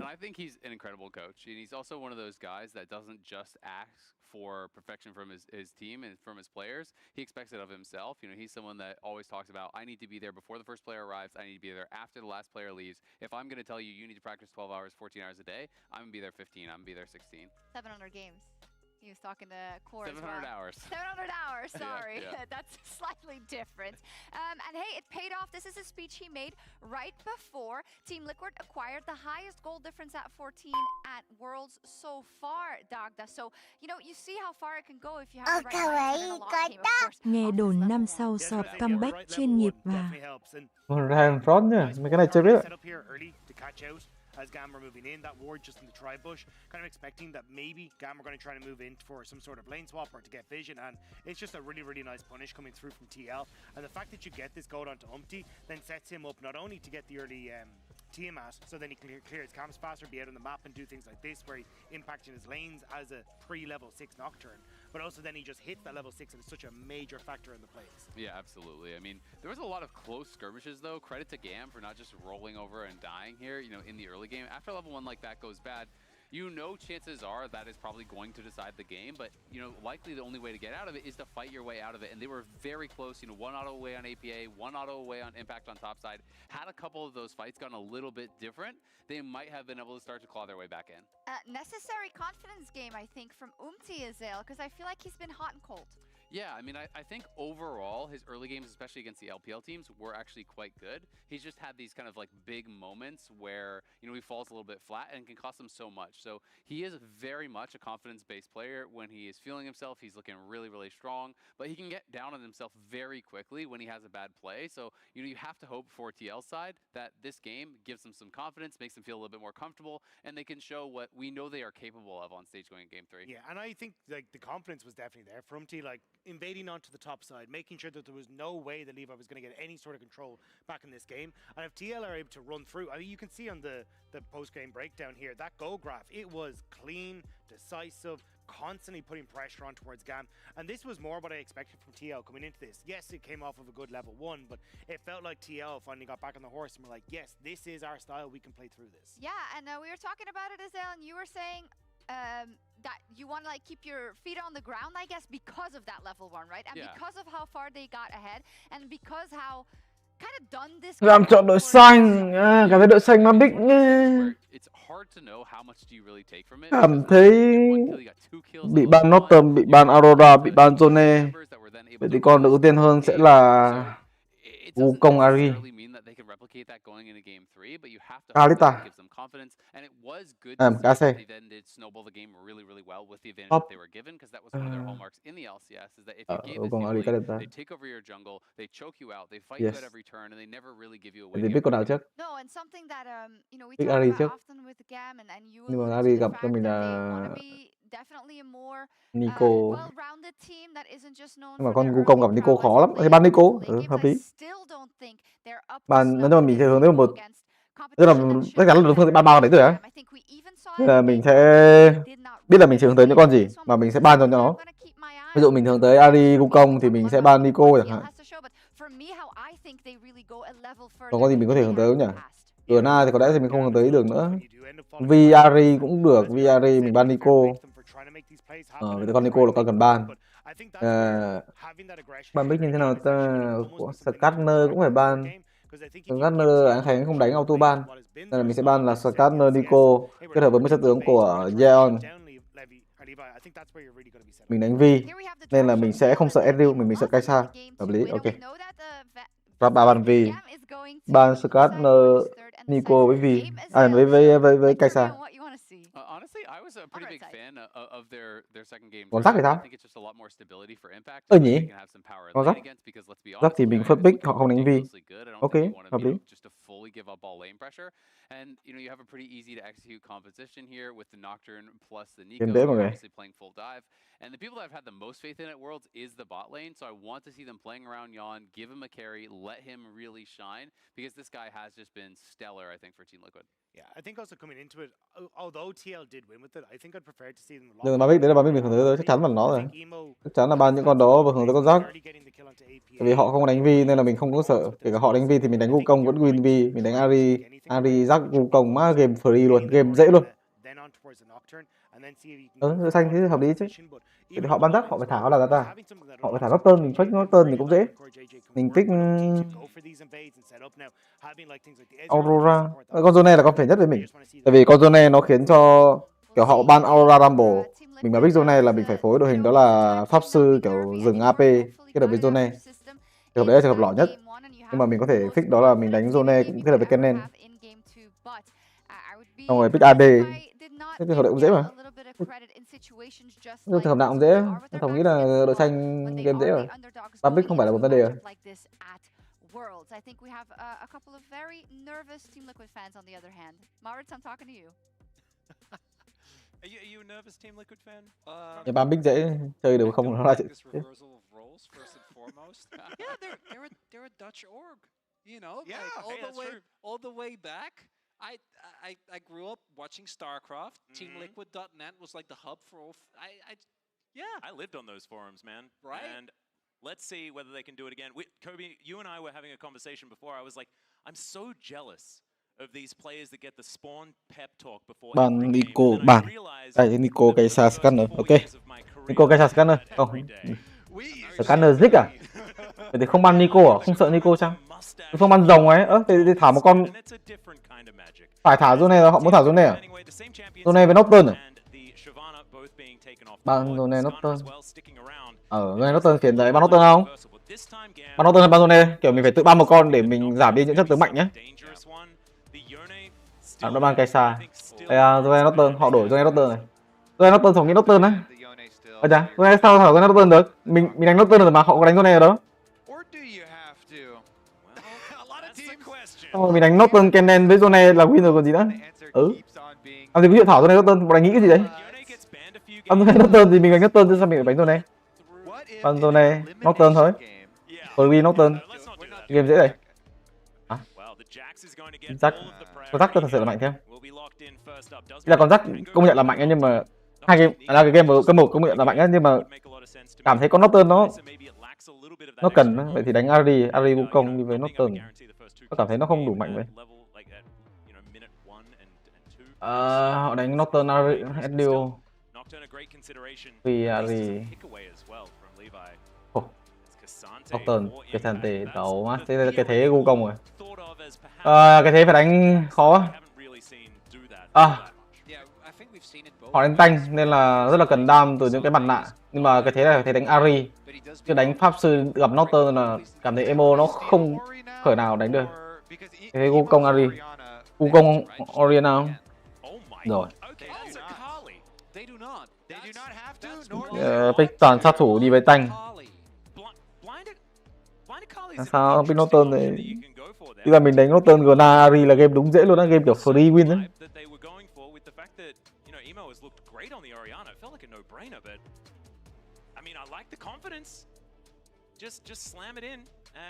Nghĩ là ban hướng tới đội hình như này không ban Nico luôn.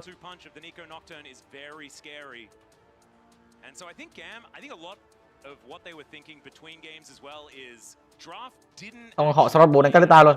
Giờ mình bị áp lực, vừa áp lực con Ezreal vừa áp lực con Caleta, đánh kiểu gì? Họ ban Poppy à? Họ chả biết đâu. Họ ban Poppy ngăn đổi đường. Nhưng mà nhìn về thành viên GAM thì cảm thấy rất là tự tin. Nhưng mà nhìn con pick này thì SofM nghĩ là GAM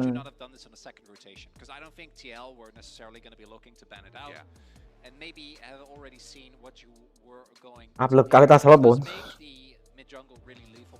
Level 6 when you have all that burst and CC and setup available. Especially because, you know, APA already is coming off a good Nico game and wants to play a large AoE. If you're going to draft all melee, mà Poppy ông cảm thấy GAM chỉ có thể trích lò được đường ấy. Thôi ban hướng tới Ezreal cũng được. Mi Fortune hướng tới Ezreal. Hoặc là hướng tới Rakan Rel.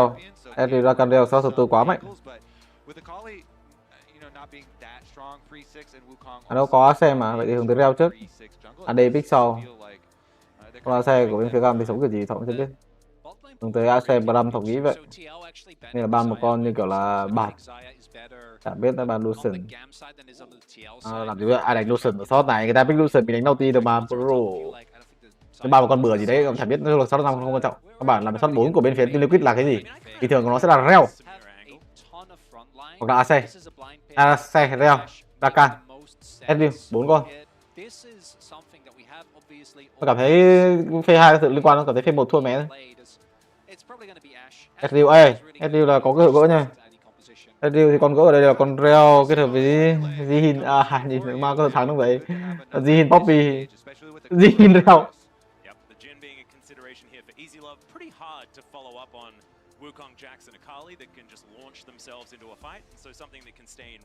Bà rớt không? Bà rớt tam ken không? Tam ken không? Tam ken cộng 1 không? Nhưng mà mai đánh khó. Game này cái thế nó khó quá. Jin Rakan không? Cảm thấy chỉ có thể có Rakan mới giúp Dọc thắng được game này thôi. Cảm thấy chỉ có con Rakan mới thắng được game này thôi. Nhưng mà con RakanกับPoppy chẳng biết đánh kiểu gì. Nên là tại sao không bán Poppy để pick Rakan ở slot này? Kiểu slot này mình sẽ hướng tới là Rel hoặc là Rakan. Nên là nên bán Poppy. Rakan thì là đội hình phù hợp nhất, nhưng mà đối phương có Poppy pick Rakan kiểu đéo gì. Xong rồi pick Poppy đi với Ezreal để gọi là Onin đổi đường luôn. Maokai không?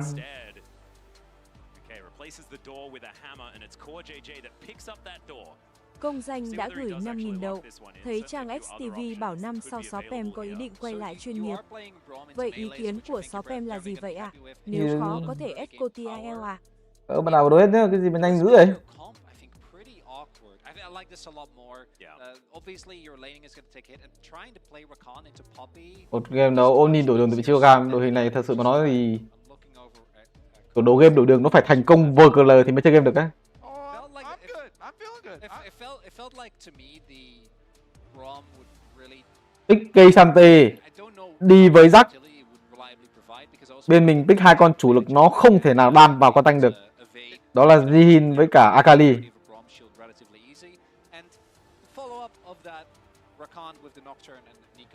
I mean, it's truly philosophical because do you want to add more tools to your không ban Poppy để pick Rakan. Which I actually do feel very comfortable with. Cảm thấy nếu mà có Rakan ban Poppy thì vẫn có cơ hội thắng.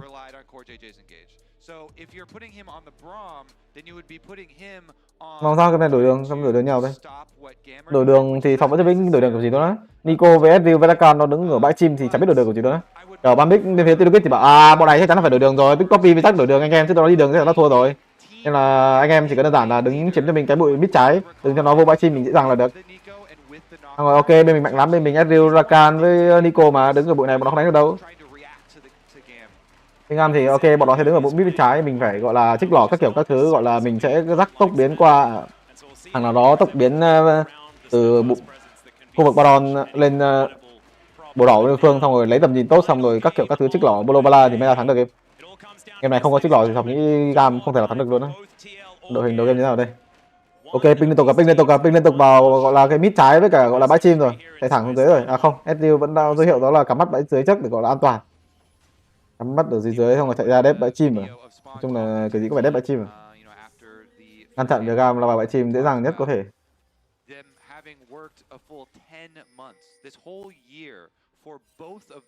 Hợp cái team kia lỏ. Tức là ban pick đội hình này là quá hợp với những cái ID mà bên phía team Liquid sở hữu. Nó có thể lỏ khi là Impact đánh cho mình Aurora, Apa đánh Titanite thì đó, chứ cái đội hình này làm sao mà lỏ được. Rồi la vào lấy tầm nhìn Poppy này thì đổi đường cái gì nữa, không thể nào có thể đổi đường được. Poppy bắt buộc phải back về, nhưng mà đối phương chắc chắn là sẽ dấn thêm vào. Poppy phát hiện ra chạy ở bãi golem không đổi đường được, đi đường bình thường. Cái phía team Liquid chỉ đơn giản an toàn thôi, đánh theo cánh của co dây cũng như là Yeon. Mid rừng quá mạnh, bot quá mạnh, Impact đánh càng yếu, cái thế này không biết thua kiểu gì. Vô chết S thì nó hết đam rồi SofM. Cảm ơn bạn nào biết nhé. Cô công của anh Khánh ăn được cánh trên, tự tin rằng mình chắc là con cua dưới. Nó vậy đó mà kêu trâu sọp không chịu. Cảm ơn Ryan Frost nhé. Sao? Nhìn mấy cái này đâu phải lỗi đâu, cái này bình thường đó. Rồi, quy chợt luôn, đầu. Especially for the Vietnamese player base. I mean, Vietnam has a giant player base, hugely passionate. So always great to see them find some success. Đẩy đường bot thì sao? Thế đối phương không muốn đẩy đường, SG không muốn quy quá nhiều, nó quy bắt đầu được bung ra. Emo trong kèo này thì Emo chắc chắn là không nên làm cái con cua nữa rồi. Bot phải gánh con cua này. Thì ban pick này mới chơi được. Để đối phương ăn con cua dưới gần như là game con cua dưới đang được quan trọng nhất của game đấu này. Tại vì Levi ăn xuống dưới anti thì cũng vậy. Con cua dưới ở đây Elio với W, ok endgame. Xong rồi. Thấy game này cúc rồi, đánh cái gì nữa? Ý là cái con Poppy này đi đường với hai kia thôi đánh được, đi đường với ST với Rakan đánh kiểu gì?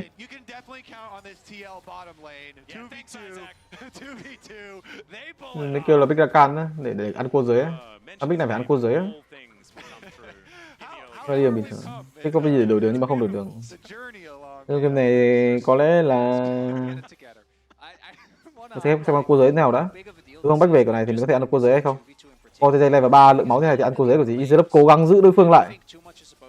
W quy trật hết từ vị trí của Yeon, trồn. Về chi vậy? Izlop còn có tí máu à? Về chi vậy? Về chi vậy? Kia ý thì trồn, bắn thêm phát nữa là lỏ luôn cái quay luôn đó. Bắt được cần cắm lỏ quy vào lính để đẩy đường 308 cần đẩy quay này. Đối phương chắc chắn là ha mày muốn đẩy. Nhìn cái thế gì đây? Nghĩ kèo thua là bình thường. Bot kèo PK thì GAM thua là bình thường. Dừng mình xuống dưới nhưng mà bot thua. Bot thua bot tự chơi. Dừng mình back về lên top.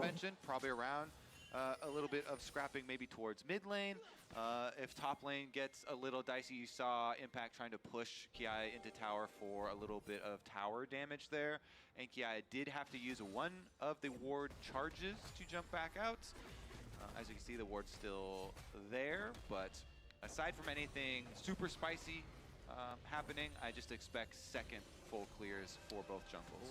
Do note, Levi did go back. Umti did not. So Umti is just going straight into his second full clear. Levi now going to do the crab and then go into that. Whereas Umti, I mean, especially Raptors as a Nocturne, you cheat very, very quickly. Exactly, and you start on those Raptors so you can get that earlier second respawn. Mid lane, though, a little bit of a visit from Levi on the Wukong, hovering around there. But because Emo was chunked out too heavily, is he just dead? Oh, the blooming burst, and APA is still able to get it even after the flash. Nice stuff there. I mean, the auto already in the air, so the flash does not save Emo. Emo down, flash down, APA finds his kill. That's colossal, right? And Akali still has a lot of safety. I don't think this is as bad as when it is something like the Orianna that we had in previous games. But it does mean that even offensively, Emo is going to have a lot less space to play with.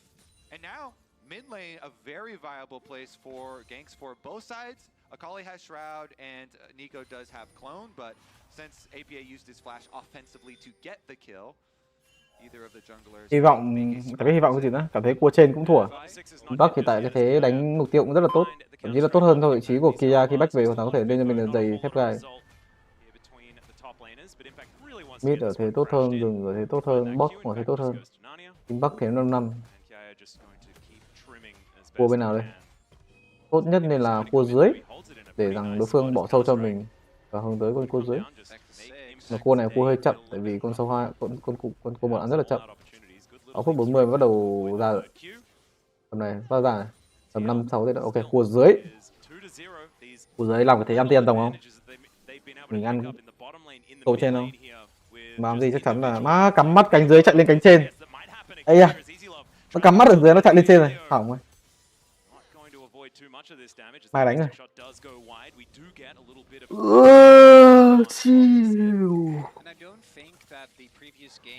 Trời ơi, Apa đánh gì vậy?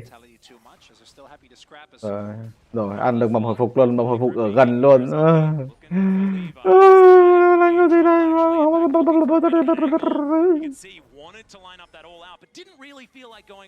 Mà bị đánh đi phải cái giữ đấy không ăn cua mà đứng ở bụi để kem để lấy máu tiếp. Copy di chuyển sang, Rakan cũng chuyển sang. Rakan level 5 có rể thủy ngân. Đau á. Tên lê ra xong quay lính cực kỳ to, ăn kiểu gì đấy? Anh Khánh mở mục tiêu chả hiểu vì sao, tất cả để hồi máu. Đánh hồi đứng ở đây bắt bộ xanh luôn á. Anti ăn xong 2 con này là level 6 rồi. Xong rồi cái thế anti level 6 xong rồi kêu coi dây lava bổ xanh đừng cho anh Khánh ăn bổ xanh. Rồi. Con này là level 6 luôn rồi chứ. 6 đấy. Còn nữa chơi 6 anti chôn. Anti cần 6. Anti cầu máu tốt, quý tốt. Emo có Nico mà Nico đánh kiểu gì Onin vào Emo. Ô hay. Apa chôn nói. Apa chôn nhưng mà anh Khánh chết. Mình sắp biến được, mình chạy được. Mình bị thiêu đốt. Ôi dây chết. Apa đúng chôn luôn á. Cái đỡ con Nico đánh phải giữ tới chết luôn á. Gàm đánh ác. Kiểu pha như thế bắt buộc phải đánh á, không đánh là thua chắc à? Không đánh chắc chắn là thua. Đường pha này là anti sẽ gánh nhưng mà anti bị ở vòng giữa 2 mid cho mình là con cóc. Con cóc không, nhưng mà ăn được con cóc thì có lẽ là hiện tại anti level 6 rồi. Ok. Giao tranh không hiểu vì sao thắng luôn á. Đừng nói pha này quá khó để thắng. Kia bỏ hết được lính luôn, bỏ hẳn hết lính luôn. Đánh thua đó là end game á. Pha này thì Apa hơi chôn. Hiểu rồi, cái này làm gì tốt đấy. Có bị áp lực gì đâu. Sợ đối phương làm gì có nào áp lực đó.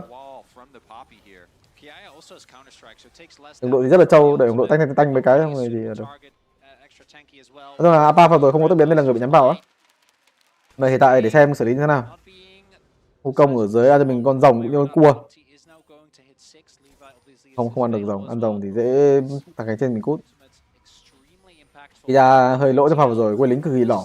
Impact giữ được tele luôn. Impact giữ được tele. Edu để bot đổi đường endgame. Thấy hiện tại Kia thật sự đi được vậy. Cái thế là đi được kiểu gì? Cái thế lính như thế này xong rồi đối phương có tele đi được kiểu gì? Nocturne level 6. Đừng lên Nocturne. Khỏi lên, thế này lên gì? Mọc rắc khuôn máu mà. Nocturne xuống tới ăn rồng hợp lý. Anh Khánh đang có một động thái đó là ôn nhìn cánh dưới sao? GAM bắt đầu vội. Bắt buộc phải làm một cái gì đó cái thế như này.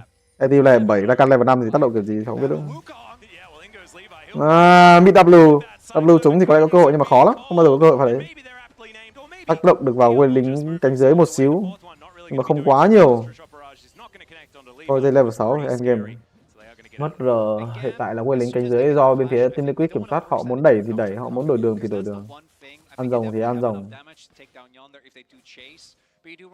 Kia xử lý cánh trên thế nào rồi, quên lính vẫn ở đấy, vẫn là thế khó cho Kia. Nhưng mà trao đổi là lời nhá, chả hiểu sao con cây chân tê ở quê lính như thế mà có thể trao đổi thua con rắc được. Quê lính như thế này, trao đổi thua luôn. Ríu.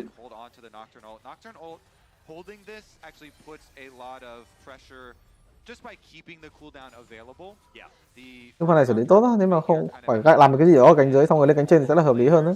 Chứ mình chỉ thẳng lên cánh trên rất là dễ đồng đội bị cánh dưới rất là áp lực. Ý đã back về được, không có vấn đề quá nhiều. Khi tiếp xuống cánh dưới, Team Liquid sẽ đẩy cho mình là cái lính khu vực đường dưới. Hả? Công ty làm gì vậy? Công ty là sao? À đây đứng trước về back, đứng trước mắt mình back về mà mình cũng phải làm những cái pha như thế. Không sao, Jeon đẩy đường back về rồi đường các thứ bolo bala. Kia ở cánh trên tele Impact. Impact thực sự là cái cặp này lính như thế đánh thua không? Still completely even in farm, obviously. Didn't have his ultimate yet in that first fight, which is why, even with the nice clone play, we didn't see him too much of an impact. Maybe this could be in a little bit of trouble. Mai thắng. Edu xuống đường dưới, sâu chắc chắn là free thì cần gì lên trên. Rakan lên đây backup, game nó ngập. A3 cùng R vào nốt không có cho mình là and this is why we liked seeing the Rakan locked in. This combo is beautiful, and CKTG on a killing spree. Well, CKTG also kind of deserves some because he's the one who found the target there and stayed right next to him to lock him up. Chain. He did his work, but come on, Kobe. He's taking his price. Okay, that's our team captain right there. Ideally, of course, want a little bit more gold on the damage characters, but you still get an ultimate hunter stack. It's fine.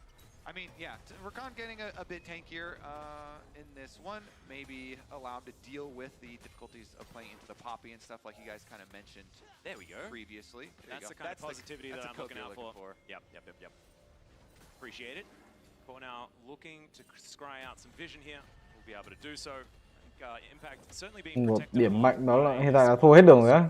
Nhưng mà hiện tại là cái thế tempo sâu bên phía GAM có lẽ sẽ là tốt hơn khi có 2 tele hay chăng. A3 không có tele, Impact không có tele. Liệu có là một cái gì đó. Mà việc là Edu với Rakan đang quá xanh ở thời điểm hiện tại, gần như là bố cái bản đồ này. Tôi cảm thấy quá khó để đánh. Anh Khánh back về chắc chắn là không đủ đồ rồi. Bán giày lên để lên một đồ không? Bán giày để lên đồ không? Cái thấy bán giày lên đồ. Đây rồi, bán giày lên đồ. À không, không còn bán à? Rất giàu ấy. Tầm bay tiền à? Nocturne cũng một đồ. Team 3 quan trọng rất cái đấu này rồi. Rồi GAM bắt buộc phải đánh. Đánh cái gì Thọ vẫn chưa biết. Quá khó để đánh. Kante, Nocturne với Nico. Cái gì là cả đấu mà là vào con nào đấy? Là vào con nào mọi người? Chỉ học cách đánh team 2 ấy. Là vào con nào?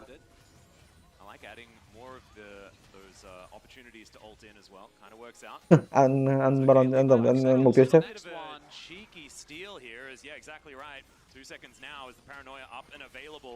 Impact moving in. That is going to be no grubs picked up for GAM, but TL going to have to start Bỏ. all over again. And it looks like GAM are just going to get out of there. I don't think they want to try and fight for this one. No mid control. And APA, in fact, is really going to drill that fact home. Just gets a flash out. Doesn't invest anything on his part. Yeah, GAM definitely can't fight. I think correct call here. Just try and get something, you know, maybe minion wave into the tower on bottom side. Emo at least is trying in that effort. TL already recognized it though, and they sent Yon down there. So Yon, or excuse me, APA on the Nico, again trolled by the minimap, but able to go collect that wave pretty quickly for himself, while Yon himself actually completes the Trinity Force here to catch up with everybody else having their first items. This is a lot of plates for a K'Sante. You don't see that a whole lot of the time, as they're just kind of moving around, trying to get that counter-strike out. They will get it, but they're not going to look for any sort of dive, not a massive amount of damage. Look at the vision that's available here for TL. Like, Core and Impact can play that way because the entirety of that top side of the map is just completely... there we go. I can use this technology, guys. It's beautiful. Completely. I love that. Great circle. Best circle I've actually seen all day. Yeah. Can you not? I mean, it looked a little bit more like an oval, but that's fine. That's what we needed for that top side of the map. Because of that, they can just push to their heart's content. Do a great job and keep the pressure up, because even though this game isn't anywhere as snowbally as Game này win sao sọp, cho xin kịch bản với.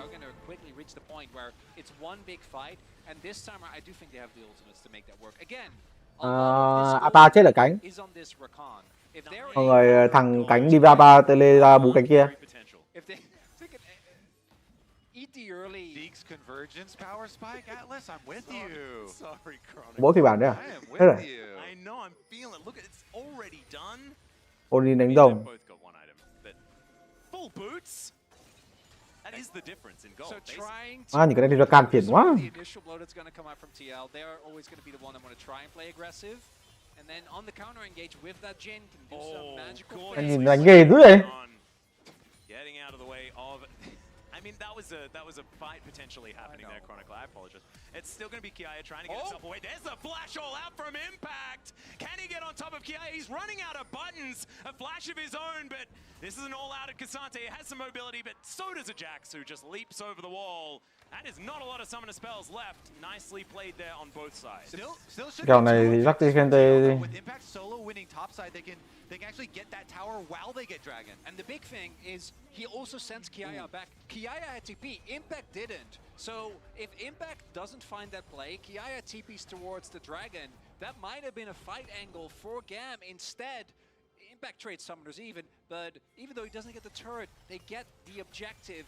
And Mountain, either of these teams can't afford to give it up, right? Like looking at the sub, Jin trying to play Jin a does not Kali. do damage if they get more than, like, 2. Nhìn con rắc rồi nghĩ đến vụ first pick con rắc mà buồn. Ra đồng tốt nhé. Yeah, remember no flash up and available. In goes Umpty. They look for it. That is going to be the keeper's verdict, but it does absolutely nothing. And now you've got Kiaya stunned up, charmed up, and destroyed. Elio could be the next one on the chopping block, as it's the tanky members of TL that are up here, and now the damage is arriving. Elio, I think he's just dead. The fear does go off, and APA, he collects his. TL just going from strength to strength. Oh, and not only do they take out one of the best performing members of GAM, Kiaya goes down. Oh, okay, that's a Cyclone, but the Pop Blossom is there. Picks up 2, but he dies. Immediately afterwards, now Yon going to get back here once again. The curtains are being called now. And GAM, they could have found a turnaround.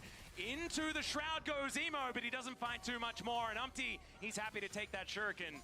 And TL will back away. They do lose APA though. That's a little bit of a saving grace, because as I was about to say, like, they TP'd Emo in as well. Like, they lose Kiaya, they lose the fight. If then Emo's TP is also wasted, it's really rough. So at least getting a little bit of kill, a little bit of gold, getting the kill on APA, that's something. I still don't think it's enough to bring GAM back into this game. They need more, and they're looking. Bit dangerous, but the mobility of both Rakan and Ezreal means that they can afford to stand this far up. And Easy Love starting to struggle here against the Trinity Force on Yon. We know that this 2-item spike is coming very, very soon. This Ezreal is going to be extremely scary. And I have to say, this looks like drilled gameplay in this game from TL. I think in game number 1 it was a little bit more fast and loose, but this Hỏi là sau game này bốc thăm không mọi người, hay là ngày mai bốc thăm? sure that they have a game plan. There's an idea in mind in every move that they make. And the idea in mind here is kill them underneath this turret. In goes Umpty, finds another paranoia. They focus down the turret to make sure Không này bốc thăm. that doesn't kill Yon, but now leave Giờ thì GAM cái gì đấy, giờ sao BG của Sofm gặp ai ấy.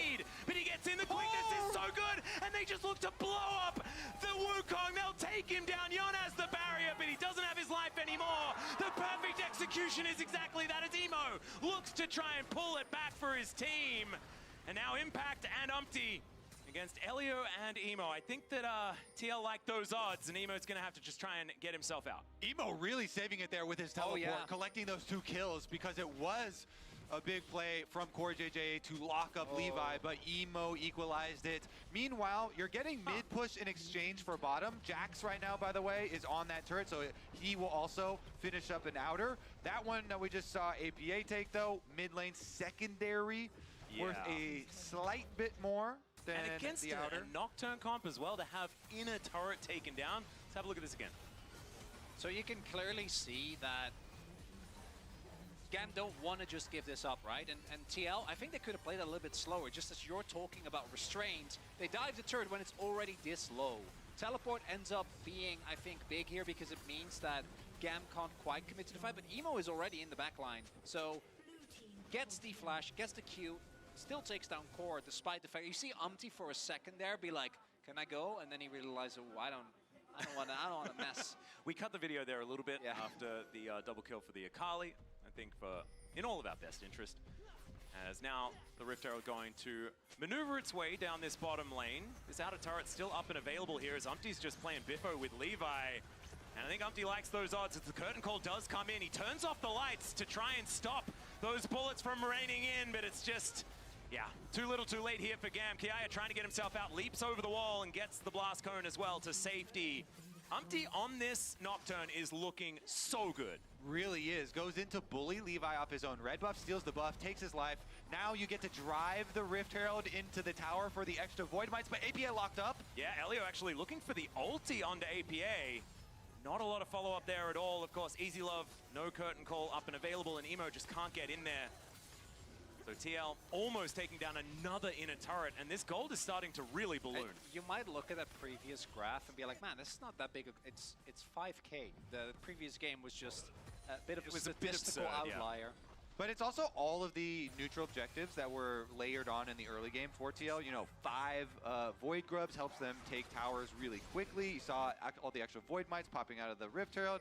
And then the ability to stack these dragons here. They should just head over to a Mountain Drake. But Umpty right now actually making his way through the top side of the river, making sure that they don't give away any like sneak plays to GAM while they go for that dragon. Want to make sure that you have some vision around your Baron. I don't know, I feel like so much of this game is similar to game number 1. Will come down to Levi and Kiaya what they can find in some of these team fights, but otherwise I'm just not seeing as many of the comeback mechanics for GAM in this game. TL, I feel like they have just a lot of the answers available, and that is going to be the first Mountain Drake and Mountain Soul Point going over to TL in this game. We spoke already about how the fact that Mountain Soul really can be a win more button for a lot of teams. And in this composition, certainly will work out that way for TL. I don't know how relevant it's going to be though. This game is looking really difficult anyway as Kiaya, he's got a target on his back. He was so good in game 1 and they're looking to try and shut him down once again. And there's the bullet we call Umpty diving in on top. He's fleeing while he's trying to get that counter-strike down, and it's not going to work. The auto is in the air as it was earlier on, and APA secures the kill. And now with the Jax dead, it could be Baron time for TL. Really good from TL here. Another side lane pick. Now turning their sights to force GAM into their own hands here. It's going to have to be some face check. Yeah, there is also multiple TP wards here. Emo just finishes his Shadow Flame. He's going to try and look to turn this around. There is the TP. Jin trying to get as much damage as possible. Levi looking for a steal as well. Team Liquid làm gì vậy? Ấy? Team Liquid làm gì vậy?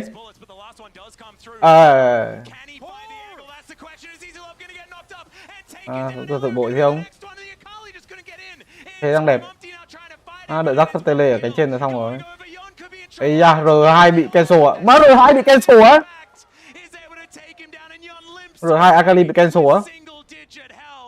TL, they win the fight, but GAM got so close. Crucially though, GAM denies the Baron at least for now. Elio escapes with just a little bit of health, but Emo getting onto the backline there, absolutely huge, but disengage from core. Yon escapes with even less, like 15 Đây có mắt này. HP or something as Impact tried to just peel for him. Đợi rắc tầm mấy giây nó lên xuống dưới là end game rồi, làm mình ăn ballon rồi chứ, comeback rồi.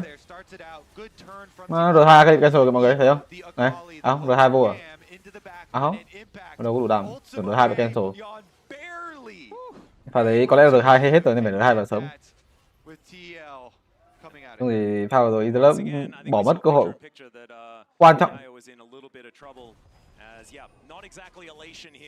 Đó, chắc chắn là không có cơ hội thứ hai. Pretty much a wash. You can see no difference as far as the gold is concerned. Having a look at the damage in the team fight, APA and Yon doing their jobs absolutely. But Emo, a real hero. We're starting to see why this Akali was picked up, and he's got some ground to cover. Oh, Shroud's down. This is somewhat dangerous, but he's not going to push up any further. Yon and Core JJ just going to collect the wave. That is going to be that. In the bottom lane, we do have both Umpty and APA down there. So not going to be seeing another Baron attempt just yet, as Impact possibly set up on a flank angle, and you can see Umpty, he can attack anyone that is down here. That's the issue. If you don't know where Nocturne is, you cannot look for a side lane collapse. Have a fun fact for you. Yon had literally 1 HP. Oh, he just actually won. Actually won, going back to look. Literally That is why you limit test, by the way, so that you can get to your exact limit. He found it. It's perfect. It's beautiful. I've played League with you, Atlas. Atlas is still looking okay. He didn't say Atlas. You're not allowed to say anything mean to me again. Sao có mắt rồi mà Edlop di chuyển ngộ vậy, mặt miếu. Nó bravo hết nhá. Tâm thì cái áp lực nó lớn nên là mấy cái tình huống đấy trong cũng khó nó. Thế đây thấy đẹp quá, các tele sau, Akali sau. Đối phương Amaron trôn nữa, nhưng mà hiện tại thì đối phương Nocturne Rakan mình mất 2 trụ mid. Đối phương ra cũng kiểu hát xì cái chết.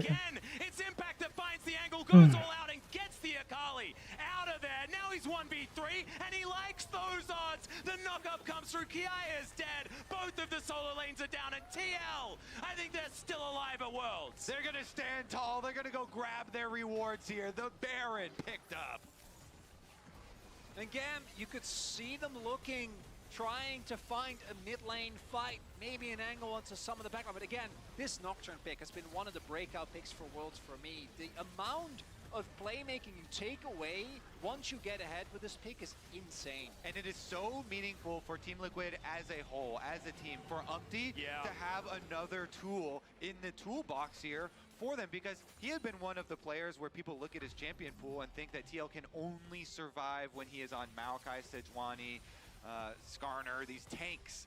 But the Nocturne has been massive. Once again, he pulls the trigger with APA. It's the duo engage. And even though Poppy ultimate does go off, APA has already hit the ultimate before he goes flying. Yeah, I think we want to call that a Poppy Blossom, because honestly, it worked really well for APA.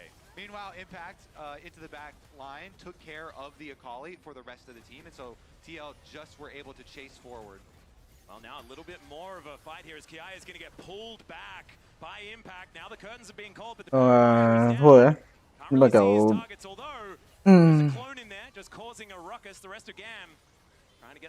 kiểu nó cũng tiếc á.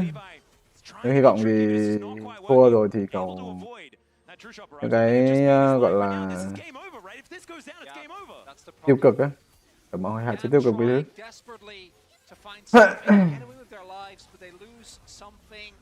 But I don't think they can afford to lose. This game was already in a dire spot, almost a 10k gold lead. But now with Mountain Soul, your one angle to come back, which is like a pick on APA when he's overextending. Yon out of position, Core JJ diving too deep. Like, that's just not going to happen. And I don't even want to talk about what Impact is now going to do. Look, he's a 4-0 He has almost 300 armor. Yeah, this is a Showmaker's worst nightmare. Cassante right now, wielded by Impact. And they're going to be able to take down this inhibitor turret. Emo does get some bounty gold, but it's just not really going to work. Bounty gold for Nex is not a trade you want to take, but there's not a whole lot more that they can do. Yon in this mid lane is going to be able to take yet another. And TL, they are dotting I's and they are crossing T's. taking exactly what they need off this map. Levi, you can see hunting for an angle, hunting Dạ for pick an đội xanh. Impact just keeps pushing him back. He's a brick Một wall, rắc. guarding. Bây giờ còn rắc không vào thế đổi đường khó quá. Thằng nghĩ đổi đường cũng rất là khó. Đội hình này đâu có chiếm được cái mũi mid trái đâu. Không chiếm được mũi đấy sao đổi đường được. Thật ra thì có cái kiểu đổi đường đó là không chiếm mũi mid trái á.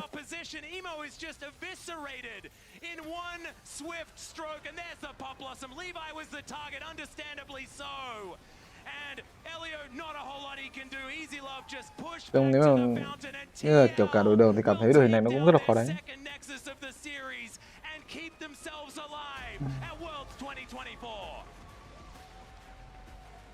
They locked in the Nocturne again. They locked in the Nico again.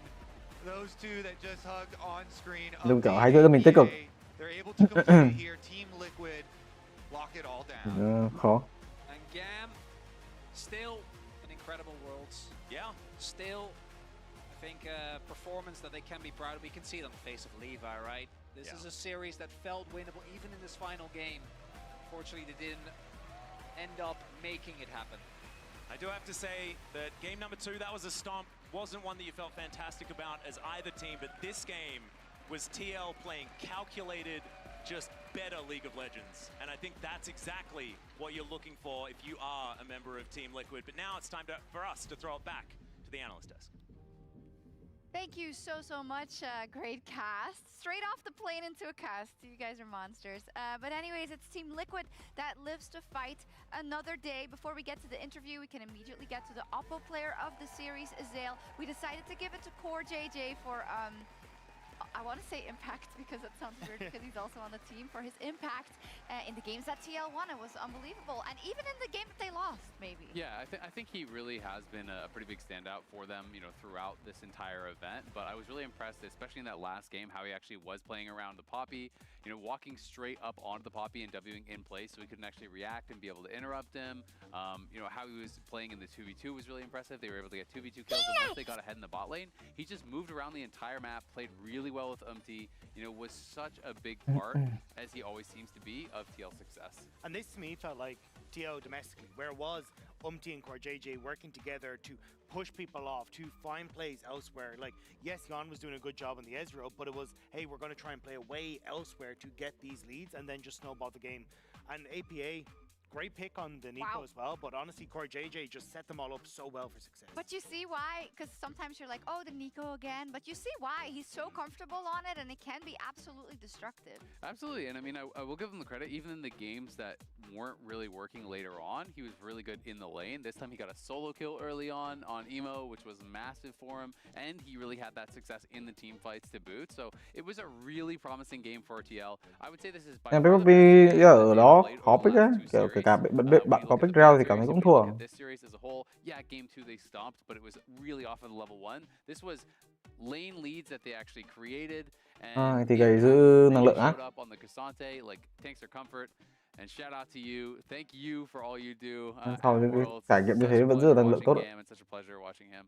Thank you, TK, and generally GAM. Oh, it is so bittersweet to see it with everything that's happening in the region, to the region, I should say, next year. And Levi, who we probably will not see again, and for how much he's done for the region overall. I love having the VCS at Worlds and at MSI, and giving our teams a run for their money. They absolutely deserve, you know, to be praised for what they always show. Yeah, I think the fact that they show up every single year and show what Tham it's capable of, especially when there's so much trials and tribulations to go through from years past, they still show up. They still are putting in commendable performances and taking down some of the top teams. Công danh đã gửi 5.000 đậu. Cuộc đời như cơn sóng thoáng qua đi xong rời. Ta với em hai người mỗi nơi. Anh nhớ em quá Quỳnh Trang ạ. Không biết kiếp này còn được gặp lại em nữa không? Obviously aren't Mình going to get the level of attention as some of the players from chat bị delay dữ. I think it's even more impressive to be able to do it with less resources, with less attention, and to be able to still come and show up. I mean, everything that happened in the region as well, I think it's very commendable. We're just waiting for the interview to get set up. It's going to be with and Lore on stage, but any final notes? No, I was just going to say for GAM, I think that I love that they always show up with their style. They never really come in and go, oh, well, I'm going to try and change things. I'm going to try and do something. It's like, no, I'm just going to show up and look right on the Wukong. I'm going to have all these plays, and I think that's really sick. And it really did push TL today. Yeah, absolutely. And I mean, Levi is just, to me, one of those guys that I associate so heavily with the region. He has been incredible. We're going to miss him if he doesn't come back. Indeed, but is standing by in the Verizon post-game interview with Laura. And welcome back to the stage as Team Liquid come out victorious against GAM Esports, and their run at Worlds continues. Thank you so much for joining me after this series. How do you feel right now? So, you guys asked for how do you feel? After game 1, terrible. Game 2 feels so good that I shit on Levi. Is that what matters? I'm sorry. I feel like a lot of this series was about the jungle, so how did it feel to come out on top, especially with the 2 Nocturne games you had? Oh, so I think the game 1 was, there was a lot of my bad too. Yeah. And so I thought, I can play better than this. It cannot be more bad than this at the game 2. And I thought my team was playing so well. So I just tried to trust myself, come out to the stage, and just play again. So about trusting yourself, I was looking up some stuff about you, some statistics, and I saw that you did a video teaching how to play Nocturne. You also had 2 good wins on Nocturne today. But then I looked at your win rate, and I saw that you had 40% win rate on Nocturne before coming in today. Wait. I should fix one, guys. 1 second. So first thing, my win rate is, whole career is 40%, even though 600 game, guys. So 40% is not that low for me. It's high, guys. Are you serious? I'm serious, guys. All things considered, everything is fine. We played a video of Spawn, the speech, the pep talk that he gave you guys between game 1 and game 2. And looking at you, you were religiously looking at him. Let it all sink in, drinking what he was telling you. How important is it for you to have a pep talk from your coach? So, yeah, I mean, my coach was just mentally worrying about me. I was a lot pinched at the Worlds because it's a tough scrims, guys. Eastern teams are strong. So it was tough, but they were just worrying me. But I was actually completely fine, and I can come back and bounce back. And my coach was so happy about that. I bounced back with my teammates. Amazing. And you're going to keep on bouncing back 100%. But I want to know, I know that you had a lot of things to prove this year in North America. I do believe that you have a lot of things to prove at Worlds here as well. What is the main goal for you, Main goal? I mean, I'm just happy right now and just like playing at this stage. What I have to enjoy more. This is more enjoyable right now. It's been amazing having you on stage as well. A round of applause for once again, guys. Good luck on the draw. We'll find out about your opponents soon. Thank you so much for the interview. Yeah, thank you so much. It's been a pleasure. Yeah. And we'll be back in just a couple of minutes for the draw show. Is there a draw show too? Yeah, what a loose cannon in the interview. I love it. Spawn, what do you think? Welcome. Thank you. That's kind of right? He's a very emotional guy, and I think that the thing that we do well as a team is we ride his highs very well, and then when he's a little bit down, all the team rallies to pick him back up. So I love working with him. He's such an enjoyable, good, kind-hearted soul. You know, I've kind of got to ask you then, how did you, rally to actually be able to come back after game number 1? Because let's be honest, game number 1 was pretty abysmal compared to the level that you guys have shown throughout the year. It's not the same team I've watched in the LCS. You guys know that, and we even got to see a clip of you talking about that. Yeah, I mean, I think that we really want it at the moment, right? And League of Legends, if you really want it too much, sometimes a good play actually just goes away. So I think that that's what we're suffering from at the moment. And I think the reason that we're trying to grind our way through it is because when you're a good player and you play the game, then you start to see the game a lot more clearly than what we're seeing it at the moment. And I think that what actually happened in game 1 is we got completely destroyed, and then everyone was like, this is actually the worst thing that can happen. We finally hit rock bottom. Can't go downhill from here. GAM again, and it was I think everyone at that point took a sigh of relief. was like, I don't want to play Maokai again. I'm just not playing well enough to play this champion. We had a couple other drafts prepared, and then I think the great start to game 2 actually just kicked the team back into the gear that they've been playing in domestically. Yeah, I mean, that level 1, That was amazing. Were you happy at them holding their nerve? Because, you know, it could have turned out differently as well. Absolutely, it could have. That was actually, shout out to Hatham, our head analyst. That was actually a really good scouting prep from him. He knows that when they play strong level 1, they like try and go ward one side and then go the other side really deep, so that when we knew they went that side, that was what... Vâng, thì cái đội xanh thì vấn đề đó là mình phải hướng tới con Ari á, nên là mình cần ban Nico. Thế nếu là khu công Ari ở cái đấu vừa rồi thì có lẽ sẽ playable hơn và ban Nico. Đó là những cái điều nó cần có ở cái đội xanh ấy. Nhưng thì pick Jack hay là pick Norton thì cảm thấy nó cũng không ảnh hưởng mấy. Đơn giản là ban đi Nico kết hợp với pick Ari.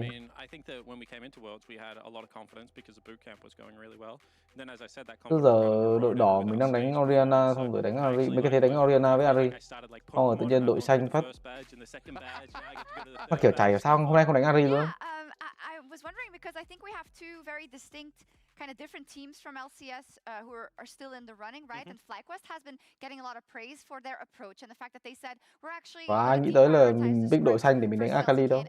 in order to kind of protect our peace, but also protect our strategies because we feel that is the best approach to having to beat them. I feel like you guys are different in that you took a lot of scrims with them, right? And you had to deal with also the fallout if it wasn't working well. Can you talk about that a little bit? Yeah, I mean, credit to FlyQuest's coaching staff because they really know what works for their team and they've been playing brilliantly on stage, right? So I think that that's actually awesome for them. And then I think that the difference for us is that EWC, when we had great scrims versus the top teams, we actually found a lot of confidence from that. And I guess Core and I are the two leaders of the team, and we're both just big grinders. You know, we're the kind of people that when the brick wall's not going down, we just bang our head into it a couple more times. So if that's what the culture is of the team, that's what people expect. So if you take your foot off the brake at the last moment, then that can sometimes send the wrong message, and we don't want to do that. So, you know, we'll just stick to the grind. We know you like that. Azael and I have worked with you, and you have always been like this. So it's good to hear that it's still the case, and hopefully it's yielding to results. Talk to me about the possible draws and who you would like, who you'd like to avoid, etc. I mean, I really don't care who we play, to be honest, at this stage, because I think that you guys will see as well that it's on us to play our game. In saying that, I think the fans have wanted us versus G2 the whole of the year. Yes. So, I mean, that's probably, you know, I always say this, we do it for the fans, right? We love the fact that, you know, they support us so much. I love the haters as well. So I think that if we could get the fan game, that would be great. Yeah, I mean, it would be exciting. I'd be interested, what's your opinion on if you guys were going to play FlyQuest? Because I know some people are like, let's get the guaranteed quarters. Nah. But I feel like I want to see our teams beat teams from other regions and prove our worth on the international stage. I don't even think either of us or FlyQuest would want to make quarters that way, to be completely honest. And it's not because we don't want to make it there, it's because of exactly what you said. And, you know, team kills are never fun. In saying that, I did say the other day that we kind of went 1-1 in playoffs against them, and we do feel like behind the scenes, when this is all over, we need kind of that Rocky scene where Rocky fights Apollo Creed off camera. So I would like to do that with FlyQuest at some point, but definitely not to make a quarterfinal. No, I get what you mean for sure. I mean, for me, the big question is, I think, in watching kind of the LCS and seeing all of the methods, all the work is kind of correct. All the moves are correct. All the work that's put in is correct. But as to come back to what you opened up with, this is kind of it, right? This is the absolute final exam. And do you have confidence that because of maybe the lessons learned in those best of ones, but also in the series versus Spain, also in the series here versus GAM, are you confident that you've had enough now to get like over that hump and beat whoever you come across tomorrow? Yeah, I mean, I think that we have to remain confident and we have to remain calm. And I think that when we went into split one playoff this year, we had lost that, and then something just dropped one day and we went on a complete tear. And I think that, you know, I'm not saying this is going to be that momentum shift, but anything can be a momentum shift at this time of the year. It can be a good dinner, can see one player wakes up in a really great mood, says, you know what, guys, I'm going to carry today. So yeah, I just think we have to keep riding it. We got to be happy. We got to enjoy it. I say to the guys all the time, you're playing on the world stage. Like, what more do you want at the moment? What more do you want? Maybe a good draw, and it is time for it, I believe. And EU. To the World's 2024 Swiss Stage Round 5 Draw Show. I'm your host, Laure, and we already sent a few teams in quarterfinals already, as LNG, Genji, TS, HLE, and T1 already advanced to the Paris stage. That means that there are only 3 more spots remaining. And I will be joined tonight by official Riot Games tournament, Nick. Thank you so much. This bowl contains our remaining teams with a score of 2-2 who will be competing for a spot. As a reminder, repeat matchups are not allowed in the Swiss stage, and if a team is drawn against someone they have already played, or if a draw would force 2 other teams into a repeated matchup, the drawn team will be moved to the next available matchup. Our 2-2 teams consist of D plus Kia, FlyQuest, Bilibili Gaming, Weibo Gaming, and Team Liquid. Now, Nick, would you please draw the first team?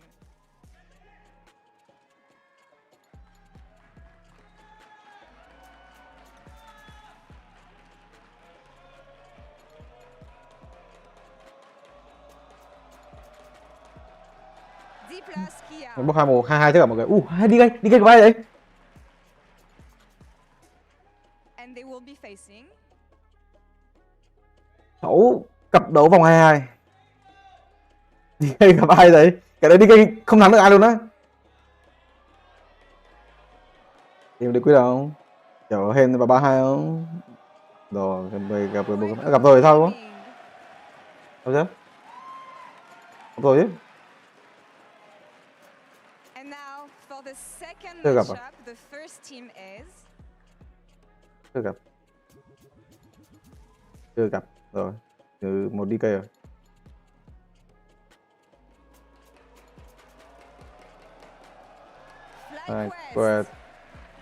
I quit team Liquid, what the fuck? Riu. BLG còn cho mình